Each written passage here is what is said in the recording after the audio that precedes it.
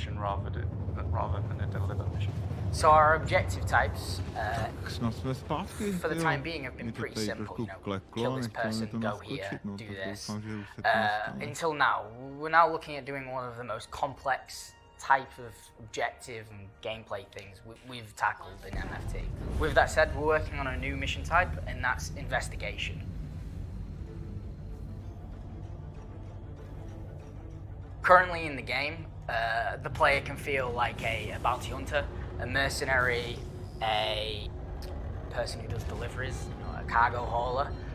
We want to make them feel like a detective as a new route. You know, we're expanding constantly. We're building mining, salvage, and detective is going to be our focus in MFT. The experience we want to give players with the investigation mission is that they feel like a detective, that they feel like they're collecting evidence that will ultimately answer the question that has been posed to them, and that they're able to kind of search through the evidence and find the red herrings and like choose the right answer. So what we want is we want to build a mission that requires you to have to think, requires you to have to look around, search your environment, detail, look at each individual clue and make sure you fully understand it before you make your decision as the detective. And there'll also be red herrings thrown in there, so evidence will really have to be like poured over to be able to determine whether it's actually credible or not. We also wanted to create narratives around our locations that we haven't done before, like really dig into, like why has this derelict become a derelict? Or why have all the ship's crew come to be dead? Or why has this cargo gone missing? At the core of this mission, we're really asking the player to use their brain rather than their gun or their ship. So for this mission type, I don't want to breadcrumb players along. I want you to feel like a detective. I will give you a story, I will give you little bits of clues, and you have to make up this full sort of painting and decide exactly what has happened here. And then the rest of the decision is on yours. I might not tell you if it's wrong or right, you might find out. The idea is that you feel like a detective and you're so sure of your decision that you're going with that. So the next stage in this whole process is building a pitch. You know, we have to come up with our ideas, how we want it to work, and then we have to present it to CR, Tony and Todd, and make sure they're all happy with it and all of our visions are aligned. So when we're building the pitch, we start off by going over the ideal experience we want for the player. We start off with the most advanced things, all the gameplay mechanics we could dream of to bring this sort of role to life as a detective. And then we have to start looking at stripping it back to see when we can release it, what's the minimum viable product for this experience. And in the case of the investigation mission, we came up with two. So the first pitch is extremely simple, and it revolves around being able to find a definite answer, like something that is undisputable. For instance, we came up with a mission where there is a repairman that's gone missing, and you can go to his office and you can find some correspondence that will lead you to another place, which will have his like work itinerary on there, and they're all crossed off until one. And if you're smart, you'll go to that location, and should you go to that location and do a little searching, you'll find his body there, and he's been like electrocuted, fixing the final thing on his list. And there's your definitive ending. Whereas the second pitch, it's more about allowing the player to choose when they're done, like when they think they have solved the mystery. And the way we do this is we scatter evidence around the location and clues that lead you to that evidence. And obviously there can be red herrings in there. You can get your answer up to a credible state, which might still be the wrong answer but you can complete the mission then. Whereas if you'd have carried on digging a little more, maybe found a few more clues and followed them, you would perhaps find an indisputable piece of evidence, like, you know, I did it kind of thing, that would get you like the bonus for the mission. And both pitches had their strengths and weaknesses. The simple pitch, we could see like how easy it was to scale, and it involved less complex narrative work. But we ultimately decided to go for the second because we liked the idea of giving the player the agency to decide when they were done. So we're in the prototype phase with the investigation mission, which is more important than ever because it's such a complex mission and we need to ensure that it's scalable and that other designers can make their own mysteries with it. With the pitches, we can now prototype and sort of get that gameplay feel and see which one we want to explore more for the player's experience. Some of the hardest points of this are going to be the scalability of it. An investigation at its core is a story, so the story should always be at the forefront and the focus. So the first stage of prototyping was to prove that we could make it like a mystery happen in the most restrictive location we have, which was like a derelict. So it's kind of interplay between the crew of it. From there, we're going to expand so that it takes into account more locations and uses all of the evidence retrieval interactions that we currently have. For instance, like you can kill a guy and get information off him, you can find a corpse, get information off it, you can loot a box, get information off it. And then we'll be prototyping the newer ways of getting information off of things. We're looking into using the med gun to find the name and cause of death of people, and we're looking into being able to find the mobiles in an inventory and download data from it. One of the hardest things that we have to figure out is the story. The investigation will live and die by its story, so we work very closely with the writers to try and figure out what kind of story we want to tell, what kind of clues we want to give, and then after that point we look at sort of what obstacles we want to put in your way, you know, keypad locked doors, enemies, like traversal puzzles, things like that. The main challenge for creating this mission is ensuring that the player has enough guidance to complete it without putting mission markers on everything. Like, it is supposed to be about them searching, figuring clues out for themselves, and finding the answer themselves. We want you to still feel like that detective, but ensure that we're giving you enough information in the ways that we can. And we're working with the UI designer on the new mobile, which should really help with this. So this has been our video design brief on our investigation missions. We're really excited to bring these to you. We wanted to give you an early look to let you know what we're thinking and see what you're thinking about these as well. And we're really excited about it because it will allow us to inject a lot more story into the persistent universe. So with everything we do, iteration is a key part of how we build things. So by the time you see this, and maybe by the time it comes out, it might have changed drastically. We don't know yet. We're still working on it and figuring out the fine details. But player experience and player agency is at the focus of what we're trying to achieve. We're really excited and hope you are too. And I'm sure we'll be talking about this again in the future.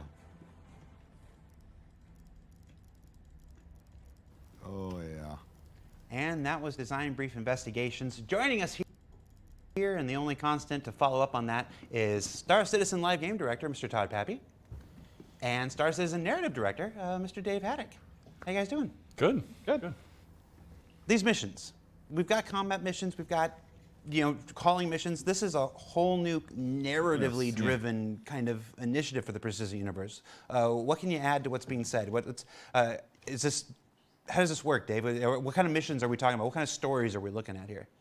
I mean, it's, again, we're still trying to figure out, it's a really interesting technical challenge because basically, with a mystery, it's tied into the story. And so, but because we need to populate the universe, it's presenting a really interesting challenge of how do we make these modular, but yet still feel specific. So it's a really unique challenge to try and navigate those waters and tell something that's satisfying. And again, kind of a new style of gameplay to engage people in a much more non-combat specific way that lets them kind of take advantage of all of our systems and just kind of explore and get to be these kind of, you know, detectives. Well, and ideally, it's something that you can't always notice or always be like, okay, it's, you know, Colonel Mustard with the lead pipe. with the lead pipe or the rope, you know. So we want to make sure that it feels unique, you know, to the area and interesting. So it's like Dave said, I think it is going to be a big challenge for us to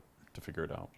And the fun thing about it too is this is a type of mission where we don't just, it's not just knocking out checkpoints on a list. So part of the fun with it was creating a system where the onus is on the players to feel like they have enough information to have solved the case, but not flat out telling them right out the bat, yes, you have, or no, you haven't. So it's definitely a fun thing that's presenting a lot of cool, unique opportunities. Of you think it may be going one way, but there might be a key piece of evidence that you've missed that completely blows the case open. I know we often refer to the Precision Universe as the sandbox, but I think a lot of people will anxiously be looking forward to more storytelling possibilities, more narrative possibilities within the Precision Universe.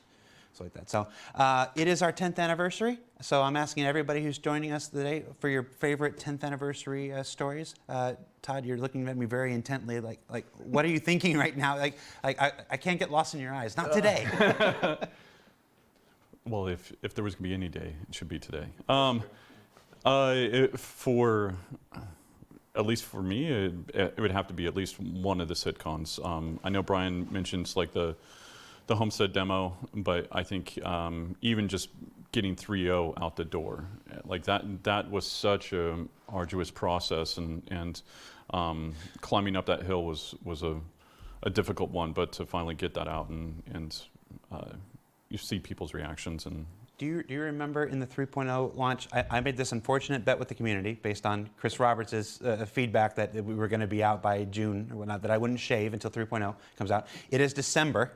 We are in the global go, no go. To launch a big patch like this is very much like mission control. Everybody's checking in, you know, I'm good. And we get to, and Aaron is on this call, he's leading this call. He goes, well, that seems like everybody. I'm in a bathroom listening to it on a thing with a razor ready to go. And Aaron, I don't know if you remember this, Aaron, but you go, all right, that's everything, we're ready to go? And Chris goes, well, maybe we should check a few more things so Jared doesn't have to shave. and I usually sit in these meetings, I'm muted. I'm not supposed to be talking in these meetings. I'm muted. I'm like, you launched this thing! And then it was Aaron who took pity on me. He's like, all right, launch the patch. Do you recall that at all? Yeah, absolutely. Yeah. And Dave, we'll get your story before we move on to the next thing. What's your favorite memory in the last 10 years? I mean, it's tough to lock it down. I mean, I have two kind of distinct areas. Actually, it was the morning of the GDC announcement. Like, I was in LA and woke up early to watch the live stream. So hearing Chris after, you know, at that point, I'd been on it for a couple of months of finally pitching it out and seeing the reactions of people freaking out and crashing the website and all that good stuff was definitely, you know, the kind of the first indicator of what this could be, that this was really tapping into something that people really wanted to see. But for me, one of the big ones was really, actually, it was the 2015, like the PCAP shoot, just to be able to work with that cast. The crew was amazing. Everything about it was just like this real engaging. I mean, it was a three-month shoot, right? Yeah, I think it was 3. Yeah, that's one that stands out for me huge as well. It was. I mean, the really cast fun. that was there and how you dealt with them on a daily basis and the passion that they had into the script, and it was so cool. Yeah, and it was these sort of fun, weird things of, you know, there was a song that came about during the production that I won't spoil anything. I don't know if it's actually been released, but that became sort of the theme song of the entire shoot, which was amazing. So. Xylo's blowing up my phone saying we need to hurry it up. So I don't know what that means so much, but just letting you know. All right, bring it back to me. All right. So thank you so much, Todd and Dave. It's time to move on to our next Journey to 4.0 presentation, the new Underground, where we explore what you think you know about underground facilities and then explode them in a whole new way. So check that out.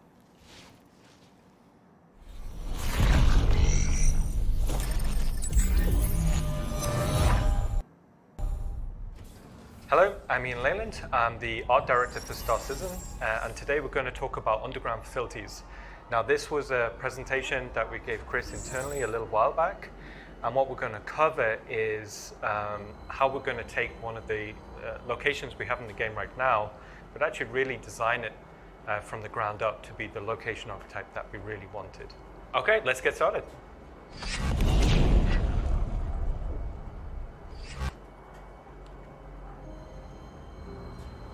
Let's talk about the original underground facilities. Now, the problem was we made these originally for the CITIZENCON presentation demo, and the time we had wasn't enough to kind of take the location where we wanted it to be.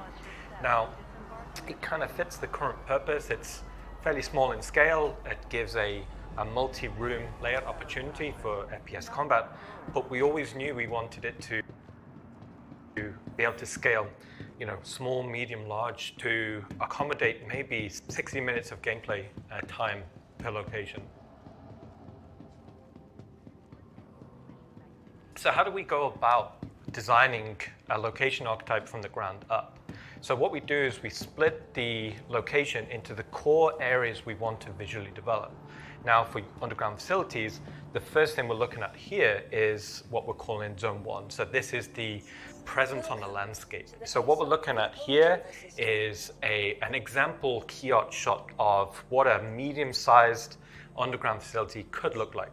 So dominant features that we're seeing here is a kind of a key spire. This is instantly where your player, you should be able to navigate towards. This could be like a corporate wing or an executive landing pad on the top. And then moving down, it's very important to be able to get the landing pads or the landing hangars quite close to the facility, because we wanted that experience as the player lands. They're not far off from the location, they're actually quite close, and you should be able to see a little FPS area where the player lands. Also, what we're seeing here is some visual justification at what might actually be going on. So you're seeing, you know, processing and tanks and supplies actually on the landscape there. Now, what I was saying before about it being a kind of a much braver visual presence on a landscape, so we designed the silhouette primarily, so you'd be able to recognize these as a location to aim for. Also, what we're seeing here is we thought it'd be cool to actually have surface entrances as well. So we're actually thinking about primary, secondary, tertiary ways for the player to get into these locations, depending on the mission scenario. So like I said before, you've got like executive pads at the top, you've got the main hangars in the middle, and surface entrances down there below. Now, moving on to the inside, so after the player's landed through the hangars, they'll be brought up into the main corporate reception. Now, these are going to be quite interesting because we'll be able to rebrand these depending on the manufacturer or the location. That's where we'll get a lot of the variety. But this is the corporate presence before the player will go down into the bowels of the facility. And what we're seeing here is, you know, just an example of what a bearing reception could feel like. Now, moving into Zone 2, with it being an underground facility, the physical act of going underground, that's cool, right? So we wanted Zone 2 to be about the logistics of the player going up and down, and how we can make that cool visually, but also interesting from a player experience. So this is the transit, the elevator network. So we played around with a few different ideas into this, and one of the things that we thought could be quite interesting is the elevator itself could be a mini play space. So what we're looking at here is control room idea quite early, what sort of scale vehicles there could be. Now, ultimately, we didn't go with this idea. It was, didn't really fit the art style that we wanted, but it had some pretty interesting ideas. So what we landed on here is something that we felt quite comfortable with internally. Now, it's worth noting we're designing these as an archetype first in a utilitarian art style. In the future, we'll expand out, do other art style variants. So what we're seeing here is the control room overlooking the main warehouse floor, and then this elevator should be big and clear enough for the player to understand, like that's where logistics will go up and down. And for the elevator itself, we wanted it to be its own play space. So On the top level, that's where containers will be shipped up and down. Maybe underneath it, there could be little nooks and crannies. If we wanted to stealth into the location, we'd be able to give opportunities for the player there. And down below, this is what the player would kind of see. So now they're really starting to get into the bowels of the facility. So echoing of that control room down below. But also this is where we'll present the player with an opportunity to choose the area they want to go. Maybe cargoes to the left, maybe processing to the right, or maybe technicals up above. Part of that process of how we design is we look at things about from the player's point of view. So what we're seeing here is a pretty good indication about how the player would exfiltrate from the location. So a lot of the lines are leading towards the elevator because we want navigation to be as intuitive as possible. Moving on to zone 3, so this is the bowels of the facility. So these are going to be spaces that we've never really explored before. A lot of the locations in the game tend to be quite residential. Here we're going for something completely industrial. As a player, you want to feel like an ant almost to the location. The primary purpose is not for you to be walking around, so we dedicated spaces towards logistics, and we put kind of personnel walkways almost as a secondary element. So in this image, you're kind of seeing where, you know, big trucks kind of go. We've also got like little nooks and crannies for the player to kind of explore and go into. Now, as it being a location dedicated towards the moving of logistics, we wanted to explore and have fun with vehicles, right? So here we're seeing the mule kind of coming and going on one of these walkways. You know, maybe there's elevators. So on the right, what we're seeing is a ladder. So with all of these play spaces, as we were having fun and visually exploring, we always kept in mind of different ways for the player to traverse through the scene. Also, as part of that, we wanted to think about verticality. So not just a linear direction of traversal, but also ways in which we could go vertically. So maybe there's the concept of a cargo elevator within the corridor. So kind of similar to how you'd see on a character be a little control room looking at the flight deck. Here you could kind of see something very similar. Maybe this ties into gameplay puzzles about how you could bring cargo in and out. You know, maybe as a player you're trying to steal some cargo out. There's tons of potential for how we could do puzzles in that regard. So looking at this image, we took loads of inspiration from modern day aircraft carriers about how you see pads on the flight deck go to the underbelly. We thought this would already give tons of opportunity for not only cool visuals, but also ways in which you can reveal extra traversal opportunities. So as that cargo deck goes down, you'd see other ways to kind of traverse through into the facility. Okay, so what we're looking at here is kind of an example corridor. Now, corridors in our game are quite important to us, but they don't necessarily have to be boring. Now, what we're seeing here is an establishment of a radial motif. Now, with this being subterranean, we wanted to always imply that there's a weight kind of pushing down. So this radial motif is the best load bearing. So as a design language, instantly was feeling quite right. So in this traversal corridor, what we're seeing is a few different things. Clearly, there's a clear route for logistics. That's cool. But also on top of that, you've got these side routes, which is where personnel would go, split hierarchy. So it would be pretty cool for FPS combat, you know, for opportunities there. And then leading in, underneath, you're kind of seeing a tertiary route. Now, part of this could be this maybe is stealth route, or maybe this is the upper area is blocked off, so the player has to go down below. So even within something as a concept of a corridor, we want to design many different avenues for the player to traverse. Okay, so what we're looking at here is the underbelly of that concept we just showed. So up above, dedicated towards logistics, maybe containers going through, shipping containers going through. Underneath here, maybe this is just more towards the processing of it, maybe hydraulic cylinders for these elevators coming and going. Hierarchically, it's a different mood.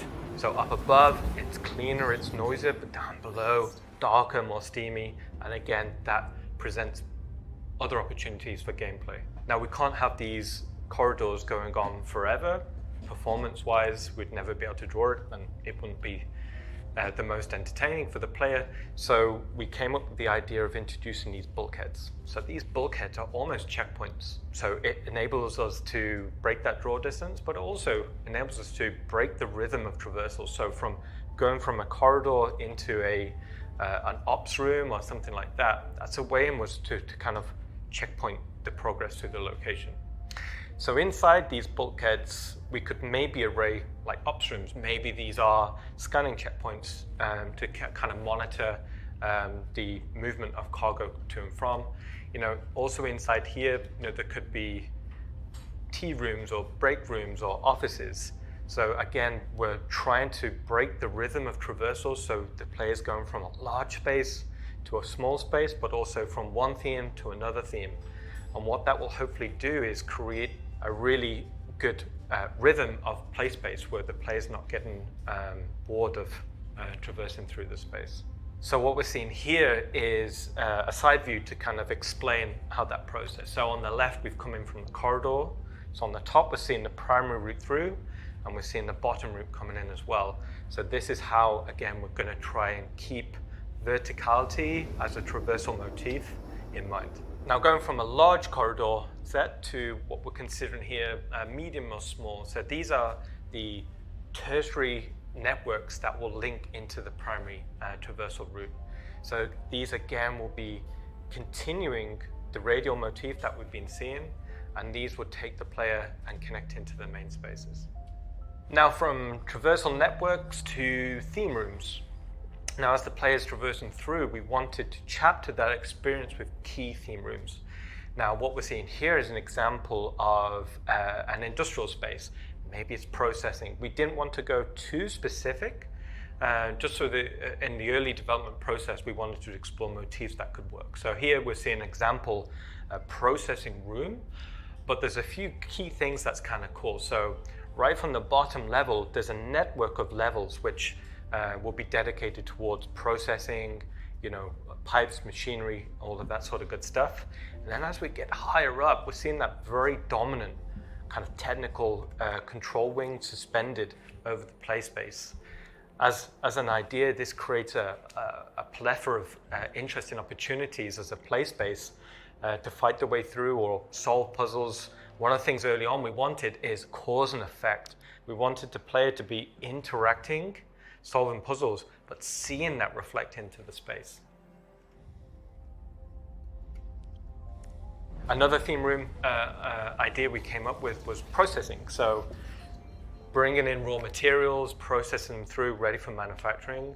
So we had a bit of fun with ways in which we could kind of create these quite interesting set pieces. So it's not all just industry in the underbelly of these underground facilities. There's also going to be technical areas, areas dedicated towards the control of the location. So what we're seeing here is maybe it's the main map room. So this is where they control the networking of everything. And also on here, you've got the overseeing executive suite. So it's not just technicians here, but also executive wings. And also as a bit of fun, if the player does get access to these executive wings, then we're seeing another type of art style in here as well. So we've seen industrial, we've seen technical. Now we'll be seeing, more like the corporate foyer we saw up above. So meeting rooms, office spaces, that sort of thing.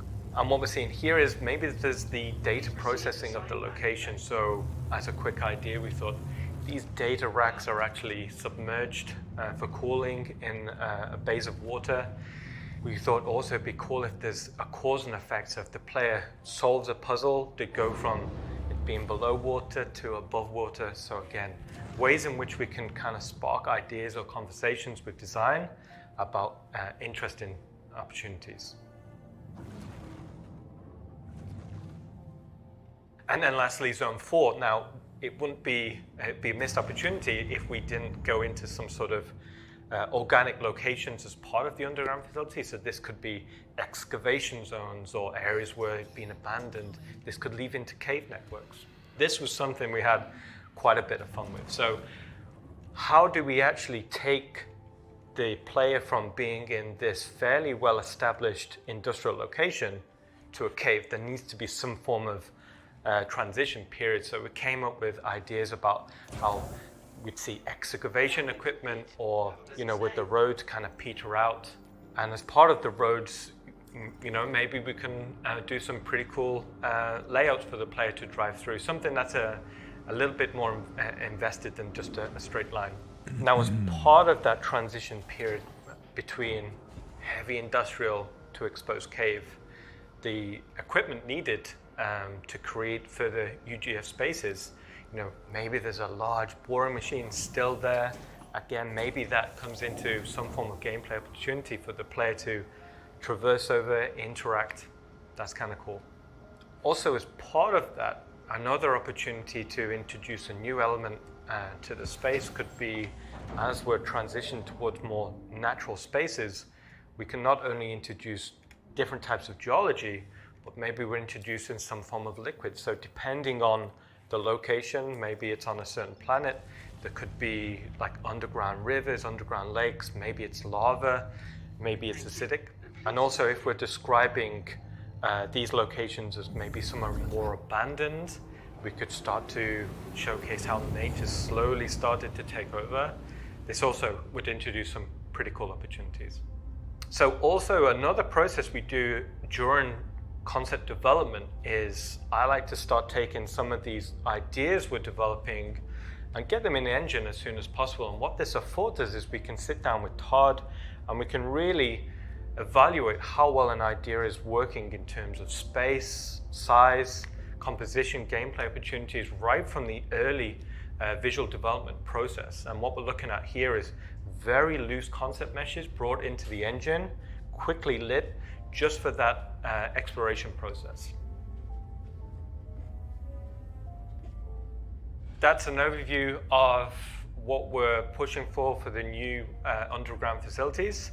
I'm quite excited about it, and hopefully you are soon. And we look forward to showing you more in the future.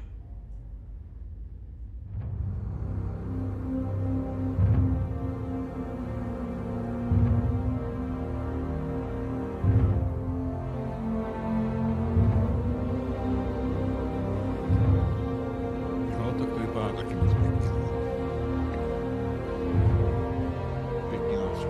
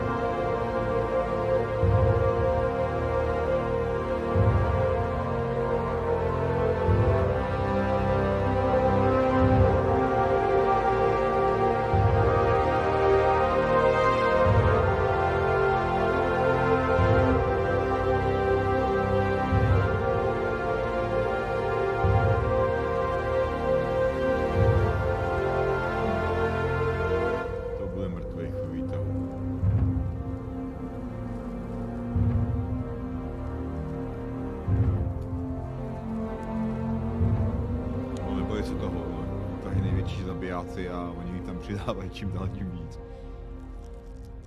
Jen tak dál. Dobrý. Takže další segment.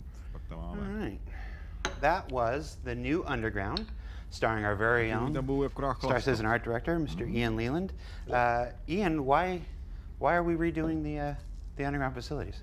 Well, kind of as we said in the segment, we always wanted it to be a much bigger, more special location in the game, so it was always on our to-do list.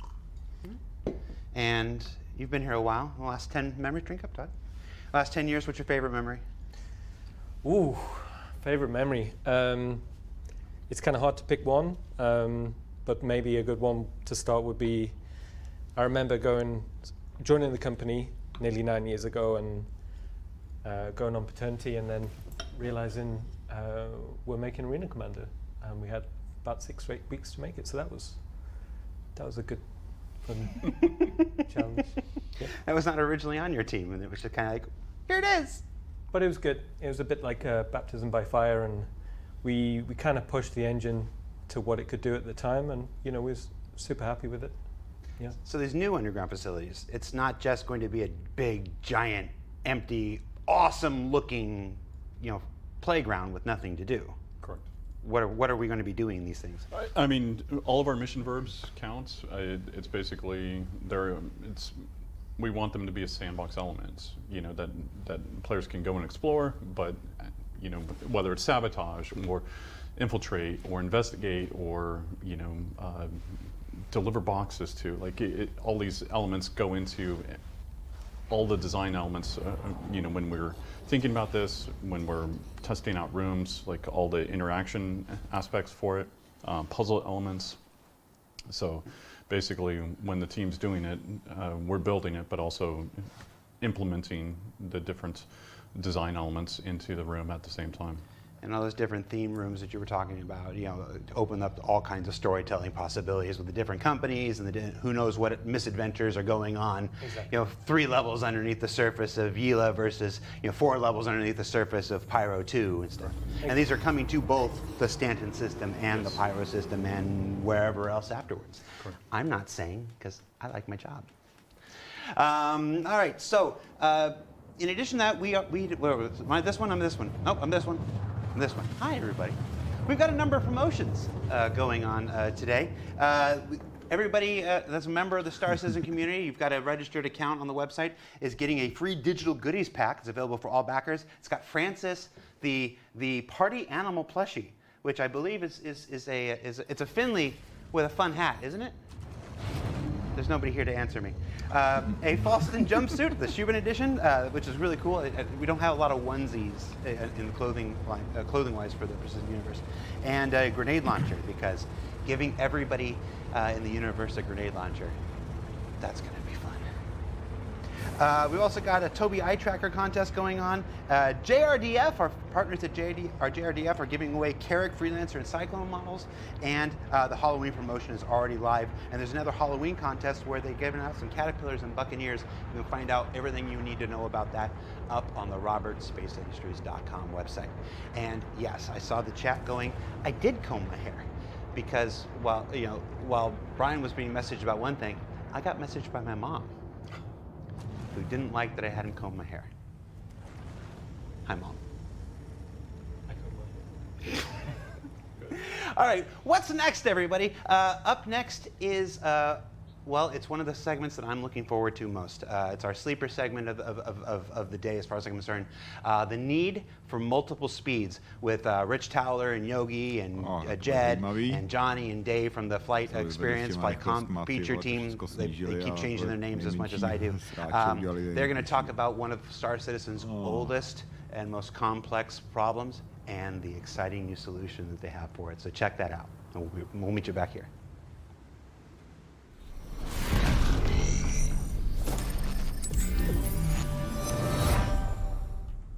Hi, my name is Yogi Klatt. I'm a gameplay programmer in the vehicle feature team. I'm here with Rich Towler, David Colson, Jed Talbot, and Johnny Young. And today we're gonna talk to you about the upcoming changes to the flight systems and the combat systems, which are done specifically for Squadron 42, but which will eventually find their way to the persistent universe.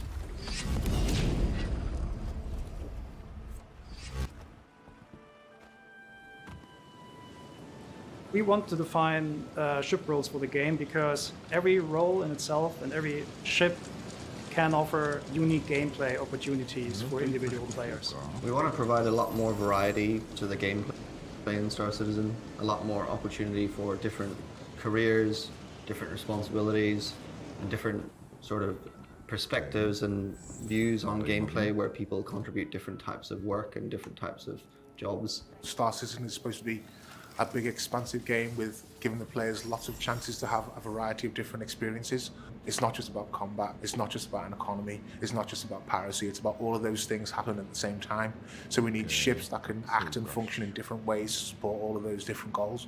In trying to figure out these roles and define what they are and make the gameplay for them, we started very heavily leaning toward combat, mostly because combat is a mechanic that is very widely applicable throughout the game. and the principles behind it apply to various other roles in the game. We've been working away in the S42 branch, and this has really allowed us to isolate these ships. So we're kind of broken it down into archetypes, and it's really allowed us to kind of break down what these ships do. You know, and also it's to make sure that when we are defining these roles and balancing these roles, that we're putting the ships in the right place, because we don't want the ships to be like, you play this ship, it means you dominate this part of the game.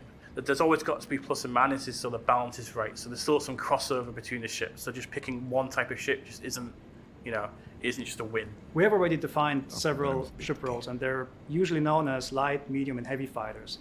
Light fighters for us are fighters which are very dominant in the area of 1 versus 1 PvP combat. But they come with a downside, because obviously the light, which means the materials chosen on the ship, are probably not the strongest. So it's more about the attack. It's more about trying to outposition and get in there and attack and get out of the situation. Heavy fighters are kind of the opposite. They're not supposed to be really good at 1 versus 1, but they excel at N versus N engagements, so when we have group battles.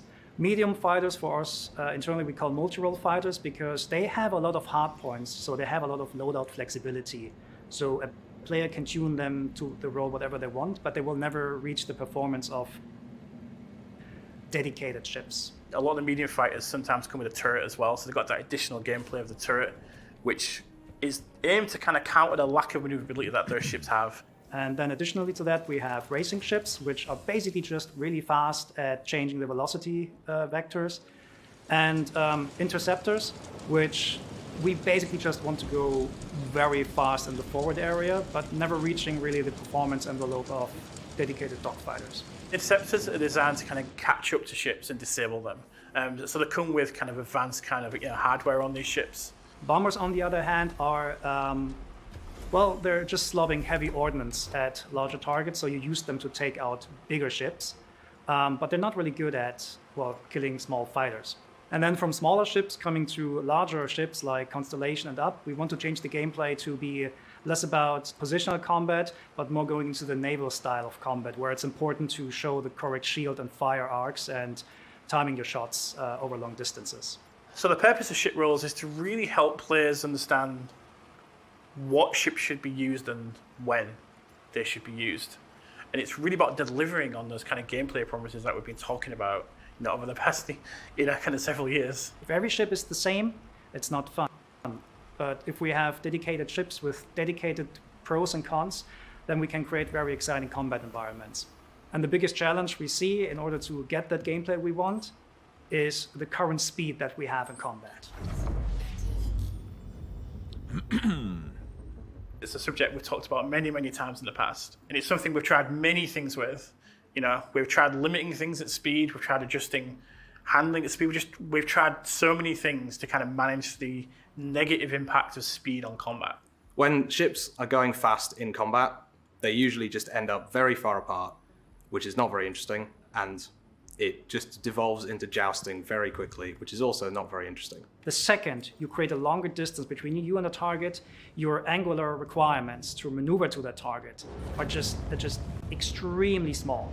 And this is a very obvious math reason why high-speed combat is kind of the opposite of what we want to achieve, meaning meaningful and effective positional maneuvering. We want the combat to be closer and to be more turn-oriented, so rotations should matter more than just flat speed. Having very high speeds that are pretty much the same between all ship classes negates a lot of the opportunity for smaller ships to flex different types of gameplay. Another big issue with the speeds in combat is it's very hard to keep players engaged in the combat because players can move so far so quickly in such a short space of time. It's quite hard to keep track of the opponent. So you might think, well, why don't we just make the ship slower and call it a day? Well, we can't do that. The main reason we can't just make everything slower is the size of the Star Citizen world. We've got huge planets where we need to go from the planet's surface onto space. We need to transverse between different systems. So essentially we can't have just low speeds all the time. There's a massive universe out there to explore, there's planets to explore, and the feelings we want to capture with the speed, we still want an element of danger that you can still go too fast in lots of situations. We have tried an awful lot over the past few years with what are called soft speed caps, where there is no speed cap on ships, but we encourage gameplay to occur at a lower speed. But it doesn't really work because the advantages of flying fast in terms of defense is just better. So since the last year, the focus of Vehicle Feature Team shifted very heavily towards Squadron 42 and nailing down the flight and space combat experience for it. And I'm very proud to say that we finally found a really good working solution that we're going to show today. So the main idea is to simply not have combat and long-range travel at the same time. So we're splitting these gameplay experiences. This will be done by a thing which is called master modes. A master mode is a thing that is globally applied to your ship. And we have two of them. We have SCM, which is now relabeled as standard control mode, and QCM or QM for quantum mode. The idea is that between these two modes, we can constrain the speeds in combat and also get all of the maneuvering, like high-speed maneuvering and traversal mechanics that we had before, but in these distinct modes that are integrated with lore and integrated with the ship functions, such that there's costs and payoffs for being in each of the two modes. So let's start with standard control mode and what this means. So this is the mode that we intend to be the functional mode of the ship, whether it's combat or mining or any of these kind of core kind of things the ship does. We want the player to do these things in this mode. And what this does is it reduces the speed of the ship, but it also enables the shield to be turned on. And obviously the intent behind this is where you do your combat. It's where the guns are on, the missiles can be armed and fired, and all the kind of operational things the ship does operates within this mode. The speeds that you can reach in SCM are somewhat limited, somewhere between 200 and 300 meters per second, tuning pending. But this is basically the hard cap, which you cannot not really exceed. You can slightly exceed this by using boost, but you cannot maintain any velocity beyond that SCM limit for a longer period of time. So we're thinking of this as some kind of energy management system, so you can go a little bit faster with a little bit more accelerations when you need to, but you know that it is a limited resource and you should use it carefully. Specifically, the boost space is interesting for space combat because that boost space is not spheric as it was before. You can boost the fastest if you're going forward on a straight line, and you have a lot of debuffs when you're trying to boost backwards. That alone gets us a lot of interesting maneuvering space and variation in the day-to-day dogfight maneuvering, so to speak. Importantly, you don't have your quantum drive available in this mode. The idea is that quantum is restrained to the quantum traversal mode. The second mode is quantum control mode, or QCM or QM. What this mode does is it unlocks your maximum velocity that your ship can reach. So when you were limited before to 200 to 300 meters per second, now you can go to 1200, 1400 meters per second, whatever your ship allows you. During the development of the quantum mode, we realized we needed something that was a little bit more kind of about traveling large distances, but not the distances that you need to, speed up your quantum drive and travel across the universe. So we've created this feature called Quantum Boost, which is available in the quantum mode, and you can access it at any point. So at any point you want to kind of boost towards your location that you're kind of looking at, but it's just too far away. And this boost is available for a limited amount of time, and it's purely on a straight line. Just to give you like a ballpark, Quantum Boost will allow you to go to a target fast if it's within, let's say, 50,000 kilometers, whereas you will use Quantum Travel to do very long-range jumps between planets. So Quantum Mode allows you to go very, very fast with up to like 1200, 1400 meters per second when you want to zip really fast over a planet. It also allows you to do Quantum Boost to quickly go between points of interest, which are rather close to you, and it allows you to travel long distances between planets and large-scale stellar objects. But it comes at a cost. Your capacitor systems are non-functional because they interfere with the quantum bubble that is allowing you to go fast. You won't have shields. Your shields will collapse right away when you swap into quantum mode. Your weapons will stop working because anything that's firing outwards of your ship will disintegrate the quantum bubble. Your countermeasures won't work, and you will also not be able to use thruster boost. So basically all your capacitor and combat related systems are turned off instantly. When you switch between modes, there'll be a little period of time where everything has to spool up and change. So you will lose your shields during this, you won't have your weapons during this, but you also won't be going fast. So there's a risk-reward element when you need to switch modes. So it's going to be a very kind of conscious choice of what mode you should be in at any particular point. So if you feel under threat of someone that's close by, you're not quite sure what their intention is, maybe switch to standard control mode and be safe. Or you can switch into quantum mode and escape. And this is going to kind of bring in an element of danger and an element of risk. Because going into the two different modes is like a systemic thing within the ship's items, we actually have the opportunity now to define ship roles that can block people from escaping, either using devices that suppress the quantum bubble or devices that can effectively interfere with your ability to transfer between the modes. For example, specific ships like interceptors can be tuned such that they have a higher standard control mode speed, so they're able to catch up with people. Or, for example, make the swap between the modes faster and more efficiently so that they could catch up with you, go into standard control mode and attack you more effectively as per the properties of their ship versus another ship which might not be as good at doing something like that. It's something that's fundamentally changed the gameplay experience for us. And this is working now, and we're playing it every day in the studio, we're refining it, we're tweaking bits here and there. But we're at that stage now where we're tweaking and balancing. We've got the core features, it's there in the game playable. And the difference it's made on the game for us is it's basically night and day. Because the speeds have been limited in standard control mode, suddenly fights are a lot closer. The accelerations of ships similarly have been retuned a little bit, and their afterburner strength has been retuned a little bit to make it so that you can orbit around ships and have a lot more interesting maneuvering. And because the ranges are closer, maneuvers that would be performed by your ship have a much more significant impact because you're closer. So if I thrust up or down, you'll immediately see the difference. So similarly, things like capital ships effectively get a buff to their offensive capabilities with this change, because suddenly you can't orbit a capital ship at high range and high speeds. You have to get a lot closer, which will make the turrets much more effective at shooting you.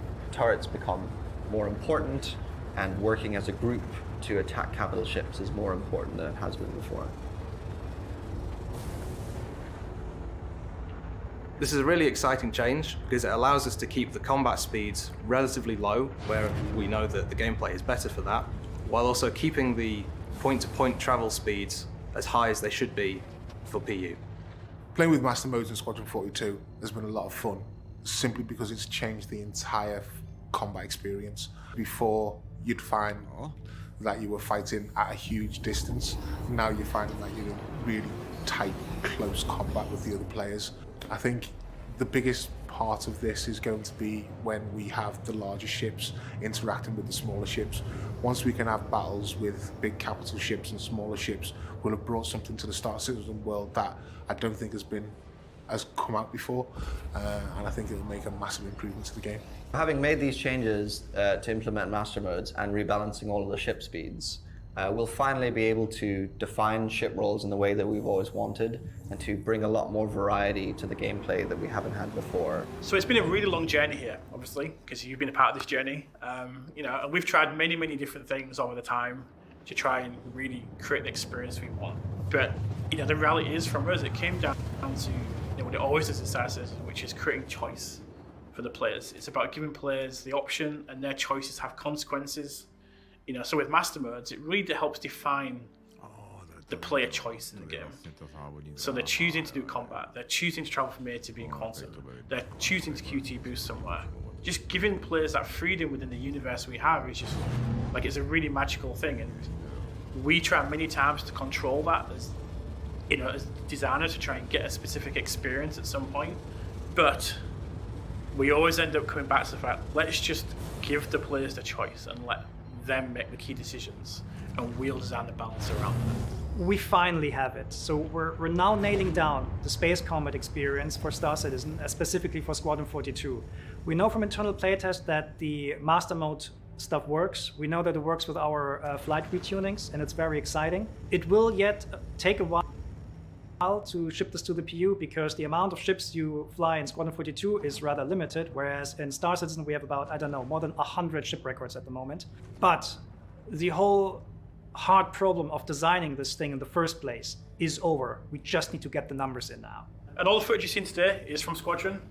It's all currently playable in the game. That internally, we're playing this every day. We're still making some tweaks, but everything is there right now. It's all about the foundational kind of tweaks that we're making, and we can't wait to get it in your hands. So thanks a lot for listening to us today. We're very, very excited to get the changes to you as soon as possible. And yeah, we'll hope to see you fighting in the verse. All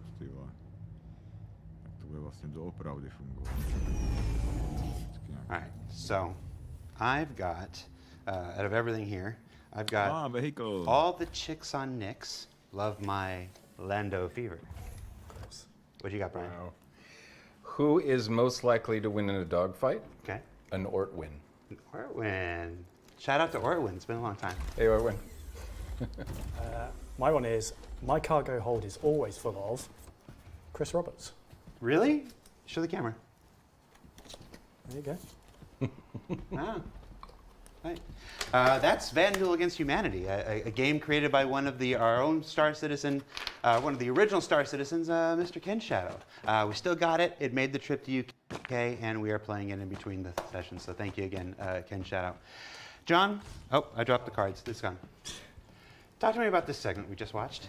Is this BS, or do we actually have it? I think we've got it. The team's been super hard at work for quite a long period of time on this. We've gone through, I don't know how many versions of this. We're sort of run out of interesting names to call all the development builds. We're on to fish names now. Yeah, it's been a lot of work put into this, a lot of testing internally, like across the company, not just within our team, getting them all on board, getting them playing it, feeding back. And I know we don't generally do when questions, but this is a pretty big change to the overall flight experience. Folks have been waiting for this fix for a while. Yeah. We're not talking about tomorrow or next week or give us why isn't this just going to be put into the PU tomorrow? Two factors. We started doing this for Squadron because naturally, to have a great flight experience in Squadron, you need it to all work together. So we're focused on Squadron first for that, and Squadron has a much smaller subset of ships than the PU has. It's a lot easier to do a system like this, get the broad strokes in, and then really dial it in for 6 or 7 ships versus the hundreds in the PU. So it's a scale thing that stops it going in the PU straight away. And then the other thing is lots of it ties in together with other systems. So it's not just flight mechanics. It's UI, HUD, radar star map, quantum changes, and you have to get all of that together in one.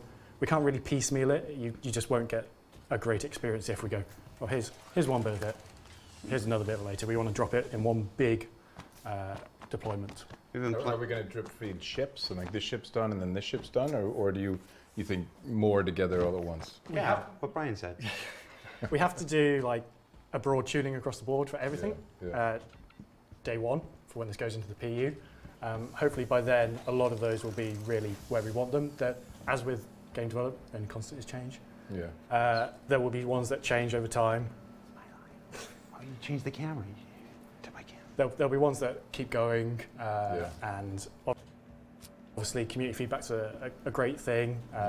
It's very hard to get things right out the gate. There's only so much internal testing you can do. We need that feedback at that point.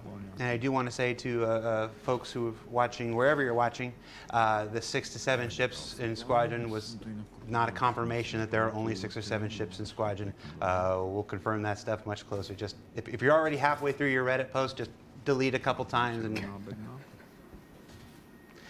all right, you ready to move on to the next thing? Absolutely. All right.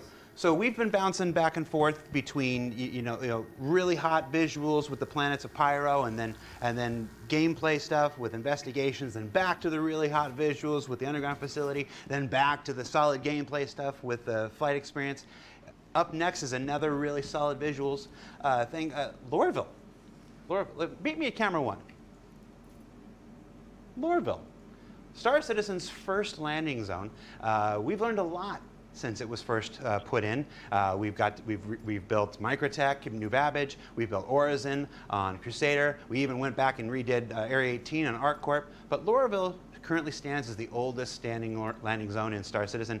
And with our new team at Turbulent and ready to kick butt, and I was going to say kick names and take butt, I almost messed that up, and then I messed it up trying to explain that I didn't mess it up. They're getting ready, they're already underway building a brand new Lorville Redux. So we'll send it on over to Eric Gagnon and Maxime Guidon. I had it, I was so close. So close. And they can tell you all about it. Ooh, and Ian Leland, check it out.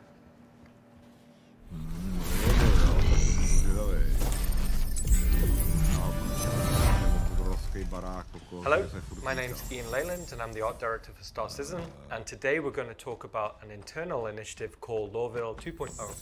Now with Lorville, and specifically the Lorville cityscape, it was probably the first major landing zone we'd ever had to do. It was the first time we put a landing zone on a planet and we had the player fly there with minimal restrictions, although it did have that really big no-fly zone. But when we did subsequent landing zones, we built up a bit more of a knowledge base and experience base about how we can effectively introduce cityscapes. So Area 18, New Babbage, RYZEN, we all developed more techniques, and we always wanted to go back internally and put that knowledge back into Lorville. To start us off, I'll throw it over to Eric, our principal concept artist, and he can show you some more. Hi, my name is Eric Gagnon. I'm a principal concept artist for Star Citizen and Turbulent in Montreal, and I'm here to talking about the Lorville 2.0.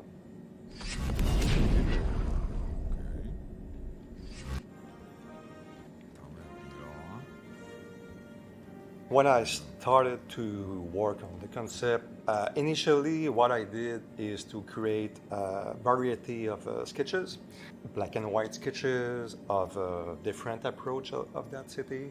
We create a side panel of a silhouette of the building. Mainly the reason we need to work on that is for mainly gameplay issues, because we would like to make a gameplay in interior buildings, and we need to create a bigger city to let the player have a fun experience to flying through that. Yeah, so after the sketching process and get some approval, I need to know very well the footprint of that city. We build a city from a human scale, you know. We have nothing in that city, they build in a gray zone. So everything is built from that unit, and it's built from the unit of the CBD. So this is mainly the two main units I used to build a city. So we have a kind of a proportion in terms of lengths and distances to respect. So this is why I used the 3D basis to working on that. So I need to make sure that the ratio of everything fits well to approach closely as possible. So mainly the goal is not to dig right away on the details, but it's to stay on the big picture and to see if the skyline makes sense. So this is a good challenge to play with that, and I think I did a nice job on that, because at the end, what the feeling we have, it's like a real city. So I use my 2D background in concept artist to make the best as possible concept art with all the techniques inside of it, 3D, paint over, sketching, painting, and at the end I was needed to create a very speechless concept to sell the mandate to the people involved in that, and they make sure they believe on that project, and they could say, well, okay, now we are a Lorville 2.0 and we're ready to moving on that. Thanks, Eric. There's some beautiful image there, and we had a lot of fun internally developing that cityscape. Now, we're not just in concept development. We've actually just passed our white box milestone internally, so we're going to jump over to Max, and he's going to show you where we're at. Bonjour. Mon nom est Maxime Guindon. Je suis chef environnement artiste sur le projet Star Citizen. Mon mandat en ce moment est Lorville 2.0. Premièrement, je voudrais dire bonjour à la communauté francophone de Star Citizen, à toute la communauté en fait.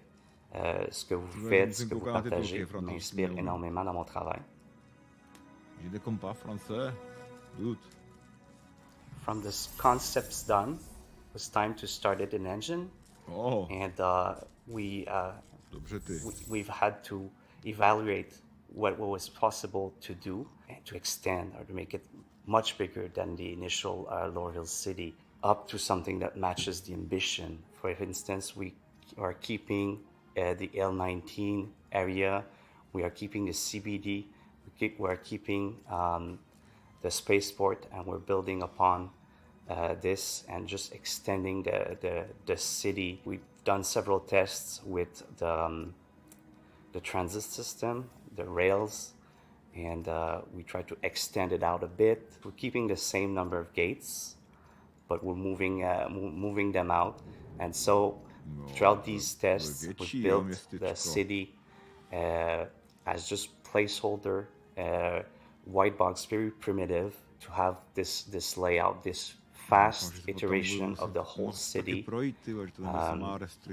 done, and then that we could see it and get feedback on it. So it will feel more like a believable city. We hope it to be fun to fly around and like to actually do some races in it. We're building arches, bridges, and like underpasses, and it makes it interesting to be able to fly around. We see the community of players. They're doing like emergent gameplay of races, and that inspires us. And then the way that we're building the city. We are starting now the gray box. We have like Montreal's tools teams now that are working on like Houdini tools, and we're chatting with them, see what we could use from the library of tools. There will be several areas of like a higher level of detail, especially around landing pads on rooftops and lookout areas. And these are the places where the players will be able to land. These will eventually connect to the interior spaces that will be built later. And in that sense, Lorville will be ready for those interiors. We started as a team of 2 artists working on Lorville, and now we're 5. And we could even be like more soon. Each artist has their slightly different skill sets, and we complete each other. They bring ideas. I let them bring ideas to the table on how to advance what we're doing, make it kick-ass. So that's really important. So I hope you'll like what you see, and we can't wait to show you more. I'm happy about the opportunity of working on this mandate, because it's gonna make such a huge difference. Thanks, Max. That's looking great. And hopefully you guys can kind of see, even in a white boxing format, we're seeing really good scale reads and understanding about how we can make the cityscape of Lorville probably one of our best yet. And we'll be showing more soon. Thanks for letting us showcase that for you today. Enjoy the rest of the show.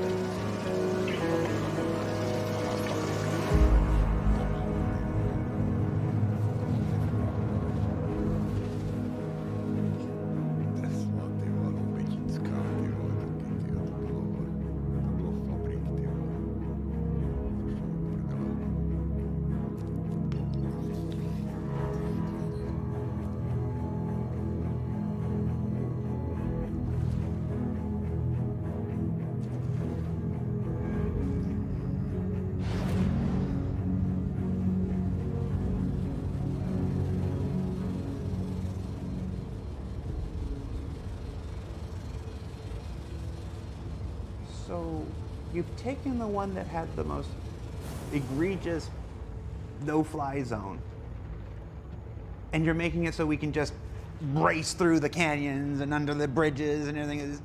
I want to ask you the same question I asked John Crew. Is this BS, or is this really what we're doing? No, that's what we're doing, and hopefully you can see in the B-roll that you can actually see it. And, you know, no-fly zones, you know, they were there for a reason at the time, but as we grow, as we learn, we find ways to have a better player experience with that regard. And if you see it, how we got things working with New Babbage, then we started thinking, okay, there is a slightly different way. Because ultimately, that no-fly zone there is for a reason. It's not because, oh, you know what would be really cool, right? It's like, you know, we want to keep the player experience in, you know, the maximum level, so it's there. But for Lowville, as you've seen, you know, we want that experience to be as low as possible, to get that feeling where you can weave in between the structures, weave in between the buildings. And it was always something like, as we progressed through the landing zones, it was always like, one day we'll get back to Lowville. So I'm super happy that we're seeing this now. And you know, we discussed the art pipeline for years. We've been doing, you know, like I said, we're here for celebrating our 10th anniversary this year. We've been talking about how games are developed, and we've gone through the pipeline a number of times, from white box to gray box to stuff like that. Where would you say Lorville is? Obviously, what we were just seeing there is not finished. Final art, we're in the final art phase. So basically, blockout white box is obviously self-explanatory. Interestingly, grey box phase, I'm thinking more like first pass art. You know, so we're always trying to keep the team on the toes. But grey boxing is terminology that we've used on all art disciplines, and it's kind of. But when you're using kits, and you're in grey boxing, you're not actually traditionally grey boxing. So we'll probably just call it like first pass art. But where Lowville is right now, we just passed the grey box review gate a few weeks back, so it's final art now. So we're on the really interesting part where we're doing, you know, really good engine look dev. I mean, you're seeing hints at the potential in engine, but there's still a few hurdles that we need to get over. Well, that was a look at Lorville Redux. Just on another step on our journey to 4.0. I do want to clear up some of the misconceptions that we're seeing in the chat here. Our journey to 4.0 is more akin to a journey to 4.x. The things that we're showing you today are not a list of this is what's in 4.0. Some of this will be in 4.0, like the planets and moons of Pyro and stuff like this. Other things will be in 4.1, 4.2, 4.3, and we'll know which as we get closer to development. Anybody that's followed the project long enough knows that that's how this works. But everything you're seeing on today's show here is everything that's in the process, in the pipeline, being developed now for 4, 4.1, 4.2, 4.3, and so forth. And before we jump to the next one, I want to shout out a couple of the other promotions that are going on. The digital goodies pack is going out there. You get a Finley plushie. It's not called Finley anymore. It's called Francis. I should look at that beforehand. There's a new jumpsuit that's being given to everybody, and grenade launchers with a cool new skin. That's free to all backers. Just register your account and pick up any one of the pledge packages and whatnot, and that stuff's yours. The Toby Eye Tracker contest is going on right now. Send us your in-game watch party screenshot for a chance to win. I know there are a number of watch parties going on right now. Shout out to the folks down in San Diego, who I saw on Twitter earlier. The JRDF contests are partners at JR Design and Fabrication. Create a ship model using only ordinary and random household objects for a chance to win. They make these models that you see here. The wonderful Star Kitten, a dragonfly. Switch to Ian's camera. I'm gonna put this in there like this. Look at that. Oh, it's not in focus. Hold on. Let me get closer to his face. We're gonna do this. We're gonna do this. No. Take it down there. Look at my Star Kitten dragonfly. In focus, because I'm holding it near Ian's face. Isn't that great? Did you just smell it? What did it smell like? JRD Fabrications are the makers of these wonderful Star Citizen models. They have an entire array. You can check it out the website, or you can enter the contest for your chance to win a Carrick, a Freelancer, or a Cyclone. And then don't forget the Halloween promotion is going on right now with scary helmets and pumpkin carving contest. That's always my favorite. I think every single winner we've ever had has been from Texas. I don't know why that is, but they take their pumpkin carving very seriously down there. All right, so we've rambled on enough. Let's throw it to the next presentation. Now, I'm going to set this one up here. I'm going to put this, I'm going to make the audio guy. I was holding it in my hand because I got up. I'm just going to put it there so you can see. Resource management. What did I want to say about this? Okay. When I backed the project, back in 2013, 2014, before I came here, the thing that excited me most about Star Citizen was the potential for multi-crew gameplay. That positional experience of a captain and a navigator and an engineer and a comms person and run down and put out a fire and something's exploding in the cargo hold. You got to go and fix the fuses and stuff like this. That multi-crew experience has been what drew me to the project, first as a backer until I came in to do this. A spaceship. Did I mention I have a spaceship? And if you're like me, on our 10-year journey, I've been wondering when's going to be the day. Where are we at with this stuff? Well, Dan Truffin and Thorsten Lyman are here to talk about the actual working prototypes of the resource management system, the thing that will make true multi-crew gameplay possible, and the last big hurdle to getting those capital ships into the game. So buckle up, eyes forward, and take it away, Dan and Thorsten.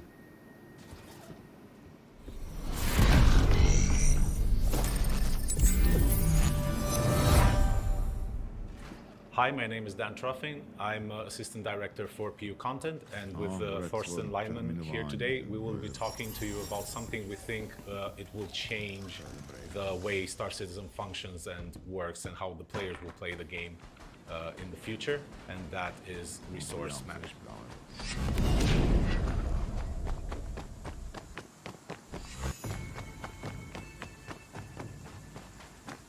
Resource management is the underlying system that allows items to produce, consume, and store resources in the game. It is the digital representation of real-life cables, pipes, tanks, batteries, or anything like this that you can imagine.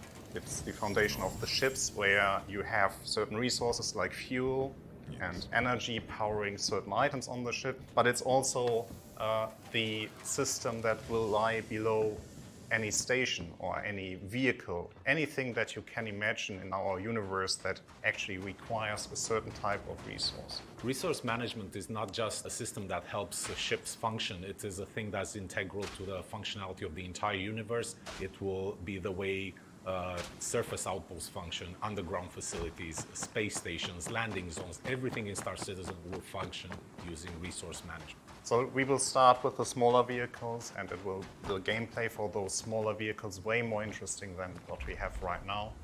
And from that, we can move on to like bigger ships, and finally the capital ships will have a real purpose in the world, and where it will have a real meaning that you have the multiple roles inside those ships. It will drastically increase the time to kill for all vehicles in Star Citizen, and it will encourage people to disable ships rather than destroy them. Missions like Siege of Horizon will increase in scope and scale up a lot more with the use of resource management, as players will be able to cripple resources, change the way resources are distributed, cut power, cut certain fuel and critical parts in order to progress further in those missions. We can suddenly scale a lot bigger than what we have right now. And the reasons are that we have more control over the powers of certain platforms there, and we can introduce some interesting gameplay that facilitates these functionalities. Resource management is going to open up the possibility of player structures, player-owned outposts on planet or stations in space, where the player will have to manage resources, bring in fuel, do repairs. And this will not be something that only caters towards the engineer. This will be something that is valuable for everyone in the world of Star Citizen. Resource management will finally allow players to build their own bases and their own homesteads and actually keep that loop engaging and fun. And really, this is the main thing that makes multi-crew gameplay possible. We envision the players taking on roles like engineer, mechanic, tactical officer. And while you have your engineer trying to maintain all the resources functioning and flowing perfectly and all the items in good operation, you will have mechanics running throughout the ship trying to change fuses, repair various things that have broken down.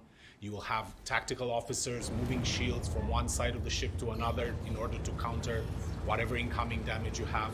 Obviously, the pilot is going to be doing his job trying to move the ship out of harm's way. The gunners are going to be taking out enemy incoming fighters or other ships. This is how we envision this entire ecosystem just coming together and providing what we hope is true multi-crew gameplay. And for all of you out there that are waiting for the Idrises and Javelins and want to use these ships, this is the system that is going to make using those ships possible. So all that said, this is a really important system for Star Citizen, but let's dig into the details and see what exactly this is. Resource management can be broken down into several key elements. Power, energy, resources, life support, item maintenance, relay handling, access control, and gravity. So let's start with power, energy, and resources. The players can choose to overload items in order to get more efficiency out of them at the risk of burning them out. They can also underload items to save some resources if they don't need the full efficiency of an item. The players will have to pay attention to the balance of resources, power, fuel, coolant, heat generated in order to maintain a well-oiled and balanced ship. And overall, prioritizing certain items and their resource consumption. Life support is the most important thing you have to pay attention to in your ships now, since atmosphere is finite in all the spaces that you might discover. And here, the life support system is the key factor. Here, the life support, you have to maintain it, meaning you have to make sure that the consumables inside the life support generator are always there to make sure that it can generate breathable atmosphere for you, or the temperature is actually increased to a human livable factor, so you don't freeze to death or you are not cooked. As part of item maintenance, the player will be able to control items throughout the ship, turn them on, turn them off. They will be able to remove broken items and replace them with new items, or sometimes dodgy items, depending on their income. You will be able to control which sub-items are installed in those items, either as fuses or subcomponents that give them various bonuses to that specific item. They will be able to run repair gameplay and replace broken fuses when the item stops working or takes enough damage. Relay handling is the actual management part that you as the engineer of the ship you have to do there. It's basically defining these circuits in the most effective way, especially for bigger ships. So a relay is something that defines which items are connected to each other, and what we want to achieve here is allowing you to create the best possible outcome for your ship. With access control, we're introducing ship roles. The captain will be able to assign certain roles to each of his crewmates, and for example, say one of the player becomes the engineer, which gives them specific access to certain controls, while the person that is the pilot will not have access to those controls. At the same time, a gunner will only have access to a specific gun or all the guns of the ship. And finally, gravity. So gravity is a concept that you experienced already in every ship. So there's always a ground, there's always a down, there's always an up. And we would like to give you some more control over that. So because it requires some energy, and if you want to run your ship more energy efficient, we want you to allow to switch off gravity. Or there might be other use cases where a zero gravity environment is more useful than another. So if it wasn't clear by now, the scope of resource management touches pretty much every aspect of life in Star Citizen. So we're doing a lot of talking, but I bet what everyone would like to know is where are we with all of this right now? Currently, we have working in-engine prototypes of the following systems: power, gravity, life support, and the relay network. With a power system, we can overpower and underpower items. We can set the priorities of item producers and consumers inside the ship, and we can set the path of resources inside the ship through the resource relay network. And with the power system, we already can distribute the base energy and base fuel throughout the ship, so we can make sure that each item actually gets the resources they need. Creating your own resource path is basically defining the routes, or the most efficient routes that the energy or the resources have to take throughout your ship.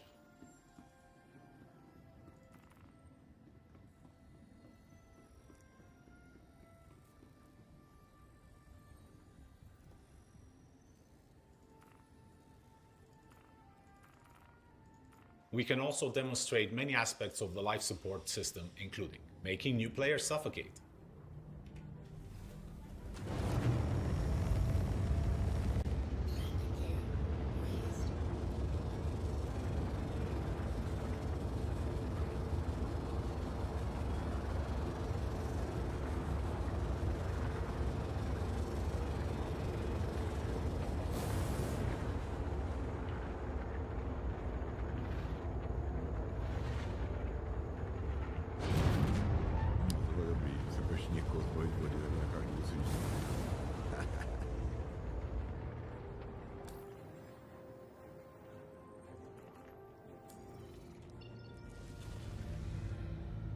fire expulsion,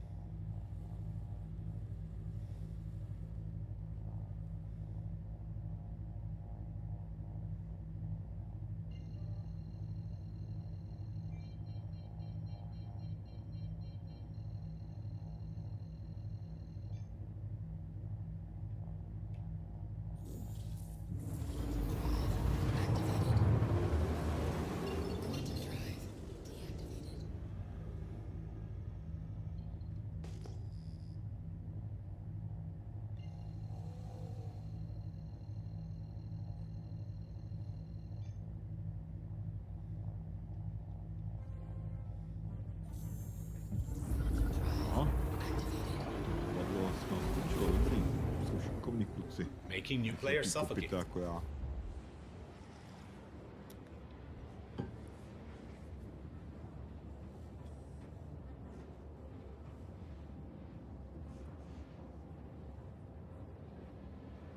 venting and filling rooms with atmosphere,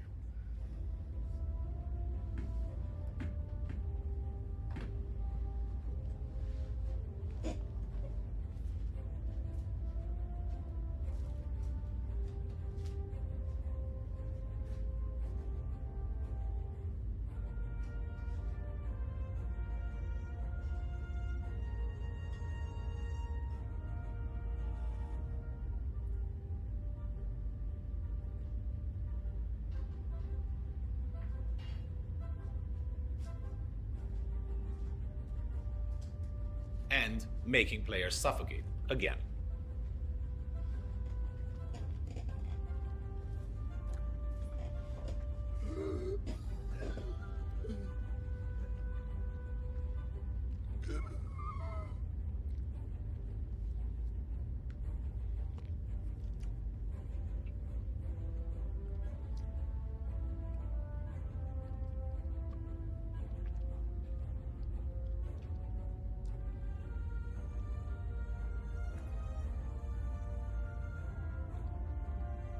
Jo. Gravity off. Bude lítat. Jo, Evo mode. Pěkné.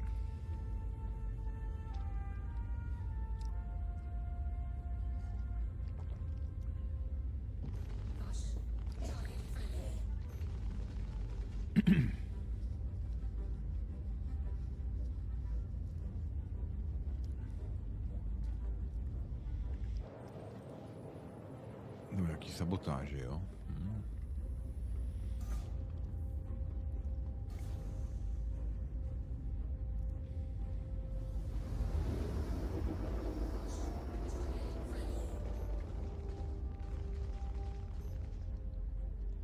In the last year, we've made tremendous progress with the resource management system, but with a system that is this big and complex, we do not want to rush it. We want to just get it right and get it right from the beginning.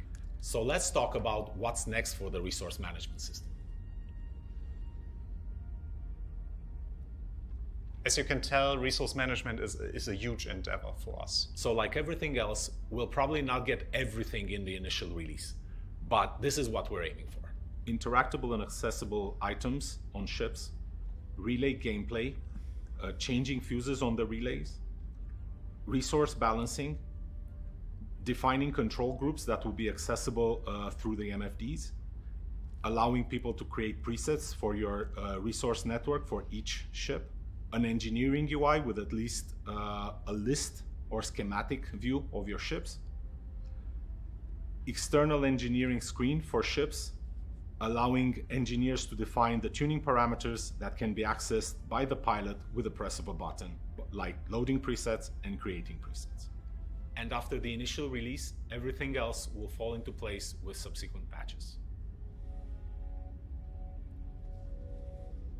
We started talking about resource management about 2 years ago. It is pretty much the evolution of what used to be the old pipe system, and this has been an interesting journey, and finally we're starting to see the fruits of our labor, and we're starting to see all the possibilities of gameplay that we can open up to the players in the future. It's exciting to work on something that's so central to the world of Star Citizen and that can impact the gameplay of so many people, irrelevant of what they choose to do in the world of Star Citizen. Resource management is the most exciting feature that I've ever worked with. It's such a groundbreaking feature that will change the entire game from its core.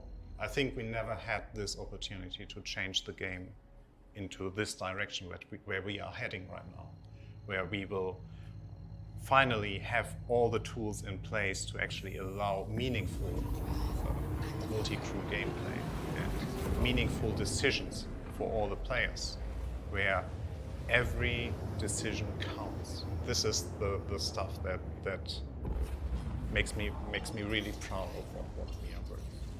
Thank you for letting us share our progress with you, and we hope you're happy with all this progress, and have a nice CitizenCon.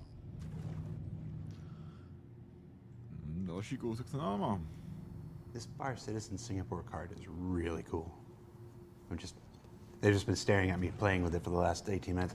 That was that was Dan Truffin and Torsten Lyman talking about the resource management system, and joining us to follow up on it is Todd Pappy, John Crew. Guys, this has been a long time coming. I know we still got a ways to go. I don't make it sound like it's it's done, but I mean, how exciting is this? This is very. This to me brings the interaction that we want in environments, but also in ships. So like you said with the multi-crew stuff, but again, it's not only going to be in ships. We're also putting it in environments. Yeah, this is what's necessary to have player homesteading. One of the components. It's not the only thing. But but it's about just bringing the interaction into the environment. So the AI will react, the player reacts. It's having that interaction level that you don't normally get in games. So that's what we're looking for. Being able to make imagine Siege of Origin, but being able to actually assault the platforms and depower the platforms. Missions that can take place inside the landing zones where you can cut power to buildings and stuff like this. I mean, this is this is what really opens the game. Yeah. And John, as they said in the segment, the first place this is going to come is ships. Yeah. So what's the first version of this look like? So first version is going to be a lot of what you saw in that video. So we're working through some of the ships now. Hammerhead, Hulle, Star Runner, just to prove out a few things, because naturally some ships were built a long time ago. Ones in recent times were built with this sort of level of detail in mind. But yeah, you'll have all these components accessible, you'll be able to get to the relays, do all this management. Something really cool in that video was all the fire and gravity and atmosphere stuff. And like you say, it goes from just being a ship you're on board to like an interactive piece of the puzzle that gives you that multi-crew gameplay. You're not just limited to be, I'm a pilot, I'm a turret gunner, that's about it. Now engineers and support roles are going to have a huge part to play on ships, because things will go wrong, and if you don't get on top of it quickly, it's going to be a very bad time for all involved.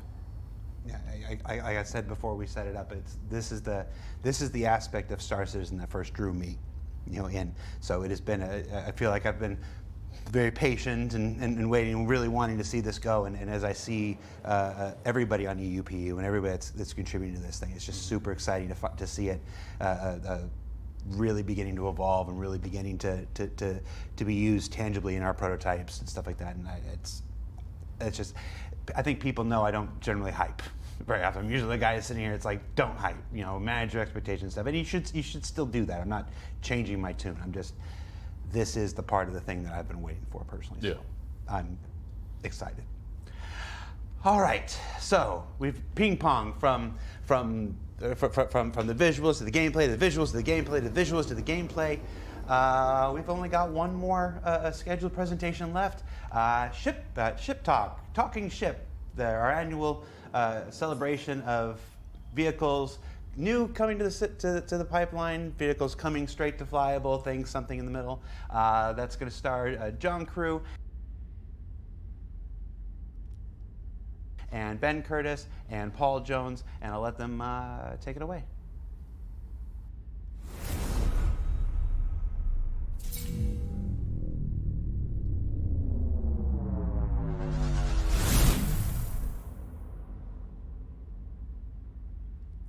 Hi everyone, my name is John Crew. I'm the Vehicle Director here at Cloud Imperium Games.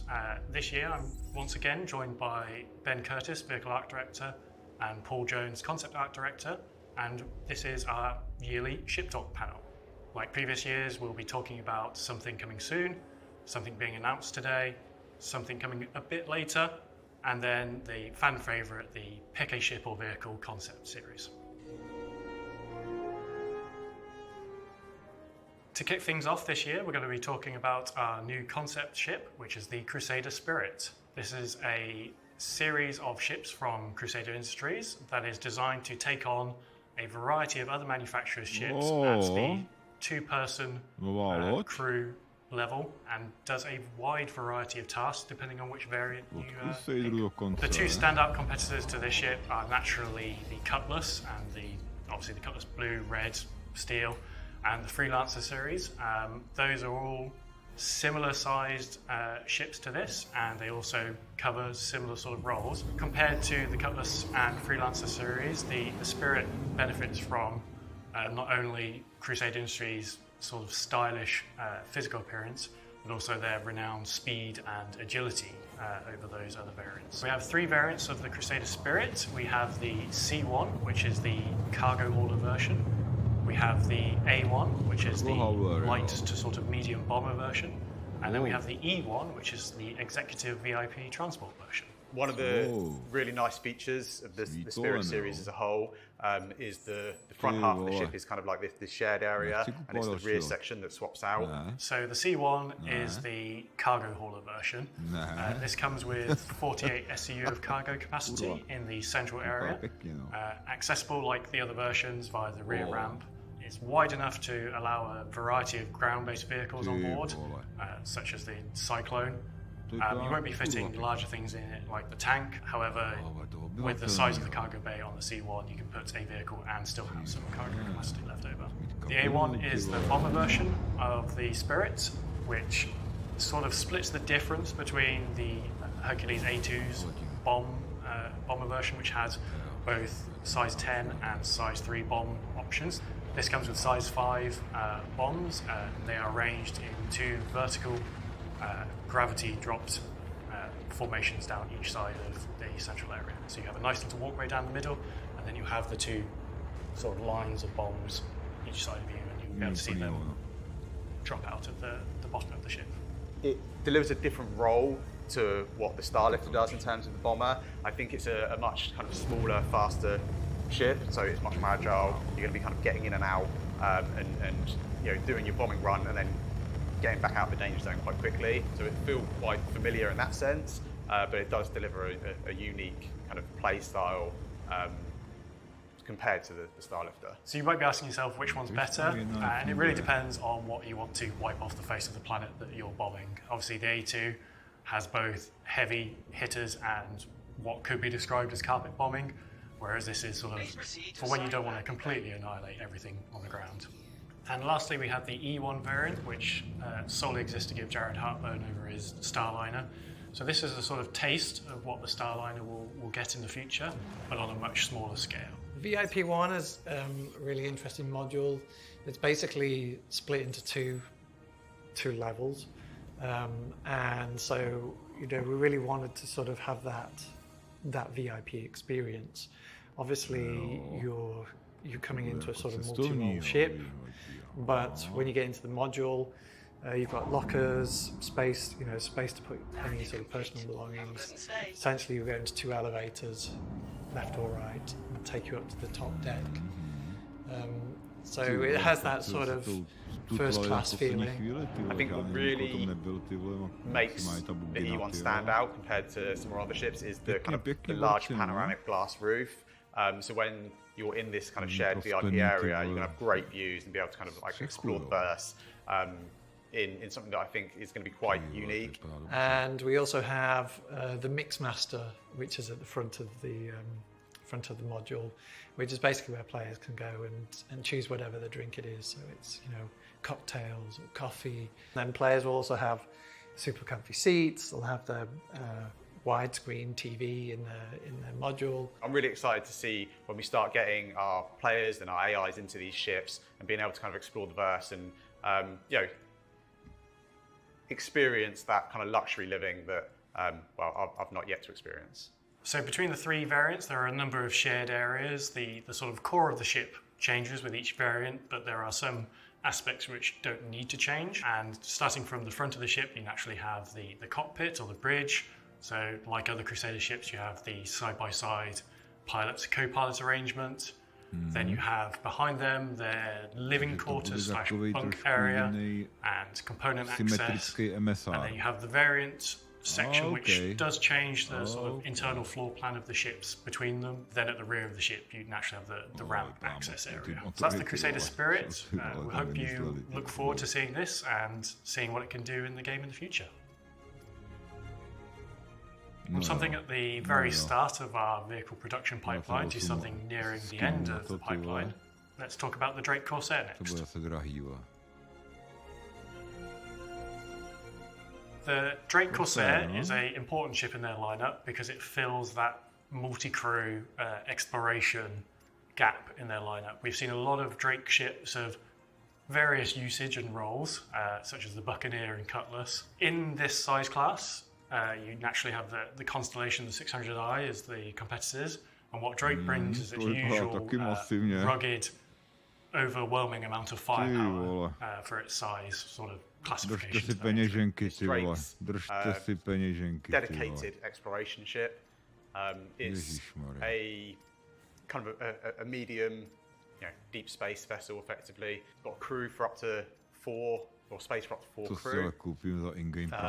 It's got a sizable cargo hold, and it's kind of got everything you need to really spend a decent amount of time away from civilization, away from stations, and just kind of being able to chart out those deep areas of space. It brings that sort of no nonsense, no frills approach to the ship, and you know if something's going to go wrong, it's going to be something that you more than likely can fix, and it's not going to be something that you have to cut back to a main dealer to get serviced and fixed. It's something that hopefully you and your crew will be able to kind of repair and get back up and running, or just fix with some duct tape.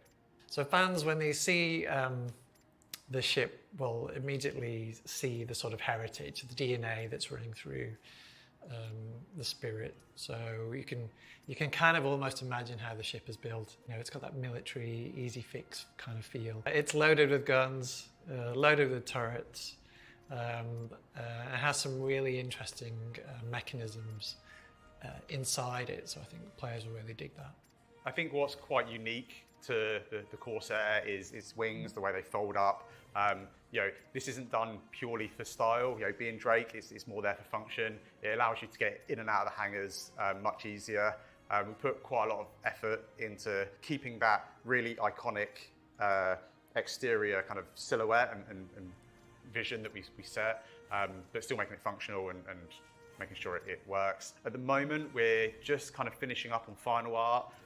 Most of the exterior has had the majority of its core art time spent on it. We've still got lighting to do. We've still got kind of like final finishing to do, tweak some of the materials till we're kind of properly happy.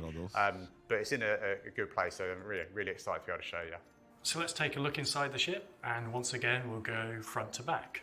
On the inside of the ship, we start right at the front on the cockpit.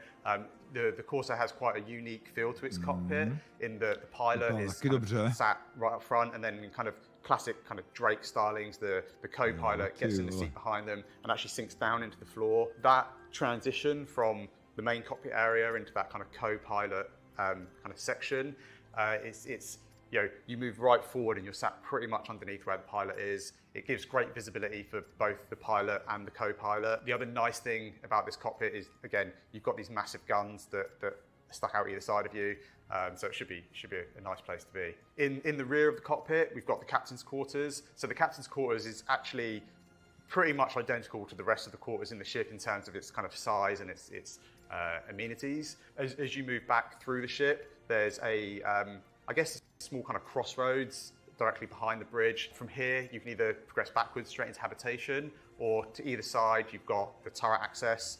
So it's right really at the kind of like the neck of the ship, effectively. The side turrets have changed a little since the concept phase. They now have a greater range of motion in sort of the yaw axis. We're quite limited at concept stage to about 45 degrees.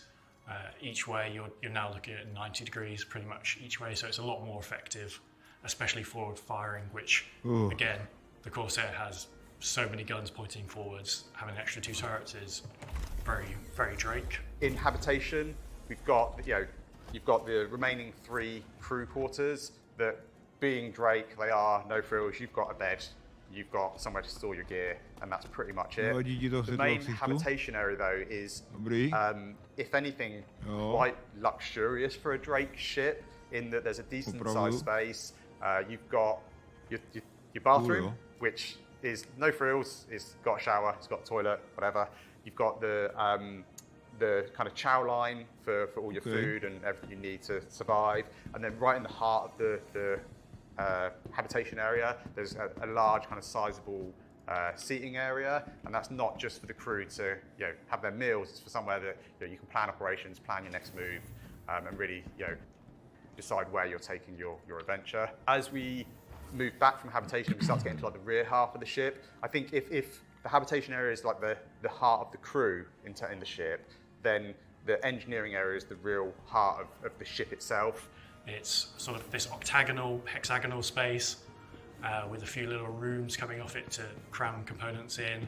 And off one of those, you have the side airlock, which again has suit lockers and weapon lockers in there for before you go into EVA or docking or coming back out of before you enter the rest of the ship. And then you've also got the lift, and the lift not only goes down to ground level, but it also takes you up to the roof of the ship. So if you do want to go on a quick spacewalk, or you need to go and repair something on the exterior, then you've got kind of easy access straight up the lift and out you go.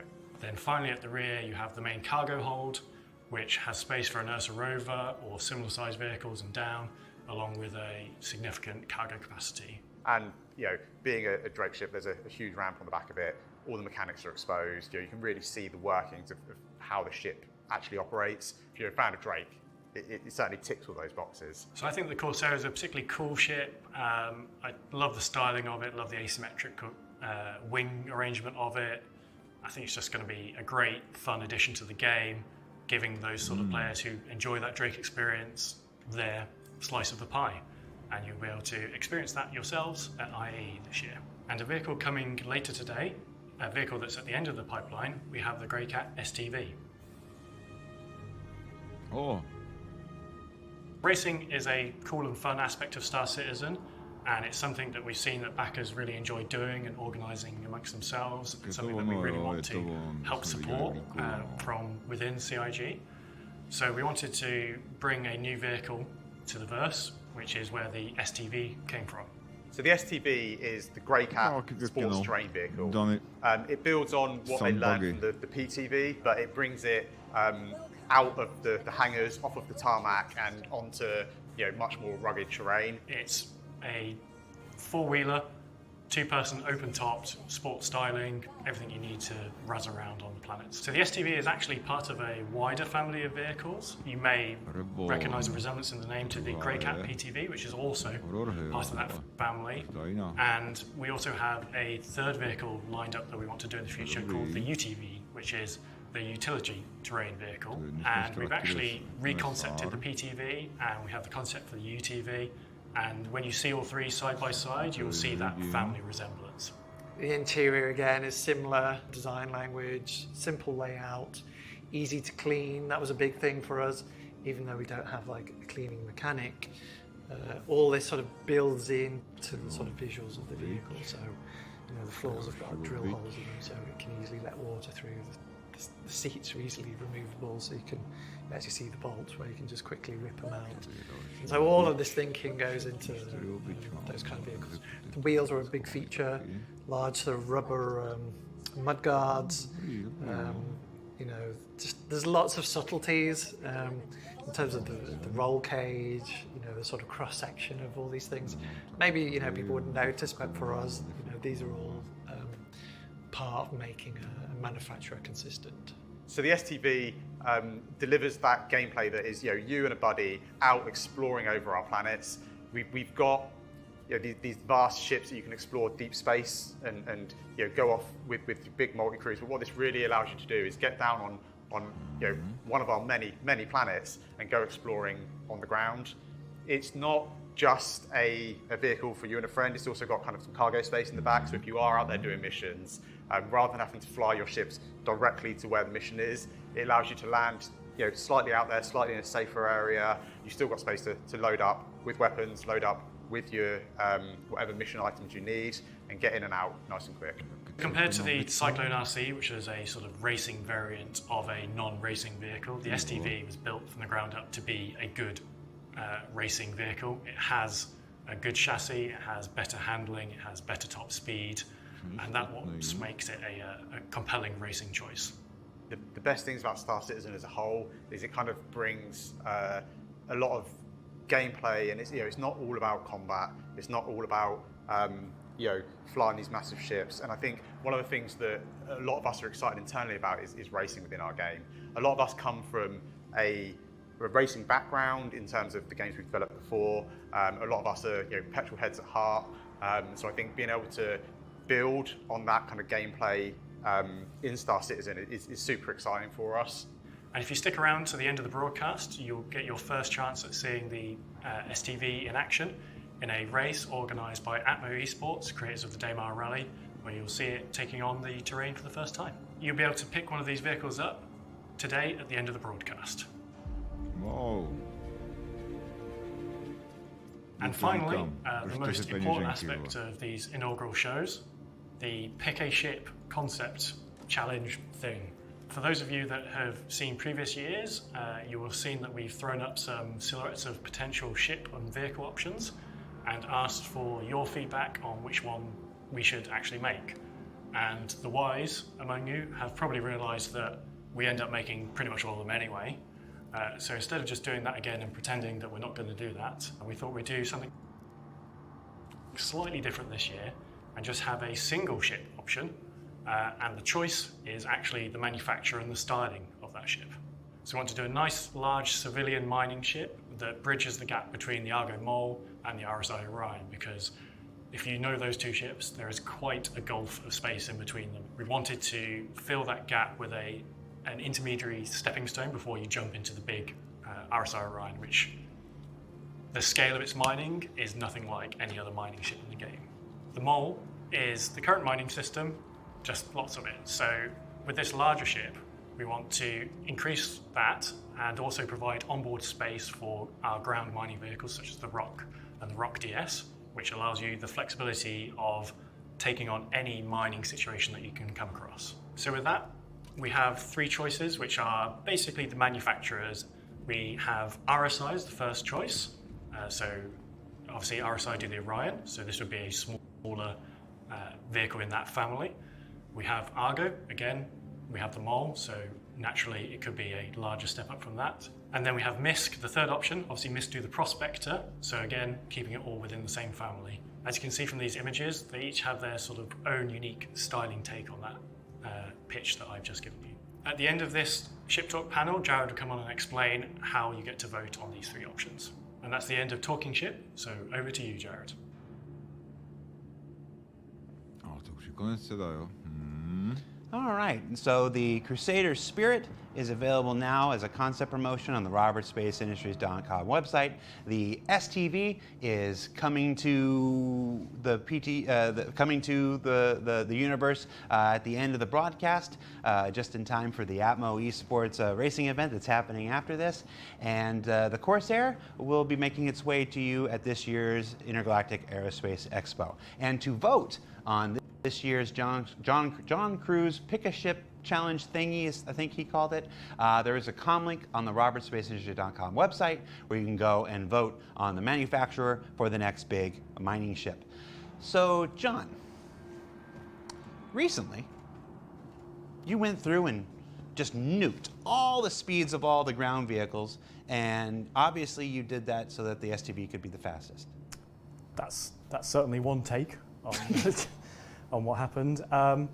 To talk about it a bit more in depth, it was actually planned for quite some time.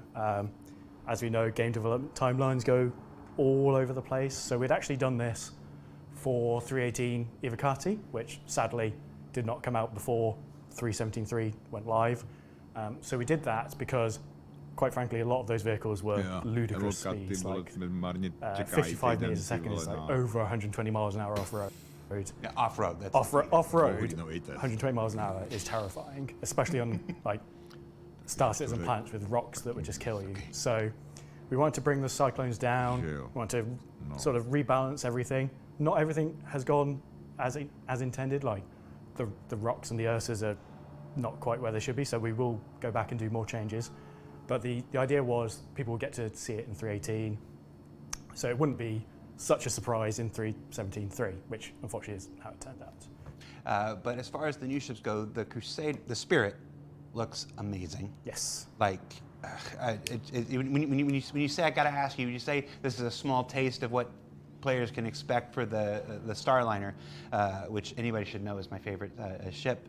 That's still not out yet, John. Here's a little taste what it could be. When you say a little taste, what does that mean? I'm asking for me, not for these people. I'm asking for me. What does that mean? So obviously the Starliner is quite an old concept. We didn't really do a huge amount of interior look development, so the time we spent on the Spirit E1, the E1 Spirit, is really what we're going to build on for that. So you're going to have like that VIP first class pod enclosure. Mixmaster, the most important feature of the Starliner. I have no idea how that's going to work. Ask Tony, it'll be fine. Yeah, that sort of feel, that luxury transport feel is something we haven't really shown in Star Citizen. Every man and their donkey was pestering me for that RYZEN shuttle concept, and we'd planned to do like a Crusader Cutlass competitor, which is its like internal working name, and I hated it because it got abbreviated like the 3 Cs. We just called it the ship the 3 Cs the entire time. And then there was that sort of vocal uprising about, hey, John Crew, give me that a Ryzen shuttle, and that's sort of the two things merged together, and that's where it came from. And then the GreyCat STV, which will be our straight-to-drivable vehicle, going live on the website and stuff at the end of this broadcast. That's an exciting, push in the GreyCat, in the GreyCat arena. It looks sporty as heck. Yeah. And it was neat to see a sneak peek of the UTV as well, which I'm assuming is going to come sometime later on. Yeah. It's not in active development right now, but when we decided to do the STV, we're like, hey, let's spend the time, let's work out what GreyCat as a manufacturer looks like and feels like. Because we had the PTV, people have seen the big Spider Miner from back in the day. They're two very different things.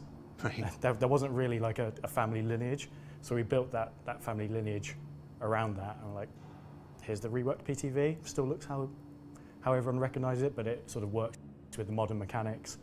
Let's do a sporty version, let's do a utility version, and so we've got those three together now that you can really see like the family lineup, and they each do slightly different things, which is cool. But yeah, the STV is that beach buggy, dune buggy thing to just razz around. No, it's really cool. I really like the styling of it. So, if you, we've got one small thing left and then one rather large surprise left. So we'll do the small thing first and then buckle up because I'm not going to tell you. I'm not going to tell you. I'll tell you in like 5 minutes. But before we get there, last year during last year's CitizenCon presentation, we explored a lot of the outlaw lifestyle, their outposts, the space stations and stuff. We thought we'd do a little sizzle to follow up on how those things have evolved in the year since. So get ready, we're going to show a quick sizzle, and when we get back, there'll be a neat surprise. So stay tuned.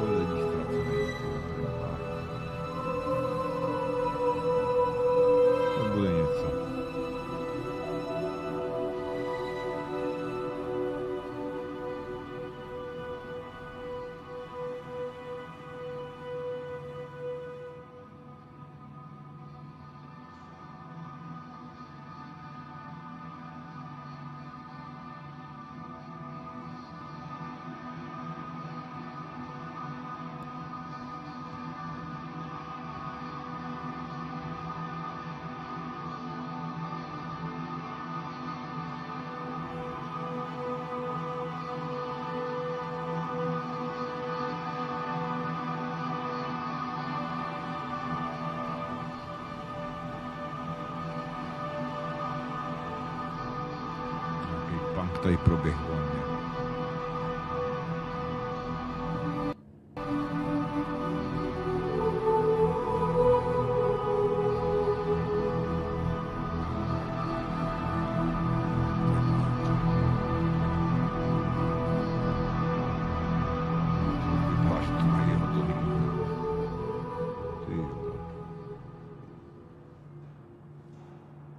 long lifestyle, a glimpse at how the outposts and the space stations have evolved since we saw them at last year's CitizenCon 2951. Now, if you've been following our program today, you might think this is it. We're near the end, but we've got one more special surprise in store. Joining us on the show today are two people who probably need no introduction, but we're going to do it anyway. Founder and CEO, Mr. Chris Roberts. Hello, everyone. How you doing? How you doing? I'm doing good, Garrett. Welcome to the spaceship. Welcome back to the spaceship. You opened the show today. I know. And Squadron 42 game director, Mr. Richard Tyra. Hello, how's it going? Good. This is your first time on the spaceship. It is. What do you think? I think it's very nice. Very comfortable. I'm just going to ask everybody how it thinks all day. So Chris, Rich, you're here. Are we going to talk a little bit about Squadron 42? Is that what we're doing right now? Well, yes and no. So both me and Rich have been our heads down working really hard on Squadron as well as helping out on the PU. And one thing that we've thought that would maybe better to reiterate is there's a huge amount of work that we're doing on Squadron that is going to make a massive difference to Star Citizen, the PU, and we wanted maybe to talk about some of the things that we're doing, because I know a lot of people say, well, everyone's working on Squadron, no one's working on the PU, and that's not really true, because a huge amount of the core gameplay that we're working on Squadron is specifically being built not just for Squadron, but to benefit the PU, and we're just doing it in sort of the test kitchen of Squadron to allow us to really, polish and make sure the features work well without having to be caught up in the sort of quarterly release cycle that you have on the PU, because we were finding it was hard for us to really finish the features out. You know, we'd get a tier 0 out, and then it would just sort of sit around for a while because everyone was rushing on to the next set of features they wanted to do. And for Squadron, obviously, it's shipping as a final polished AAA title, so everything needs to be really put together, working really well, and playing great. And so we're trying, in the setup that we're doing now, to do that for the features that we've identified that we need to make sure works really well for Squadron, but also will play across into the PU. And so we thought it'd be really useful to come by and tell you all about some of the subtle things and the gameplay aspects that we're working on that maybe you haven't heard from Todd or Tony or everyone else that today and during the ISCs, because we sort of try to keep the Squadron stuff close to our chest to really sort of surprise and impress people when we do it. And so, we thought, why don't we just come by and maybe just talk about little things, maybe show you a sneak peek of something here and there, and not everything, because we're trying to keep it close to our chest until it's really ready to let the baby out of the carriage and it's beautifully dressed and all the rest of it. But hopefully it'll give you guys some insight to what's happening, and also understand that a huge amount of the development resources, even if you think they're working on Squadron, are ultimately working on stuff that will be in the persistent universe. So let's talk a little bit more about that before we jump into the actual features. This co-development has been part of the process since the project was first introduced 10 years ago. Congratulations on 10 years, by the way. Rich, talk to me a little bit about this co-development. You started with the PU, and then you've now gone over to the Squadron 42. So you've worked in both. You've worked in both environments. You know the struggle of T0 features and the quarterly releases for the PU, and now you're getting to your experience is different on Squadron. Talk to me about how that's changed and how it's still work for one still benefits the other, or will ultimately. Well, when I worked on the PU, it wasn't really the PU or Squadron. It was always, we were working on features that pushed for both projects. So the focus when we were on the PU, or when we were more PU focused, was that we would make sure that we were getting features up and running, developed to the specifications that we needed them to work in a multiplayer environment, and then getting them out into the audience's hands, on quarterly releases. But the biggest issue, I think, if you've seen me doing talks on SC Live over the years, or even in some of our retrospectives, is that we'd get features, and the way that our, CIG is set up is we have feature teams and we have content teams. So what would happen is we'd develop a feature and then we'd push it to the live audience to get feedback around that feature. But there would almost be a lag with the importance of feature and turning that from a singular thing into an experience, a gameplay experience that you'd go and enjoy and play as a part of a fun game. So we always had this lag where content teams were then trying to get on top and then use the feature, and we were trying to change the feature. So I think this kind of pulled it back a bit, allowed us to really focus on both the content and the feature at the same time, because it allowed us to bring it as under one umbrella, which is Squadron 42. So we were able to get that feature in the game, not as a T0, but as a fully whole, capable gameplay experience that myself, Chris, we can play and enjoy it and go, is this right? Do we need to make it better? How does it feel? And also prove that out with the content that we want. So once we then developed that and honed it and almost cast it in that iron, in the crucible kind of thing, we can then move it into the PU, and ultimately, it's not that they're going to get features later, because they would have had them probably earlier, but just not ready. Or I can pick a few features right now where you think, well, there's not really a huge purpose for them. Mounted guns is a good example. It's not really a huge purpose for them in the PU right now, but we're making sure that any feature that we work on has that purpose.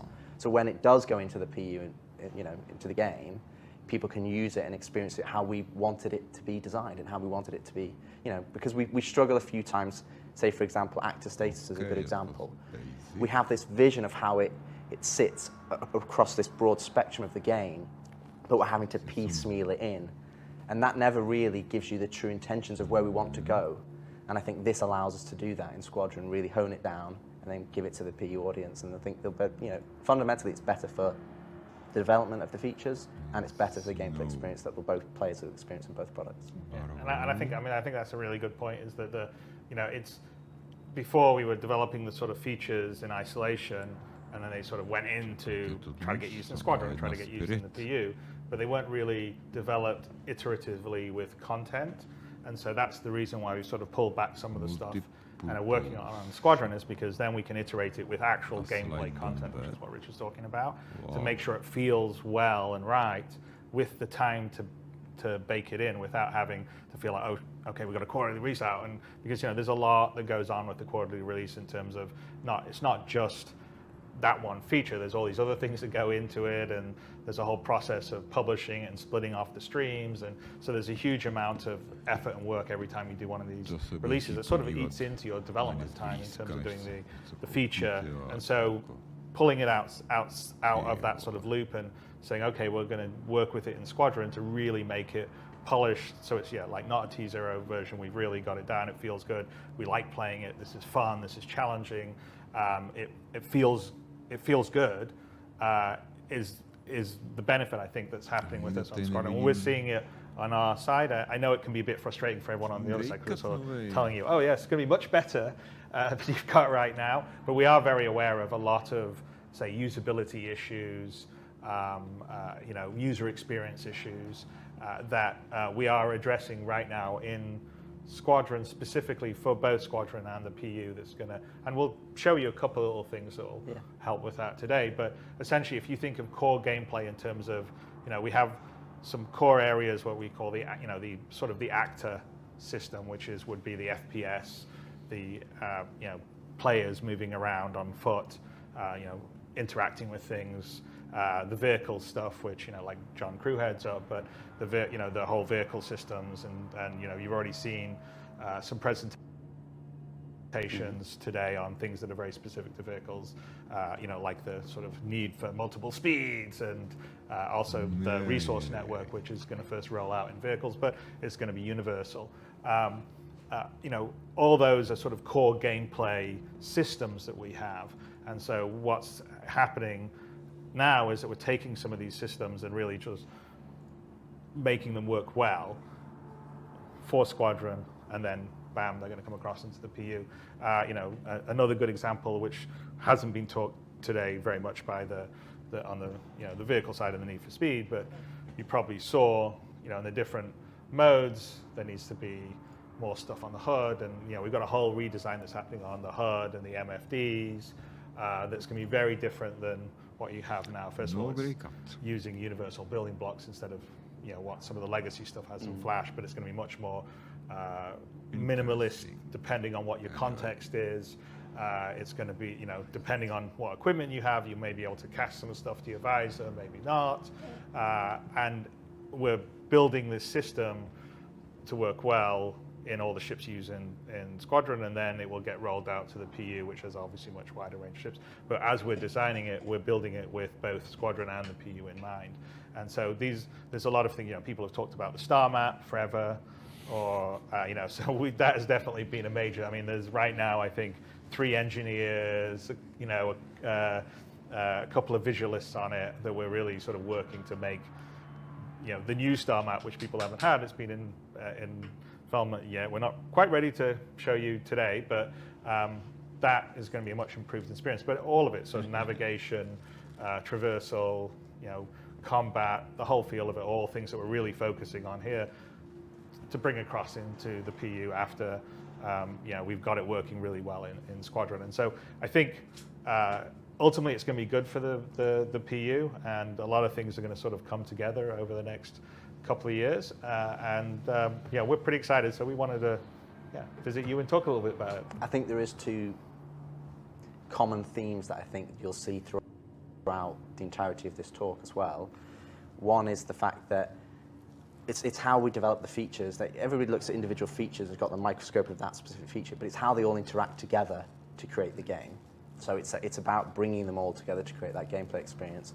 And number 2 is that none of these are like, oh, we're going to get to this in however time, and we're going to work on that. All of the stuff that we'll talk about today is stuff that we're actively working on, and not in the inception, but we have in our hands. We can play it, we can see it, we're feedbacking on it. So it's something that we're fairly advanced along, and so hopefully we'll be able to pull back the curtain a little bit. Yeah, that's some of the things that we're going to talk about, and I think we're about ready to start getting into it here. Some of the things will have aspects to show. Some of the things won't have aspects to show, like the star map, like Chris just said and whatnot. Some of the things will be presented in test maps because we don't want to give away any Squadron 42 specific locations and stuff like that. That said, I think we can maybe show some stuff in Asiato because people we already showed one location. So you guys ready to this enough preamble? Let's go. Let's start with Rich. You were the AFT guy. Now you're the whole Squadron game guy. But let's start with something that affects everybody. This is a first-person universe, after all. Let's talk about the FPS radar and the player interaction system stuff. What can you tell us about how this has evolved? It's interesting because we obviously, I think I've given a talk on FPS radar and scanning in the past, and I think the biggest thing that when we look at what Star Citizen is now, what's the first thing that you do? You're in your bed. How do you interact with the game? How do you interact with the environment that's around you? Doors, getting into your ship, how do you interact with kiosks? And a lot of the thing that we realized is that, and it's not something new, it's just something we've always wanted to get to, is how does the player interface with the game? How do they translate their controls and what they want them to do, ultimately in the universe that they're playing? And how does that then translate in the computer game so that it does what you expect it to do? And I think one of the biggest things was the player interaction experience, where we kind of used this terminology to understand that's like interact mode, personal inner thought, the player interaction system, all of these umbrella systems that kind of sit underneath this main kind of like saga, shall we say. And I think that's one of the things that we really want to improve and make better, because I think it's lacking right now.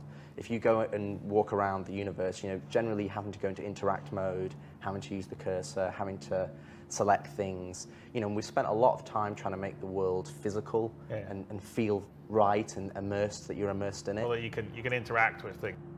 It's like the props are interactable. Exactly. You can do things. You can push things around. You can move them. I mean, the whole goal is to make it a sort of physically living universe. Exactly. That you can interact with to a level that in most FPS games you don't, right? Because most FPS games you run around, you shoot things, maybe you pick up a gun that gets dropped, but generally most everything's static. And so our goal, definitely for the PU, it's one of the reasons why we're doing the persistent, the whole idea of persistent streaming and later on the server meshing is to have this fully persistent universe that, you can push the chairs around, or that cup I could take off your desk and take it to my spaceship instead of your spaceship, Jared.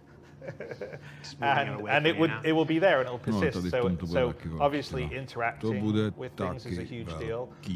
In Squadron, we have a huge amount of physical puzzles, interactions, in a level that you I haven't seen in a lot of FPS games. So it's almost like a sort of story game and a puzzle game and a traversal game and a combat game and a stealth game and a flight game all rolled into one.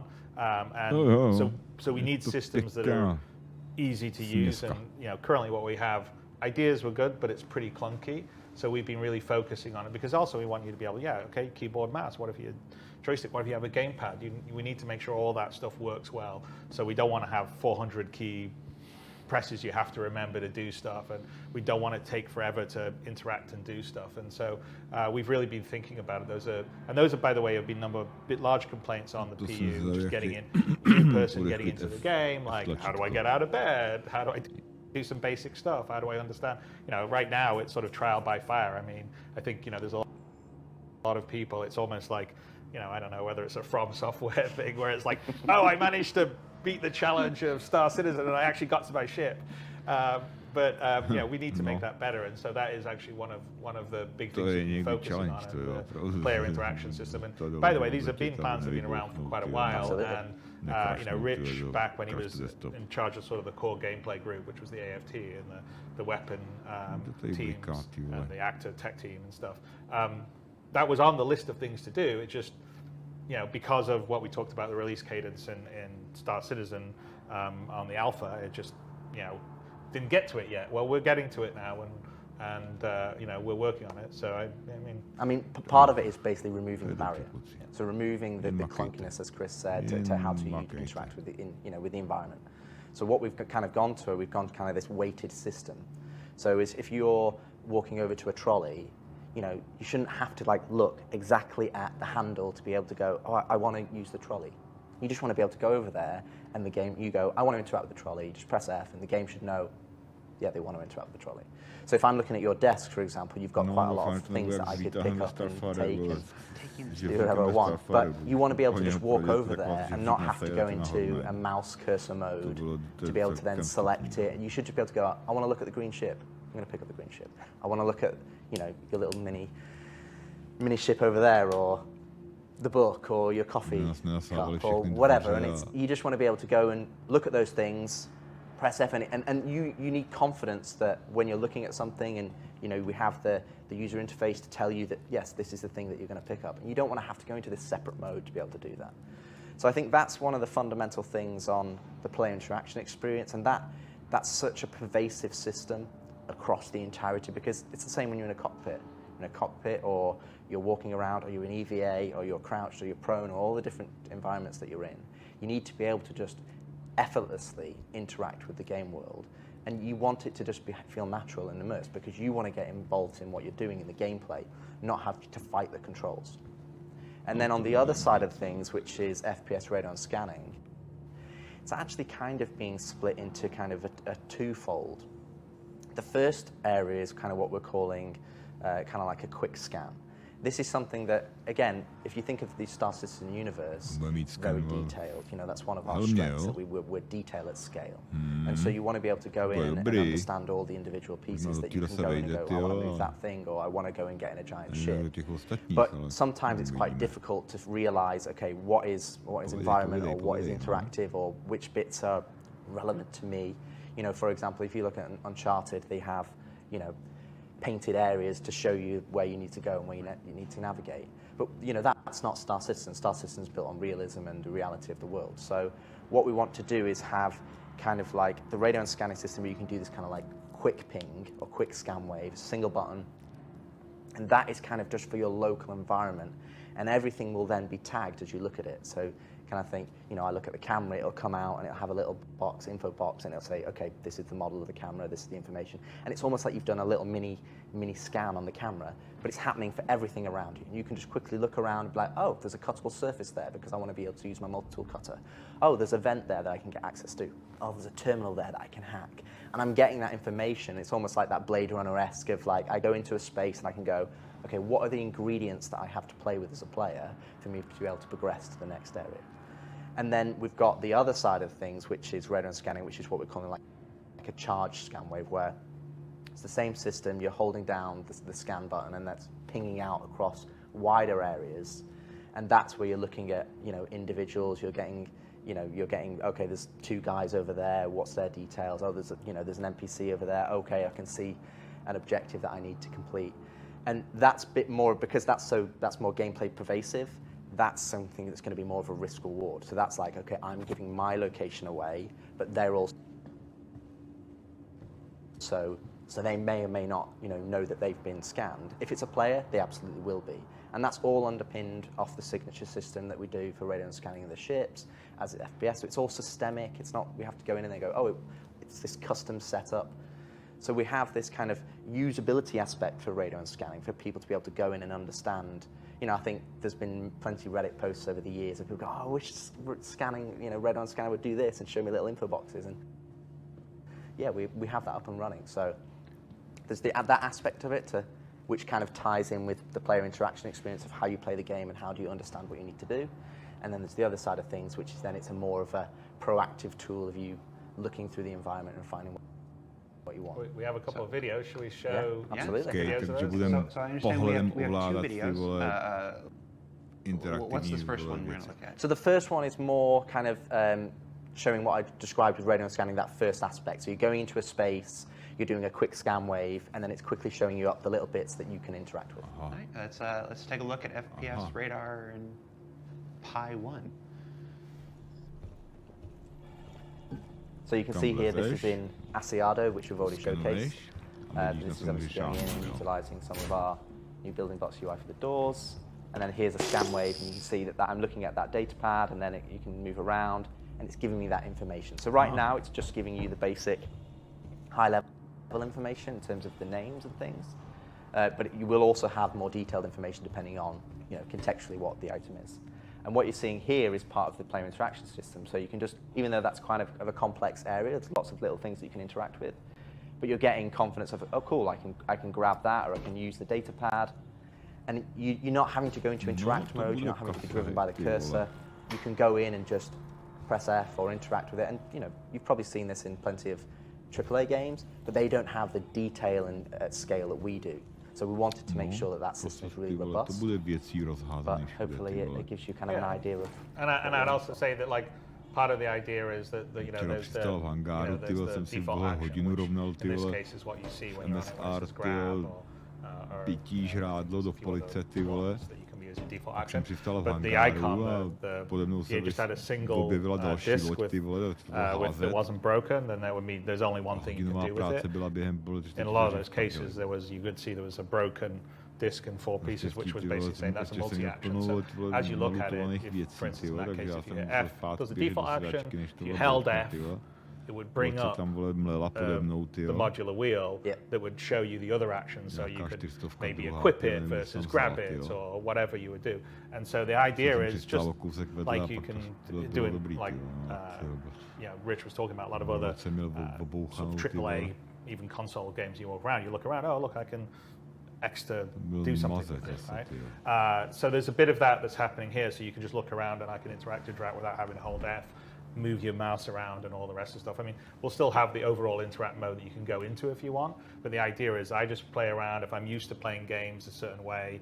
So there is a certain language of, I think, FPS or even third-person games that exists right now, and we don't want to do something totally different to it because people are used to playing games a certain way. It's like why in an FPS game you run around with WASD and use the mouse because so many people are used to it.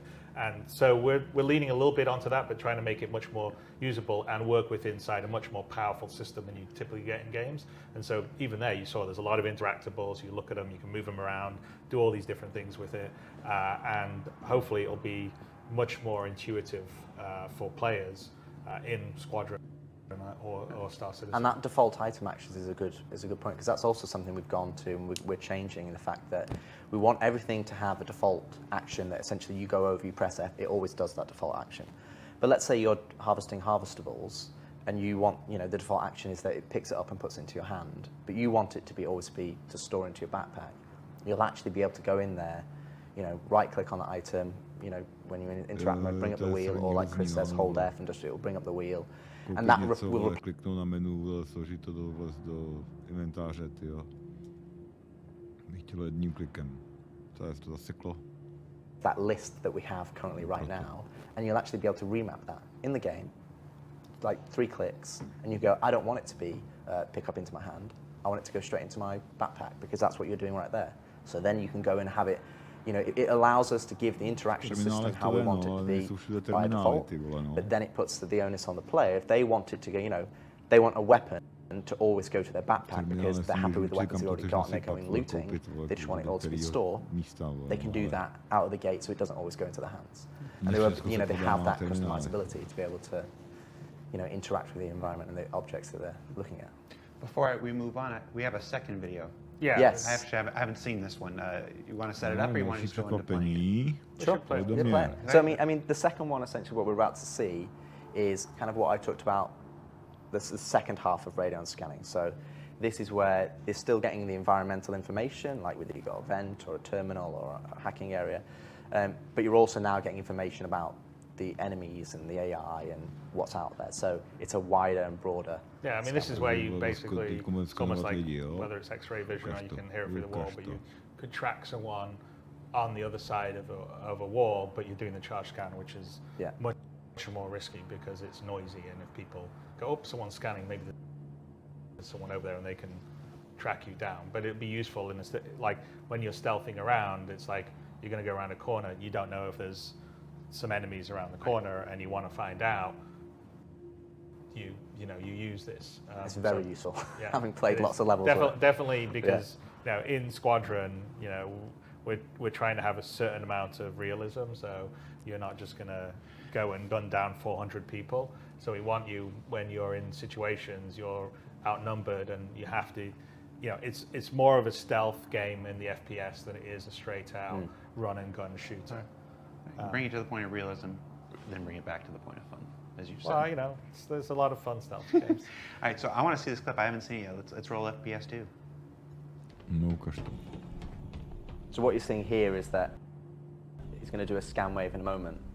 Essentially what you'll see is that it's now penetrating through the walls, and now you can start to see the slavers that are in this environment. Now these slavers don't necessarily have a radon scanner, so they're not able to pick you up. So what will happen is when you do a scan wave or a charge scan wave, your signatures will basically skyrocket. So that's what will give you away to other people. So in the PvP environment, you're only getting, it's a big risk. If you want to do it, but you're giving away your location. So if you're willing to do that, then so be it. But in a more of a PvE environment, what we're going to do is we're going to have tailored. Some enemies will have radon scanning and some won't. So if they do, then they'll be like, hey, I've just been pinged, and they'll get your location and then they'll go and investigate. So what you're seeing here, on that video is kind of a more wider, broader area and seeing through the walls, whereas the first one is kind of a more limited scope. And you can, it's up to the player to choose which one you want to do. The first one is really more about to go into an environment and go, okay, cool, I'm in this room. What things do I have to interact with?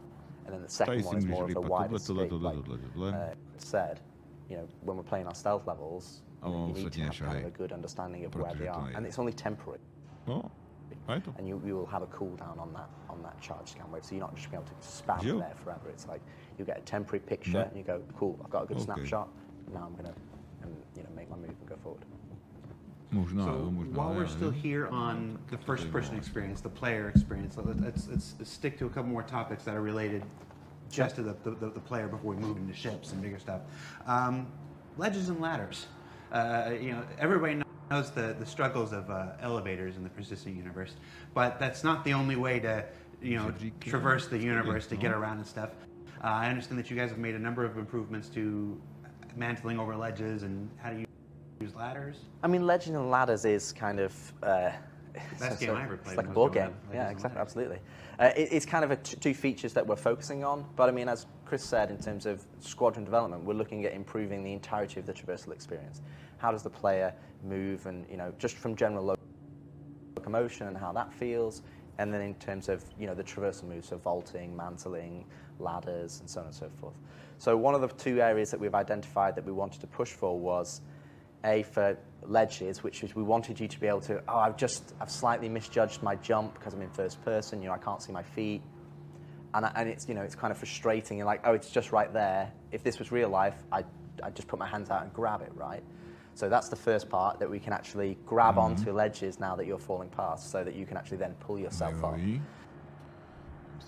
which adds just it's to be honest, it's huge. Like we've built traversal levels now, and it's the difference is night and day, because when you're in a first person, it's very difficult to judge like right on the edge. So we can add a bit more challenge to the traversal so that you're actually moving around with ledges and grabbing and pulling yourself up. And then the other side of things, which doesn't necessarily sound that interesting in terms of, oh, it's improved ladders. But again, if you play the Star Citizen right now, you get onto a ladder, you're looking bolt straight forward at the wall, you're locked, you can't look around, you have no spatial awareness. It's just, that's it. You're locked in, you can't get off halfway, you can't jump off, you're kind of very locked. So what we've done... Jump on halfway too. No, exactly. So what we did is we kind of leveraged how we did body dragging, and that, you know, even though you're attached to this thing, you want to be able to look around. So you can attach to the ladder, you can jump onto a ladder directly, you can run and jump onto a ladder, you can look around full 360 degrees, you can look around 90 degrees as you're going up. You know, and it's just a lot more fluid and a lot more, you know, it doesn't feel like, oh, I'm locked in. It just feels like you're more of a human being on the ladder, and you can look around. And then, obviously, if you can look behind you on a ladder, that opens up environment, you know, opens up scope to jumping from that onto something else. So yeah, because you can jump off the ladder halfway up it or wherever. Exactly. So there's a huge amount of, I mean, in Squadron, we're putting a lot of traversal gameplay in. Which will make its way into the PU when all these sort of systems settle, and I think you'll see a lot more. I mean, you already see a little bit where, you know, you could use a tractor gun to put a crate over or push something to get up and look at stuff in derelicts right now, for instance, in the PU. But imagine a whole level above that, which is kind of what's in Squadron. I mean, even that in the derelicts was really inspired by some of the early work we were doing in Squadron.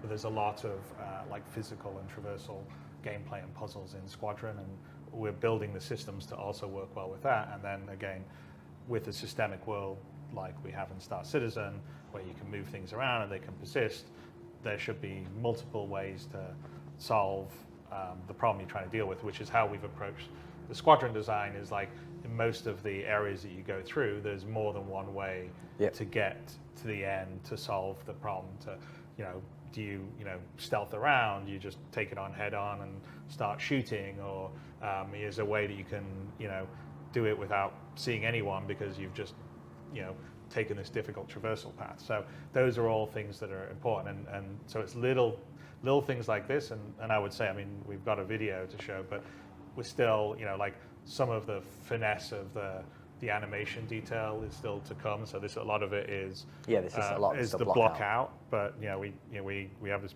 beautiful motion capture stage here that we will show you guys at some point when the Manchester Goods Yards and this stage are fully finished, and then Jared will do a updated version of the 2013 tour that I did with Aaron, but it will be in a much bigger environment. Anyway. But I would say definitely that, I mean, we could show it, but we got details to come, like, for instance, if you jump and you just make it, you know, you're going to, you know, catch your balance and do that sort of stuff. So that's not in here, but that's sort of the details, the finesse that we're adding to really have that sense of you in first person, feeling your body and your inertia when you're going up and down on it. I mean, if you cut out to the third person when you see some of the stuff, you sort of see some of it even in the blockout animations, but there'll be much more in the final version. But we probably should run the video if we can. All right, ladders. So obviously this, as you can see, this is final art. Absolutely. So this is taken directly from Squadron 42. It's obviously a test map. But you can see here that, as Chris said, the level of inertia is still blockout phase, but you can see that we're actually starting to get that you can grab on, you can go straight into a mantle or a vault, you can go straight into the pull-ups. And the thing is that what you're seeing here is, you know, while this is just an test map, a lot of these are providing design ethos to then feed into the PU. So if we've got derelicts and we've got environments that we want the player to go and do missions in, we don't just necessarily just have to rely on you've only got jump, or you only can do vault and mantle. Right there, we did a jump halfway onto a ladder, and here we're looking around to the left, to the right. You can jump off the ladder at any point. You can slide down it. You can do all sorts of things. Wow. We've got a bit of a sneak peek at the end. Yeah. Super. We're gonna find an elevator. the true boss. And we jump across to get on the ladder there. And again, these are all the blockout animations. Tak, to bude hodně dobrý. Na to se těším. Someone accidentally put that in there. Yeah. Anyway. But the other thing as Back well, to our spaceship. Yeah, I mean the other thing to say about the traversal is while we're highlighting ladders and the ledge grabs and things here, the other thing is that we're also, we've taken a deep dive on things like the control input. So for example, we've got action queuing coming up. So, for example, if you're sprinting and you were shooting just before you're sprinting, you might be holding down shift and left mouse button. And then now, what happens now if you then release shift, you've stopped shooting. But sometimes you want it to continue shooting because I'm still holding the input that I want to do, and what we're kind of terminology in terms of this action queuing. And that's something that we've got a whole matrix of all the different controls, all the different methods from prone to crouch, the transitions, weapon swapping, and so that just using the controls is a lot more fluid, a lot more intuitive. So it's something that we're really putting a really magnifying glass on to making sure that you're not fighting the controls. The controls are working for you. It's doing what you want it to do. So if you are using a gamepad, or you are using a joystick, or you are using a mouse and keyboard, it's easy to use and easy to interact with the world so that you can immerse yourself in the environments and the missions and the gameplay. So it's something that we're really pushing forward to make better. In all aspects, right? Because prone's one of the things that we're set to be working on here, right? The crouching, the various transitions between all the stuff. So some of the stuff right now in the PU's clunkier than it should be. And so we've really taken a deep dive on all of it, and to make everything a lot more fluid. Looking around on the ladder is a good example. But also, like on a bigger level, right? We've done a complete rework on EVA, what we call sort of push and pull. There's physical interaction. I mean, we should probably talk a little bit about that. We have a video to show of that, but it's a complete redo of the current EVA system, and it has a lot more of what you would expect when you're in space, in vacuum, pushing yourself off. For instance, you have momentum now, so if you push off in a direction, you will just keep moving in a direction.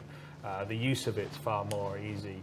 Handling weapons and looking around, and some of the tech that we've developed for the push-pull is the same stuff that we're going to be using for prone and a bunch of other stuff. And really, the looking around on the ladders is kind of based on some of the I mean, to be honest, a lot of those systems are, and when Chris says push-pull, he means 0G push-pull, not trolley push-pull. But we'll talk about that too. Yes, we will. But when we talk about EVA T2 and 0G, the biggest thing, again, it's just be an EVA right now in the star system and just look left.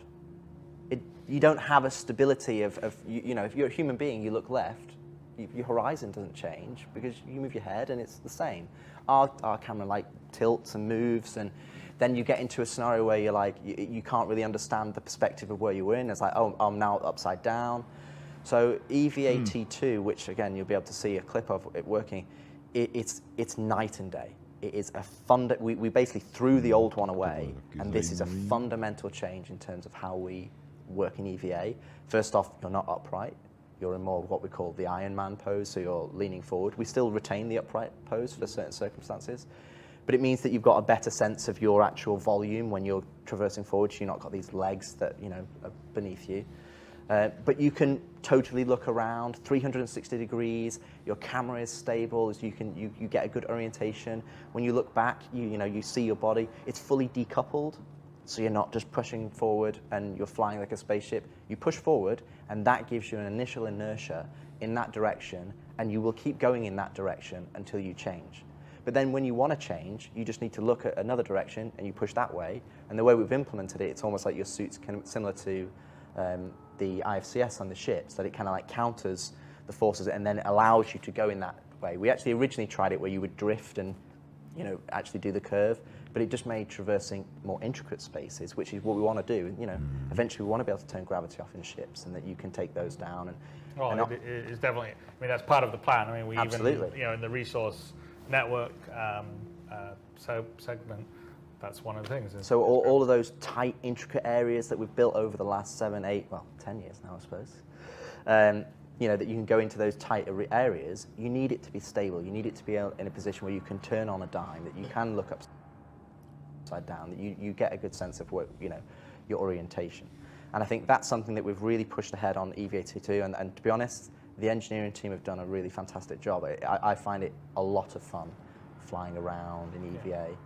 And then I'd also say the other thing that we should point out in the longer term for the PU, not so much in Squadron because you're in a sort of pilot suit that has EVA as part of its setup, is not every spacesuit is EVA capable. So we're going to separate it where you have to have like basically an EVA pack, a rocket pack for you to sort of propel around. If you don't have one, then it's the physical push-pull. So you can move along surfaces, you can push off against them, you come close to something, you can grab it. If you're in close things and there's handholds, you can grab them and move them around. So we have this physicalized interaction that happens, and you don't actually need to have your EVA pack or jetpack. And then the EVA jetpack is if you go out in open space, that's how obviously you can stop or change your direction and do the rest, and that will be more limited on fuel. So I think long term in the PU, there's going to be some pretty interesting gameplay. So if you do, I don't know, a boarding action or something, maybe you need a spacesuit that has the EVA pack, or you're doing repairs out in space and you need a spacesuit with EVA pack. Yes, you will not be able to repair the ship in that outfit right now, Jared. But I think it gives a really good. It's just going to give more options, more context, because like longer term, what we want to do in the PU is what you wear is important, right? So right now, everybody just runs around in a big suit of armor, a big space. And we haven't really turned on some of the features we've actually put in there that says, for instance, you shouldn't be able to sit in a seat of a space fighter in heavy armor. You shouldn't be there with your gun on the back. You should have a flight suit on, or you come into a city, you shouldn't be wandering around in heavy armor because that's antisocial. Maybe they don't let you go in there. So we want people to have reasons to wear different things, have storage. That's the whole point of the physical inventory system. And as we're starting to roll out, more of it's coming in Squadron, and then in the PU, that's definitely coming online. And things that we're doing like that with the the physicalized cargo and everything else. And if you look at all the new ships, there's always locker and storage. There's we have a whole system for outfits now that's first going to be in Squadron, but then coming to the PU, it's designed so there'll be a nice sort of locker, almost like a wardrobe system that you can go in and hang up your outfit and switch quickly into another outfit, or switch into this clothes, spacesuit, armor, everything. Yeah, so we want it to be your virtual second life, and we want to make it as easy as possible for you to manage all these different things that you can wear for different roles. And EVA is one of the minor parts of that, where, like I said, you either have an EVA suit with a pack or not, but you still will be able to move around. And we should probably run the video so we can. Good job bringing it back around to EVA at the end like that. Let's take a look at the EVA video, see what we're looking at here. Well, and as Chris says, in terms of Here we go, the EVA, this is what you're seeing here, is that you'll probably see some of it in the third person. The thrusters are not firing because it's the old VFX, but it's also the old VFX code. So we haven't part of the proper. This is a current PU suit versus what we'll have is a new one with a proper pack that has the thrusters in the right position, and when you go forward, the thrusters going from the back. So what you're actually seeing here is you've actually connected to this surface. So now it's almost like you're in a prone situation, but this is going to be what more our new prone will be. Again, you've got full 360 degrees.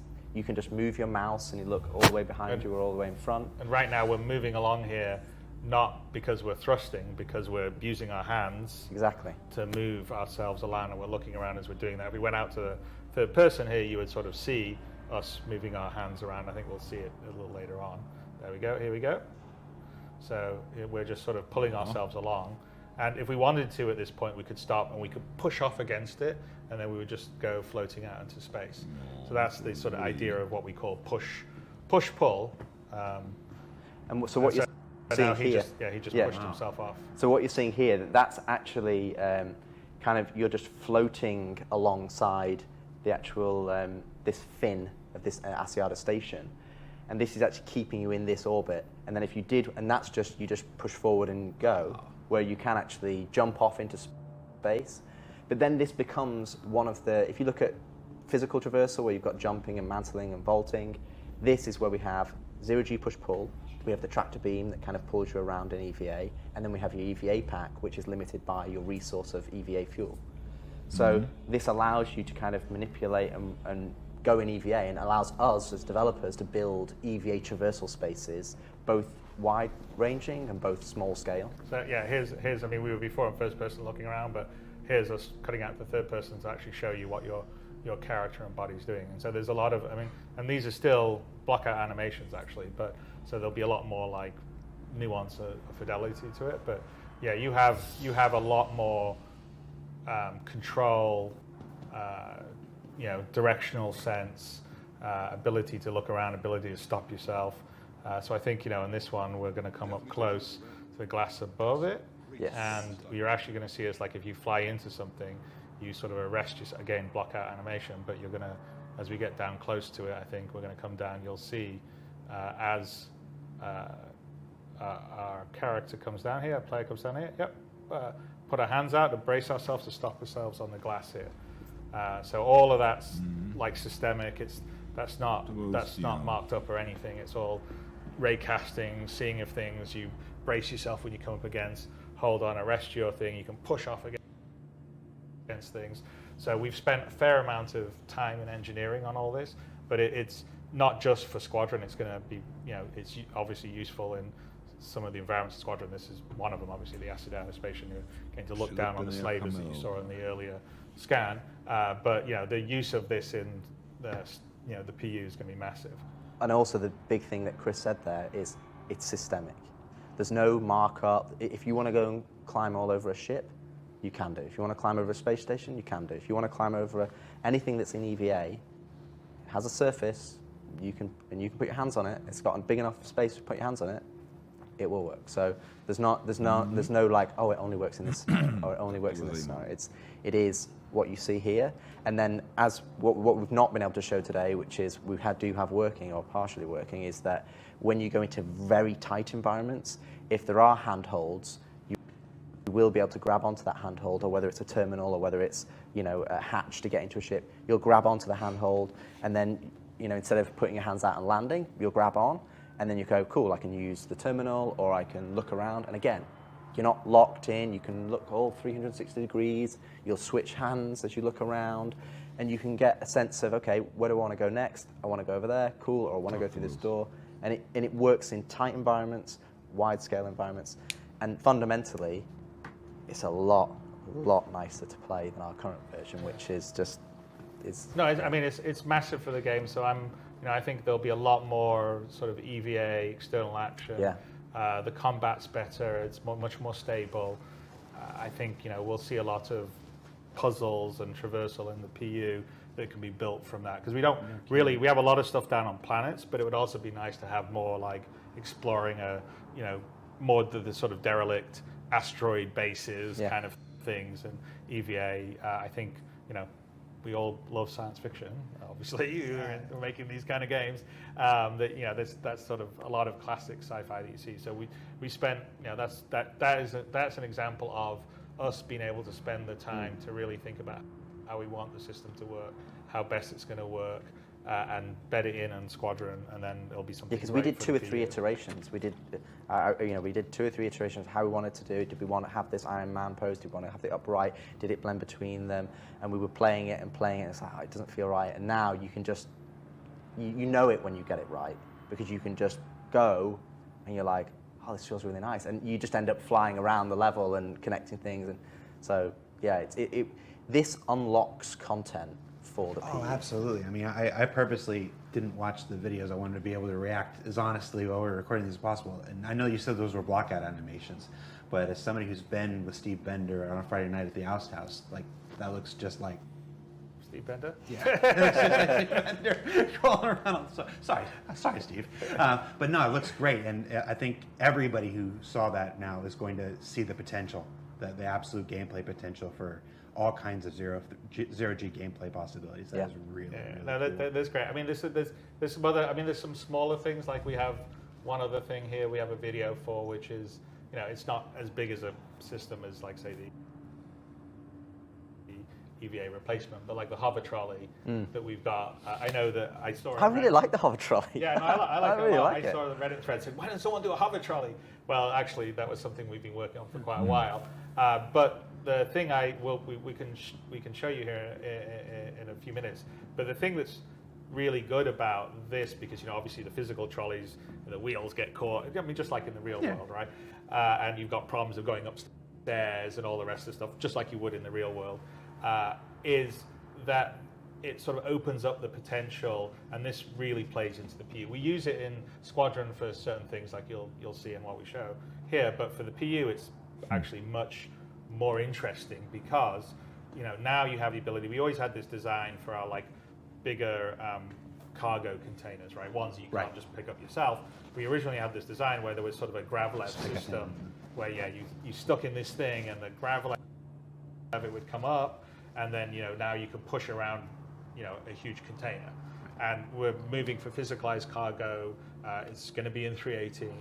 I think Tony's trying to squeeze a few things in. We'll see if he manages to get everything in. But this isn't necessarily going to be in 318, but it will come in probably, you know, not too far in the near future. But this allows you to not, you know, just have your little tractor beam and pick up something and move it around, but, you know, okay, let's have a bigger container, and what happens if you, okay, turn it on, up it goes, and then you just push it into your cargo hold, turn it off, locks into the cargo grid, and now that cargo container, imagine a bigger one, well, you know, what happens, you know, like right now in the inventory system, you can put things in your, you know, local inventory of your ship, or, you know, other various inventories. Well, imagine your container, say one of these bigger, like maybe a 16 SCU one or whatever, that's sitting there, and now I can place, I don't know, large vehicle items in it. I can place all sorts of stuff in it. So I could load up this container, I could push it into my ship, then I could fly it off to some remote planet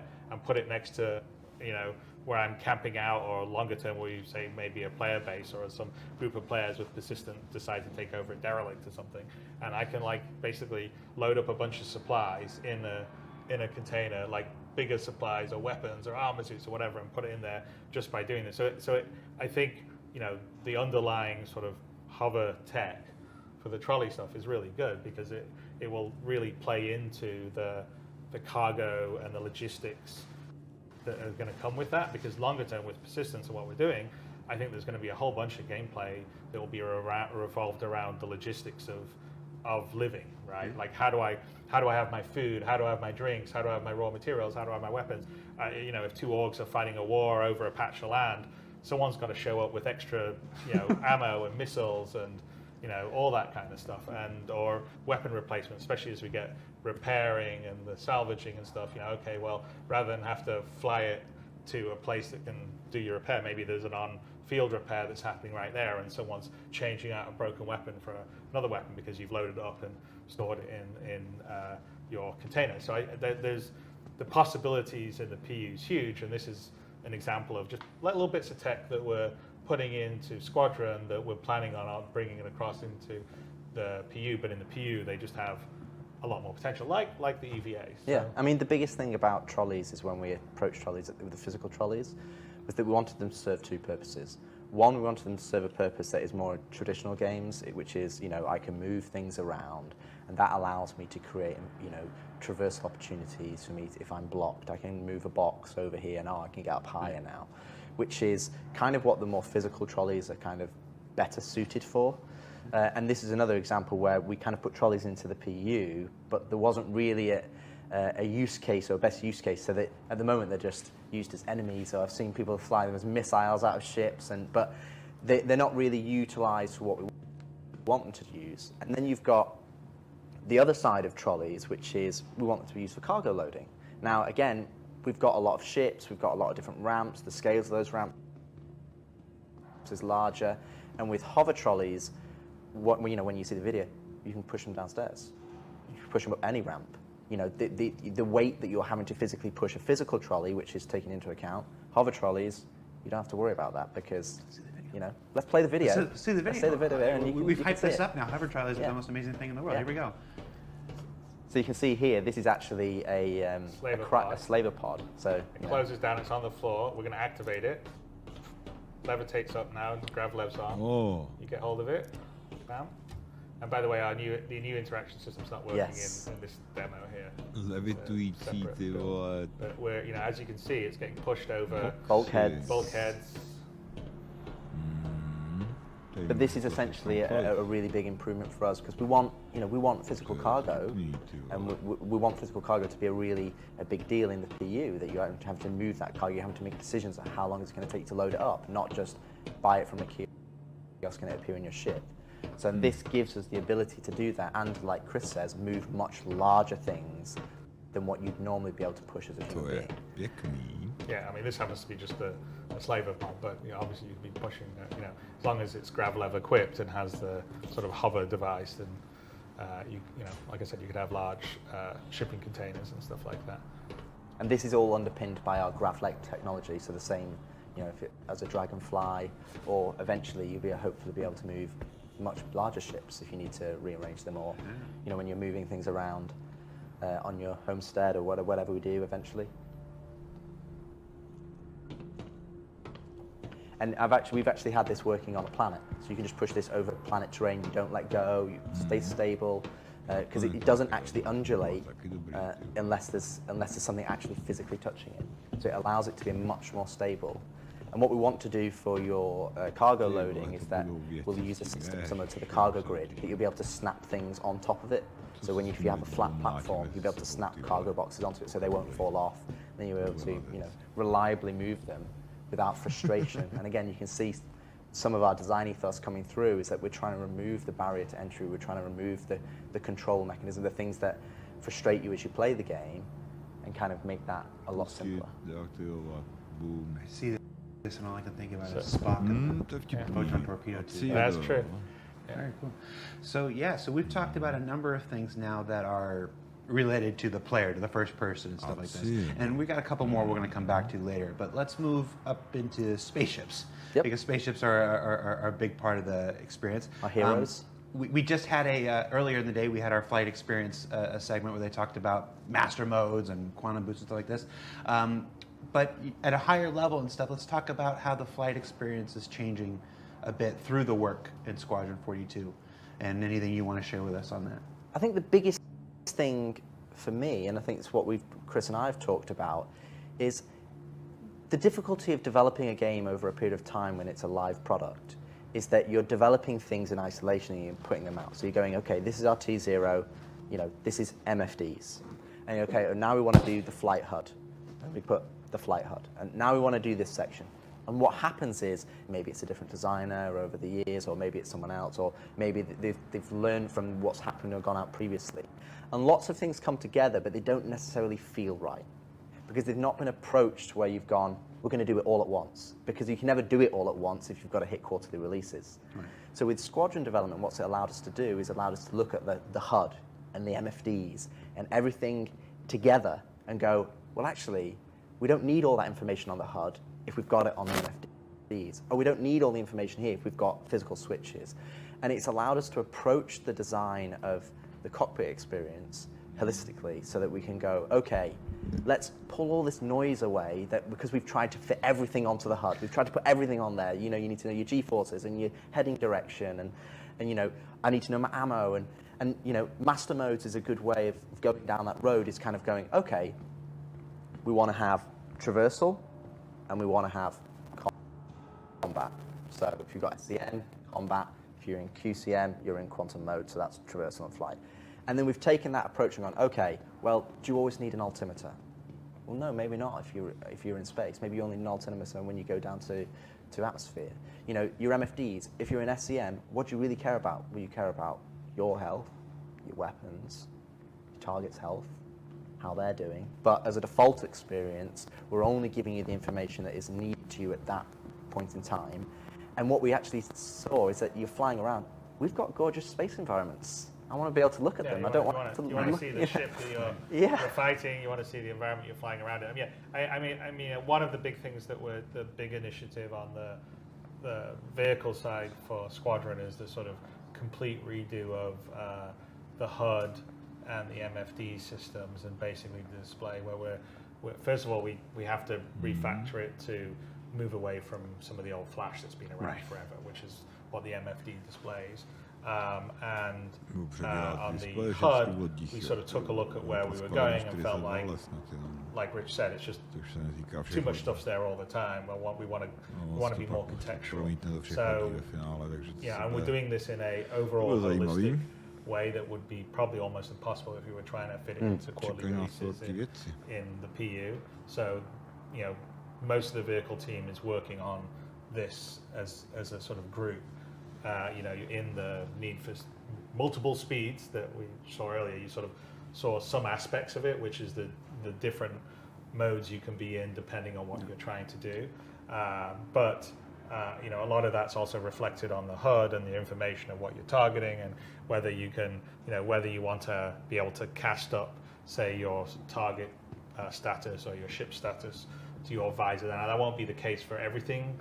Every suit, like for instance, if you have a more combat-oriented ship or suit that you would wear, like I don't know, a Gladius or a Hornet, and you've got the appropriate equipment, then you should be able to cast. If you're just flying an old rust bucket like an Aurora. Well, what was the Drake ship we saw the other day when we were looking at it, saying all the HUD was on there? We were like, well, it's kind of the equivalent of a lorry. Oh yeah, it's a Caterpillar. Yeah. So you wouldn't have the Caterpillar. You wouldn't cast it up to your visor like you would as a fighter pilot. It would be sitting down on the MFDs. But in the cases that you have the ability to cast it and do stuff, in all the ships are also building in the ability, like there's not just a game config screen in your ship. You go in, you have your settings screen, and the settings will be remembered on a per ship basis, and you can set up one. Okay, I want this display to be this, or this display this. I want this to cast here, and so it's all been built about building blocks and being in a very sort of top-down, one-system, clean approach. So we're pretty excited about that. We're not ready to show it yet because we're still in the sort of early, foundational stage. Yeah, it's a little further before it's all fully polished or ready to show, but it's going to be, I think, a pretty sea change in terms of how it feels as you're flying around. Besides the different modes of combat and traversal and all the rest of the stuff, it's how you get the information and how it's relayed to you is going to be much more contextual, much better. And it's huge in combat. It's going to be big, yeah. It's huge in combat, because in combat right now, you're either, we're obviously trying to bring the combat closer, which is obviously what Yogi and the guys and Dave talked about in their talk. But you don't want to have a little clutter on there, and you want to have that spatial awareness of, okay, who's my target? And the other aspect is that on that level of, again, a holistic approach is your player information is only on there if it's relevant, and also the targeting we've talked about redoing in terms of right now, if you go into the PU or when you play squadron level, with 100 players in you just get 100-player billions of markers, and it's like it's just massive information overload. And some players. It was definitely a problem in squadron. Yeah, we have absolutely. Quite a few areas of the game where there's massive amounts of ships. Yeah, and some players can deal with it, but it's just so much information. It's just it's unnecessary. So what we've done is that we want to strip back the targeting so that, again, you're only targeting the things that are important to you. So, we're relying less on all these markers, and we want to put more of a focus on your radar in the cockpit, because you have a radar in the cockpit. Fighter pilots in real life have a radar. They don't have in-world AR markers. There's 20 guys coming over there, We want to make sure that you've got the information that you need, but also we want to basically make sure that you're using the tools that we provide. Because what's happening right now is that everybody's just reliant on the HUD, because the HUD has everything on there. But you've got MFDs, you've got a cockpit radar. They're there for a reason. So what's happened over the years is that we've redone them at separate times, and the MFDs are still in Flash, and they've done the building blocks. So we've kind of got into this cycle of trying to, oh no, this is it, this is where the player should be. And what we want to do is we go back to kind of what Chris's original vision in terms of, well, there's an in-cockpit radar. You should use that. There's in-cockpit MFDs. You should use those. Okay, now I'm in this specific combat mode. Okay, they're cast, so I can see that information. but the radar doesn't become redundant. That should be what the noise is on. That's where all the information should be. Okay, I should be able to go in there and select targets. That information should be clean and delivered to me. But out in the world, I want to look what's there. I want to look at my target. I want to look what I'm saying. Oh, there's a space station. Oh, there's another guy coming in. So we want to have less reliance on just AR markers for everything and only reliance on marking things that are important to you or you've directly marked yourself.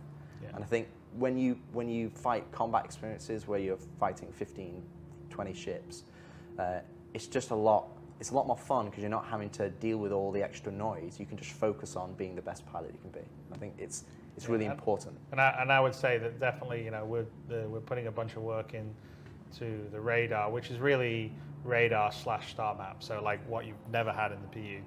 The original design was that that radar that you would see would also scale up, or you would scale out basically, to be a nav map, your star map, right? Your nav map. And what happened when we were getting the first iteration of the PU out, the baby PU, we didn't get that working yet, so we just said, well, we'll use your Moby-Glass version, and we're still using the Moby-Glass version all these years later, and it's still mostly the code that was done all those years ago. And that's when I mentioned at the top of our talk that the star map, well, the star map's really star map and radar, because you can zoom in and zoom out, and you can zoom all the way to the radar level or zoom all the way out to the star map. And we've put a huge amount of work into making that much more fluid, much more usable, much visually better, and also having the information there and the interactability. So like you can be zoomed in and you can be looking at your radar and you can mouse over contacts and you can get the information from it. You can click them and then that will now select it as your target and do a lot of things that haven't really been there. So I think a lot of players, because we haven't delivered, and this is sort of at the top of the talk that Rich was talking about, was because we haven't delivered all the things, we've just delivered some of the things. Sometimes people just are focusing on certain things, and if they could do things like select their targets easily from the radar, they may not be wanting to see 400 AR markers when they're flying around. And so those are all, that's an example on the vehicle side where we're sort of really trying to bring that all in, as well as, there's other things that we're doing that will come across the PU in terms of physical buttons, like when you activate something, that's in process right now, but yeah, you'll click a button and you'll see your character, click, here's for the landing gear, or here's to turn the lights on, or here's to activate my quantum drive, just to make it sort of feel physical. But we're going to give you modes and ease of use so that information's presenting to you well, and you can have fun being lost in the world, which is the most important thing. And a certain level of customization, as we talked about, because some ships have better MFDs and more usable places than others and stuff like that. So, well, the other aspect as well, in terms of just the radar and scanning, which is it's a really good example of a feature that we've put onto the PU in Star Citizen that isn't hit what we envisaged it to be, because right now you're kind of limited to 20 kilometers. Now, really, I think you've seen Quantum Boost in some of the earlier videos. The premise that we want you to be is, we've got this vast universe. So we want radar and scanning. We actually, we have this smaller radar and scanning on the FPS. You have the smaller one that's giving you information in the room, and then the larger charged one that's giving you information about maybe the floor that you're on. And it's the same principles in the ship side. It's that we want a smaller one that is fairly instantaneous, and that's kind of giving you information about the people you're fighting, or your local environment. And when I say small, I'm talking, say, sub 100 kilometers. That's just giving me information around this area. But then we've got the charged scan wave, and that should be giving me information about things that are 10, 15, 20,000 kilometers away. And then that's where Q-Boost comes in the fact that you're Q-boosting to these locations. You're not having to go, okay, there's a quantum travel marker there that's 1 million kilometers away. That's like, okay, I'm making a conscious decision to go there. But for Q-Boost, it's like, okay, I am there. I want to boost around the environment, but I want to have things spread around so that, we're not just cramped in. Because radar and scanning is fundamentally, it has two purposes. One purpose is to give you information about the things in your environment. And the second purpose is to help you explore. It's to help you find things that are not necessarily apparent, because space is a big, dark place. So we need that. We want to be able to take advantage of that. So when you have this ability to detect things that are much further away, all of a sudden you start to feel like you are that pilot. You got to fly to them to investigate them. And so, I mean, I think that's a good example of something on Squadron that, you know, we were also looking at, like, how do we solve the problem of your, you know, patrolling an area, right? And it's not very much fun if you patrol an area and then it's like, you know, space is big. I go to this area and then I look around and my radar covers 10 kilometers in front of me, and that's it. That doesn't feel like I was patrolling, you know, a large area of space. And so we sort of were thinking about, well, how, you know, really, if we think about it, there's like short range, which is, you know, what you would call the standard control mode, like slower exploration. I come up to a, you know, a derelict, or there's a cluster of asteroids that I'm going to fly around to see what's happening. And then there's the medium range, which hasn't really existed in both the PU and is something that we really wanted to have in Squadron, and we really should be in the PU, which is, well, you know, what's that over there that's 10,000 kilometers away? The equivalent of being on a planet and going, there's a mountain over there, I can see it, I don't know what's on it, but I'm going to drive over there or walk over to that mountain. And so the idea with sort of the scanning is like, the wave goes out and you'll pick up things 10, 20, 30,000 kilometers away. So you definitely won't be able to understand what's there, but you'll say, there's something There's a point there. of interest. There's a point of interest. And so you'll be able to map things, and then we need to get there. But, you know, the quantum travel, spooling up, spooling down, and so this is the whole the idea of quantum boost is your sort of mid-level traversal speed, where it allows you, it's probably about 1/10 the speed of the full quantum travel, sort of, you know, not using all the quantum juice, if you want to think of it that way. But it allows you to sort of get there pretty quickly, and, you know, also appreciate the environment you're going through, and, you know, get over there. Oh, I go up to the mountain. Okay, no, I can see what's there. Oh, there's trees here. Oh, that's really cool. And that opens up a whole bunch of gameplay. I mean, definitely helps out in Squadron, but in the PU it's massive, because in the PU, when this rolls into the PU, now you can have exploration gameplay in space. So, for instance, you could be we've never had. Yeah, we've never had. So, so you could be in, you know, a big nebula gas cloud, and you scan, and I get a contact 20K away. Okay, I'm going to boost over to see whether. I come up. Oh, look, it's a derelict, or there's a abandoned mining station, there's a group of rocks over here, or I go over here, and we can even in the PU be in a case where you can sort of almost sort of procedurally generate some points of interest when you start to scan that you can go and visit. So I think, you know, the whole idea of sort of these three sort of levels of traversal. One is you sort of, you know, regular, you know, non-quantum one, where you're just using your regular thrusters, which is much more sort of limited and, you know, works for, you know, combat and stuff like that. Then there's the quantum boost, which is sort of to, you know, fast run over to a place. And then there's the quantum travel, which is the really long, okay, I'm going to go to this planet that's 500,000 kilometers away, and I'm going to be in quantum for 5 minutes to get there. And I think that's going to open up a huge amount in the PU. I mean, it definitely makes a big difference in the gameplay. I mean, it makes the exploring it in Squadron in space feel much bigger. Yeah. Because that was the thing we were trying to follow. And I think it's a problem in the PU right now, is when you're in space, it's sort of like, you know, most of it is it's point to point. It's empty for you, right? It's like you spend your time around the space stations, or you know, some asteroids here around the planet. But we want to open it up a bit more and have that idea of, I can detect something, I want to investigate it. So the whole sort of exploration, investigative gameplay that can happen in space now, because of these different modes of travel and the scanning, is going to be a huge deal. So I know we have a clip for this. For folks who maybe joined the program late and didn't see the flight experience segment earlier, or if you're watching this separately on YouTube and you don't know what this looks like, let's take a look at the quantum boost clip that we have, so we can see it one more time here. So just to call out, that's going to be the old HUD. Yeah, that is the old HUD. That's too busy. Right, that's the next old HUD. Yeah. Earlier we were showing the old HUD. So we've done a scan here. That's also the old point of interest, because the point of interest will be just points. Yeah. But basically, we've done a scan. We've got some points of interest that are, you know, multiple 10Ks away. And you can see the distance there. It says 13,000 kilometers on the right-hand side.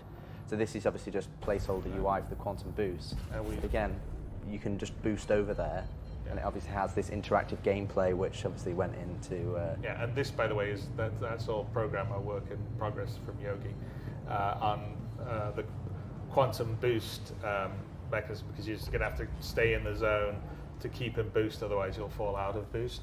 But we've gone over to the planet here. So what it's allowing you to do is sort of have that mid-level traversal and investigate things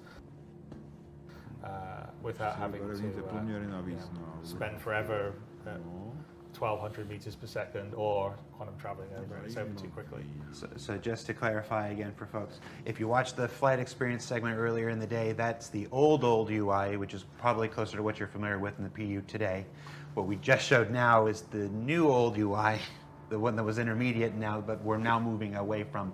And the newer... basically it's the same as it's the styled Squadron UI that was from the UI you have in the PU. Right. So what you have in the PU is these generic version that Zane did. This was the one that we had, the style that we did for the Aegis style, but it was still based on the idea of all this information being present.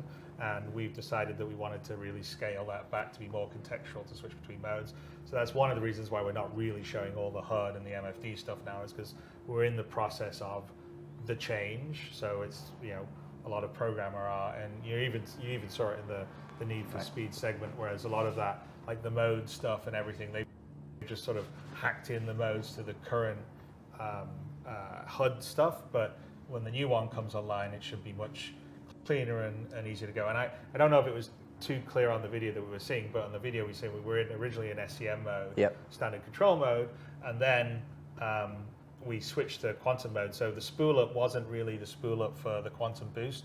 The spool up was just, there's a spool up as you go into quantum mode, your shield's powered down. So you know, there is some risk when you're in the fast traversal mode, and the quantum drive powers up. But once it's spooled up and you look at a place, you can boost towards it. And it's just, you press shift and it's instant. Yeah. And so for people that want to, you know, go, oh, what's that over there? You know, people have been wanting to, I just want to like free quantum, right? You know, there's people who want to do that for quite a while. It's like getting on your horse. You know, second start of the right, straight on till morning. So yeah, so we've been talking about these flight experience stuff, the ship-related stuff, the new UI stuff, the contextual changes and everything. We'll obviously show those as we get closer to being ready to show those. We talked a little bit about the star map. Again, not quite ready to show today's stuff. As far as those mapping things and getting around stuff, there's also the mini-map. There's also the mini-map, which has always been this promise of being able to find your way through either a really large ship or a space station or stuff like that. What can you tell us about the work on the mini-map? So radar, as we call it, is essentially, it encapsulates the star map, it encapsulates what's in your cockpit, and it also encapsulates when you're in FPS, you have an FPS radar and scanner. And the mini-map is essentially a way for you to be able to, and you can access it both from your Mobi or it'll be on your HUD, a way for you to get the spatial awareness in, you know, when you're in a 3D environment in FPS. So I think what we have in terms of the mini-map, it gives you that 3D isometric view that you can move around, and all the information in there is underpinned by the FPS radar and scanner. So the information that you're scanning in the environment is the information that you'll see on the minimap.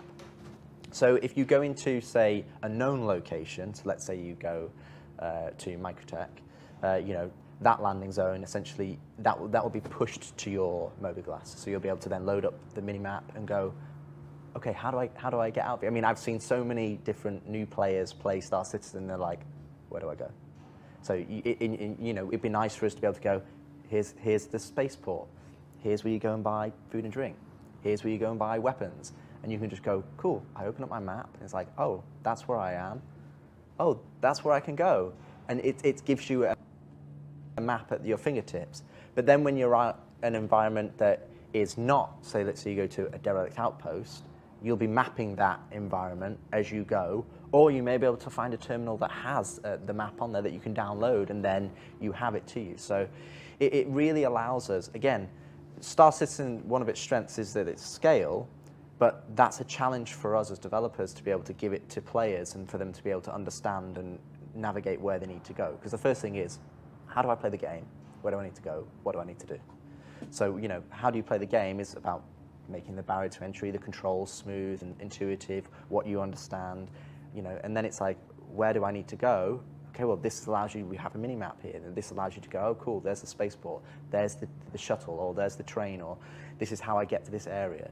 And we can provide, you know, missions that allow people to then navigate to those places so that then they understand, okay, this is how I get to a certain place.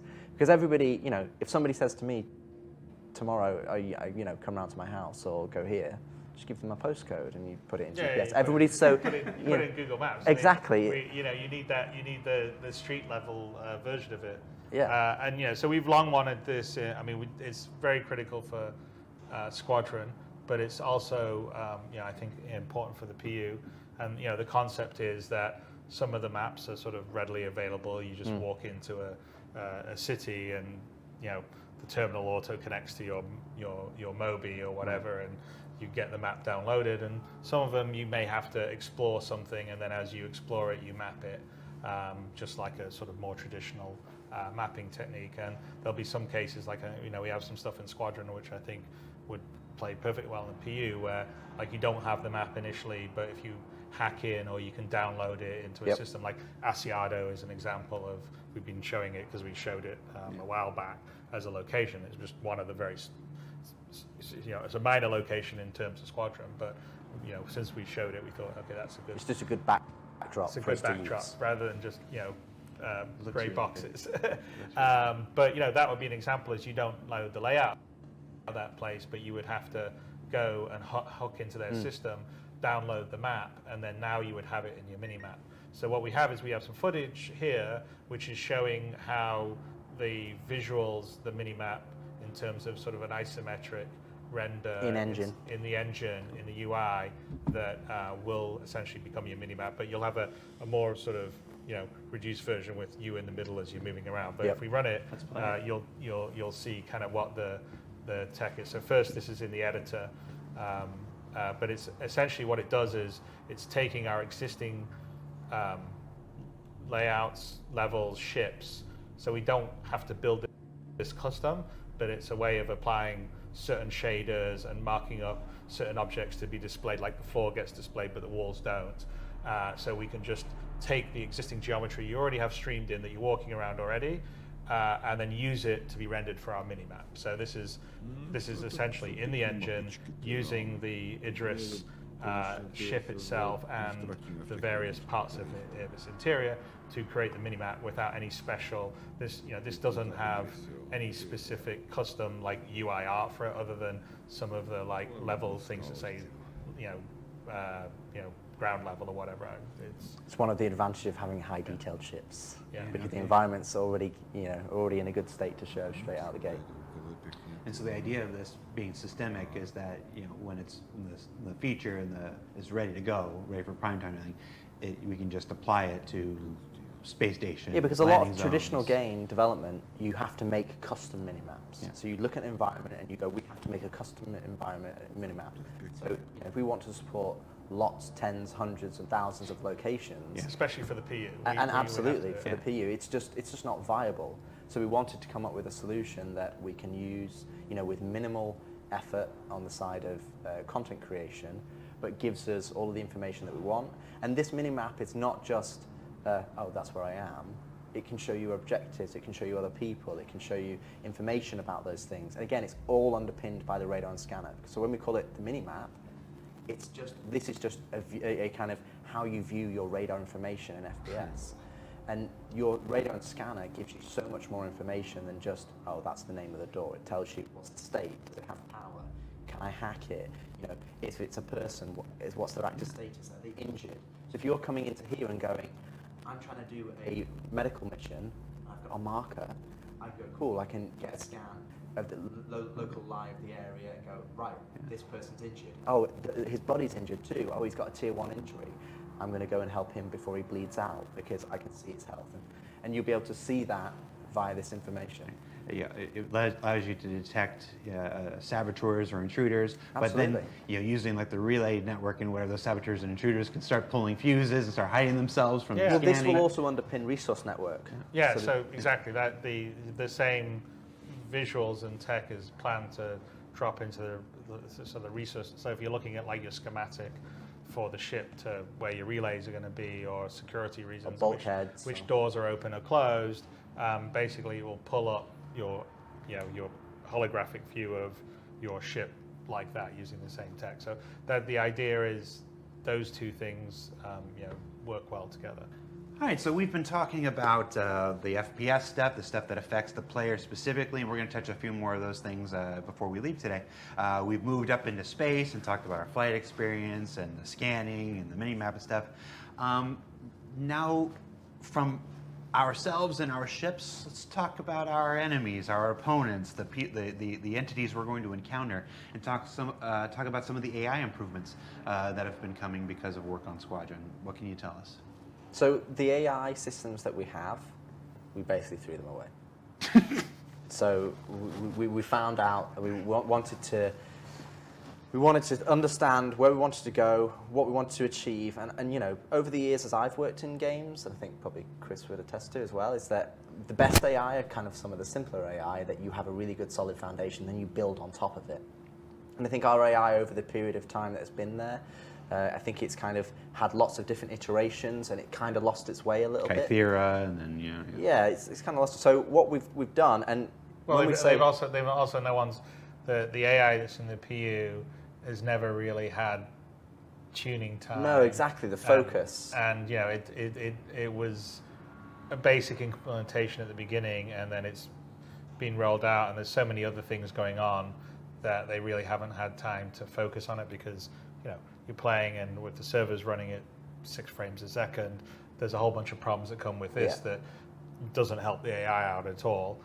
So this is actually a really good example of where Squadron really helps, because we're saying, okay, don't worry about that. I mean, yeah, I'm sorry that the AI is kind of brain dead a lot of the times in the PU.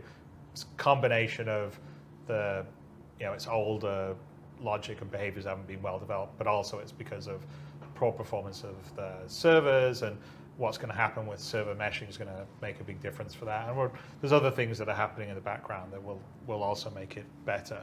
But the advantage of taking it onto the Squadron side is that we can really just focus on the AI, the behaviors, iterating on it, adding sort of interest and complexity, and making them feel like real humans fighting you, or in the case of Vandal, real aliens fighting you, and not or creatures.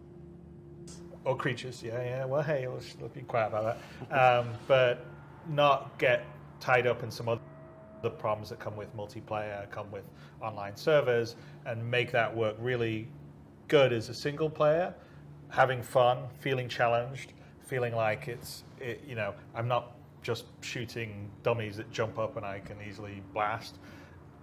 And when that all works, then comes across into the PU, especially when some of the later stuff's going to trigger in the PU, I think it'll be a whole different experience. And I won't argue it's been like a long, hard slog on the AI side.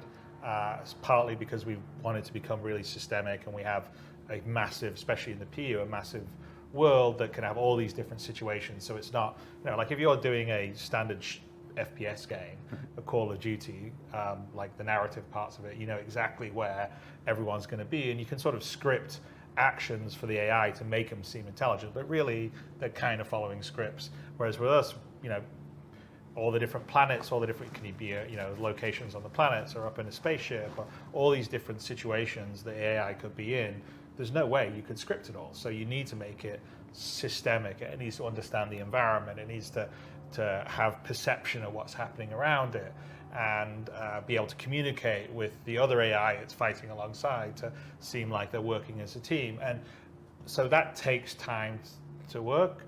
You know, the AI team is been working on it for a long time, led by Francesco Riccucci, who's been doing a great job.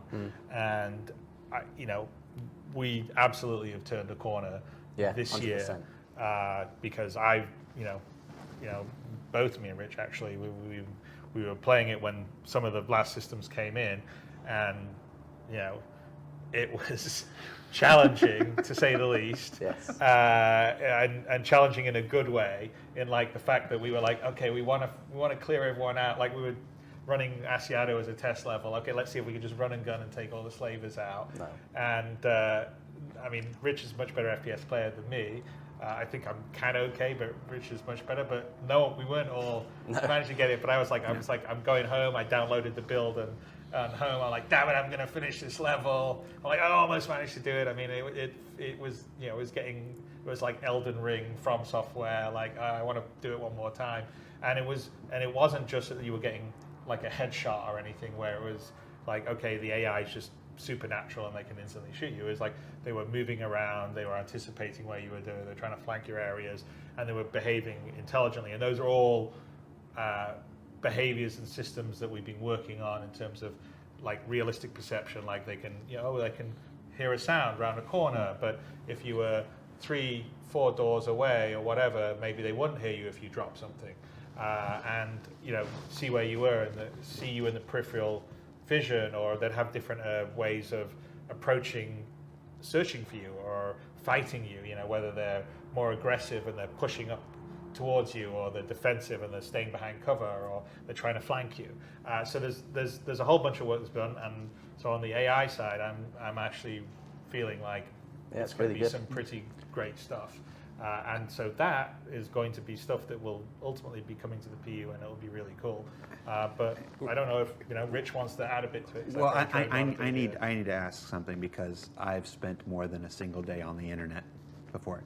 When you say we've thrown everything away. Well, actually, I was about to come back to that. So because that's going to be the title of the Kotaku article. Well, it's interesting because what we talked about is we identified everything that was there. So when I came on, I wanted to understand where we're talking years now. So what is there? How do we want to change it, and how do we want to manipulate it? So we're not throwing away the more technical underpinnings of the AI. Subsumption's so still there. No, like subsumption, or like how they navigate and pathfind around the world. It's more about the bits that you go and you tune, and the bits you tweak, and we call them behaviors, like AI behaviors. So what we did is we pulled all the AI back and stripped it back to essentially 3 base behaviors. Essentially, defender, so I want to stay back and cover and defend a location. A strafer, who kind of wants to get, siege and wants to go behind you, and then pushers that kind of want to put pressure onto you. So we wanted to create these 3 core behaviors that the AI can choose to go, they can choose combat behaviors. This is. So once you've engaged in combat, they can then select one of these behaviors to engage you, so that you get a mixture of combat when you're fighting them, and obviously you might get 3 defenders, or you might get 1 strafer and 2 pushers. And we've got a video to show some of the behaviors. But then what we have is we have a trait system that sits on top of that, and that's where designers can go in and go, okay, I want this defender to be to always defend. He can never re-roll as another behavior, or I want him to be like a turret, so he never moves from cover to cover. Or I want pushers to be, I want always to be a pusher. I want them to, be aggressive. I want them to be reckless. I want them to have friendly fire. So we can go in and essentially we've got 3 base behaviors that just by themselves play well. You can play that and go, okay, do these 3, is that a fun experience? Then you can start adding in all the other things on top. You go, okay, I want this trait and this trait. So you're crafting combat experiences. So in a PU mission, if you've got a ship coming in bringing AI reinforcements, we can say, okay, we can weight the behavior. So you're not getting the same thing every time, but you can go, okay, you get these guys who push, they're quite aggressive because that's their faction, whether it's Ninetales, or these guys are quite defensive, they're more military. And what we have is these traits that multiply the behavior. So now we've got multiple different things. And then you add different weapons in there. So you've got sniper rifles, so the different engagement ranges. And all of a sudden you have this matrix of individual behaviors that is multiplied into the hundreds that allows us to have a really strong combat experience that is not the same. It's not, Star Citizen game that you're going to be playing for thousands of hours. You don't want to just be having the same combat experience over and over again. And vice versa in Squadron. We want you to be able to ramp up the combat. We want to have factions play differently. We want you to have different experiences you play throughout the game. And when we looked at the AI combat behavior, that's something we identified. But then we also looked at perception and basically tweaked that and readed that in a way that allows us that, you're coming around the corner, it's not just instant headshot. Because, to be honest, AI, it's very easy to make AI that are amazing. Because they're just computer. They know where you are. They know exactly they don't have to mouse aim. It's just instant headshot. It's very easy to make them too hard. It's not human. No, right? exactly. What we want to do is we want to make it challenging but fair, and that is when Chris was talking about playing through Asiado. Even though it was very challenging, when we died, it was because we made a mistake. It was like, okay, I didn't check my left when I came out here, and I'm like, oh, I got taken out. And we've also looked at accuracy. So we've looked at accuracy as that, even a human, even a soldier, they don't immediately have a bead on a target and they pull the trigger. They take a time to adjust to it. So, as soon as you pop out of cover, they're like, oh, someone's there. It's not instantly on you. They've got a bit of time. And then what we wanted to do is that we don't want AI to be 100% accurate, but we want you to still feel pressure. So we have a silhouette-based accuracy model now, so that if they do miss, you're getting that sense of like, pew, pew, it's kind of going past your head, and you're like, okay, I'm under pressure. And we want the AI to pressure you, but pressure you in a way that you feel like, oh, what? How did he shot me through a box? Like, he's pushing that way, and you're hearing him. You're like, okay, they're coming this way, and I'm being pincered. And I think that's where we've put our real focus on terms of how they perceive you in the environment when they're socially active, how do they perceive you in combat. And then we have pretty much 90% of what I've talked about there is in the game. We've had balanced passes, we've played it, it's a lot of fun. And then what we have on top of that is future things that we're going to be adding even more. So, we've got versions of them doing medic behavior and reviving allies and ammo management and all the other advanced combat behaviors that we can pull on top, which we're already working on, but they're underpinned by an absolute solid foundation. So if you strip all of it back just to those 3 base behaviors, the defender, pusher, strafer, is it fun? Because if it's not fun there, it's not going to be fun here. You can't just keep relying on putting stuff on top and going, oh, it's going to get fun when we do this. It's going to get fun when we do this. So we pulled it back so that you have a challenge, that you feel like you're being pushed, that you feel like you're under pressure. Because especially in Squadron, you're not a commando, you're a fighter pilot. Fighter pilots don't go in and, they're not John Rambo. And again, in the PU, you could be a haulage trucker, or you could be you might want to do something else. We want to be doing just a homestead, so you want to do trading. And so when you get into FPS, we need to have the AI reflect the level of difficulty that we want to push into a persistent universe. Yeah, I'd say, throwing away was it's behavior. Disingenuous. But basically, game development is iteration, right? So you have V1, then you have V2, and then V3, and V1 was the very first basic combat behavior, and it was the beginning, and there's a lot more systems now that underpin it. That's why we threw the base one away, because we have more ones that are underpinned by a lot more of the things we talked about, like perception, the accuracy, and all this other stuff that happens. And within the context, you were speaking specifically of the FPS combat behaviors. Correct. Like the 7 segments I did about the bartenders, those are all still accurate. No, social AI and combat behaviors. We've redone the chow line yet again.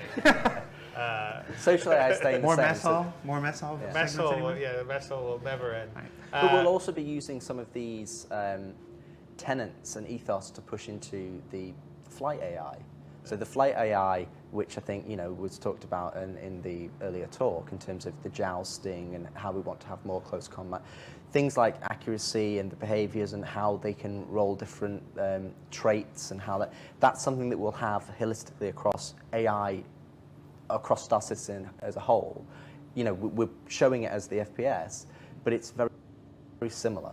So it's something that, we can show the clip of we've got those poor Atmo esports guys waiting to do their race. So let's look at some videos. Yeah. So what I'd suggest, I think, we'd probably show the investigation first before we go into the combat. Because the other things outside of, you just talked about combat, there's a whole bunch of other behavior in terms of, because, like I said, stealth game plays a lot. Yes. So, Squadron is the test bed for that. So investigation, so like someone hears a noise, what's that? Let's go check it out.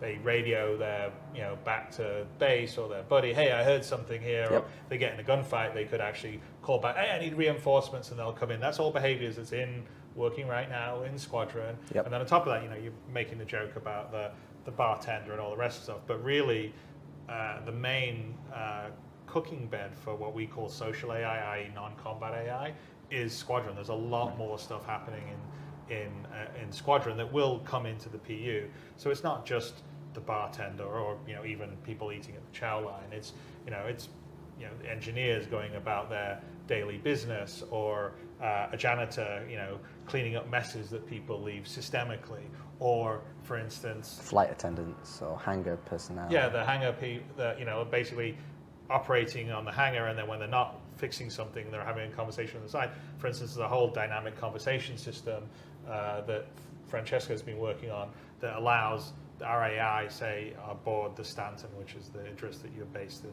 And it's huge. Conversation, when you're playing through a level and you can hear them talking to each other and reacting to what's happening, it all of a sudden brings that space to life. So yeah, but the dynamic conversation system allows it. So we have some that are sort of more story scripted conversations, like if you eavesdrop on some people patrolling, and we've got some stuff we want to let you hear so you know where to go and stuff like that. But also there's dynamic conversations, so people can just sort of, whether it's in a mess hall, they sit down and they just start up a conversation talking about the most recent vid show they saw, or talking about what they think the best, ship thruster is.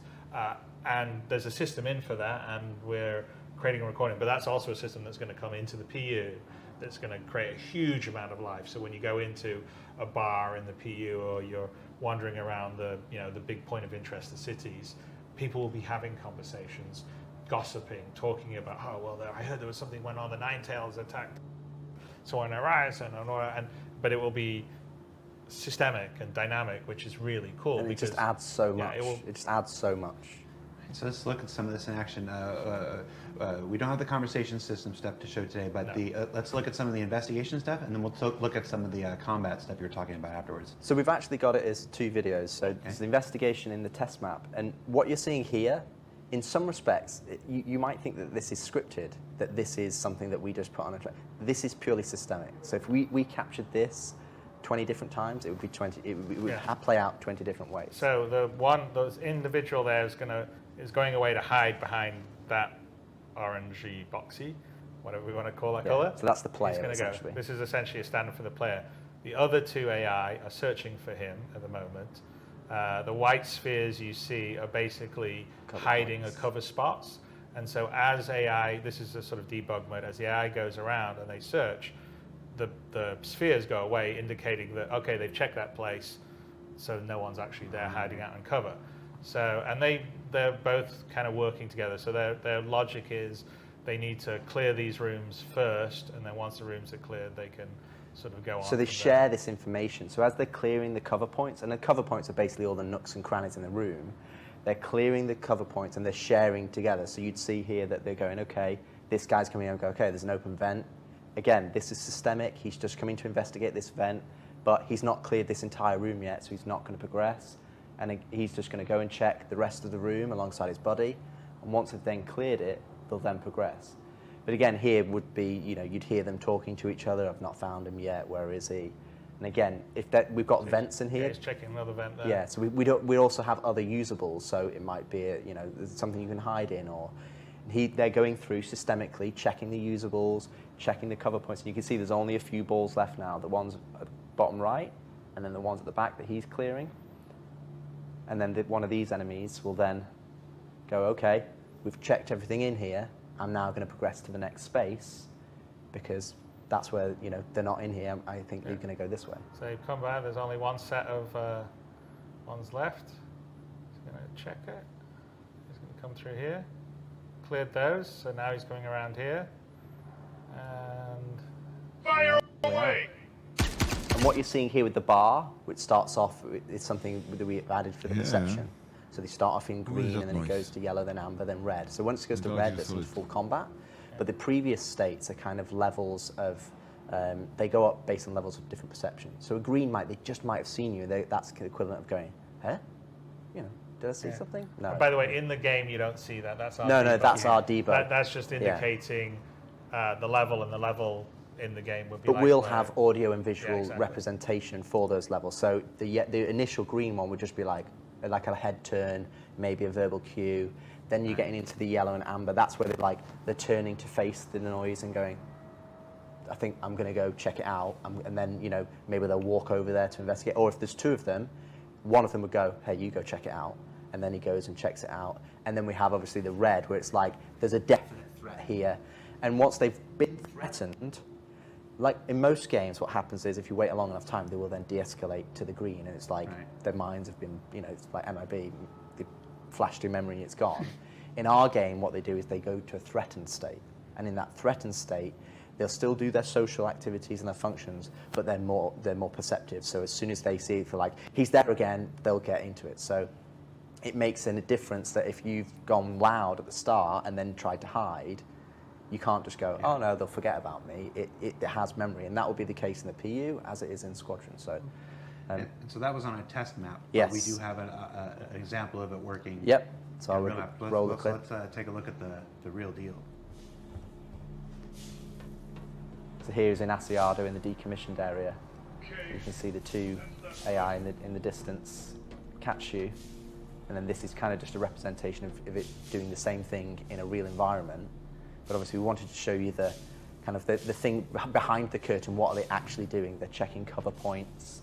They're checking the usables that are there. And then, you know, in a lot of the cases when we actually captured this video, if we actually failed because they pincered the player and they actually found you before we were able to show you, you know, what was happening.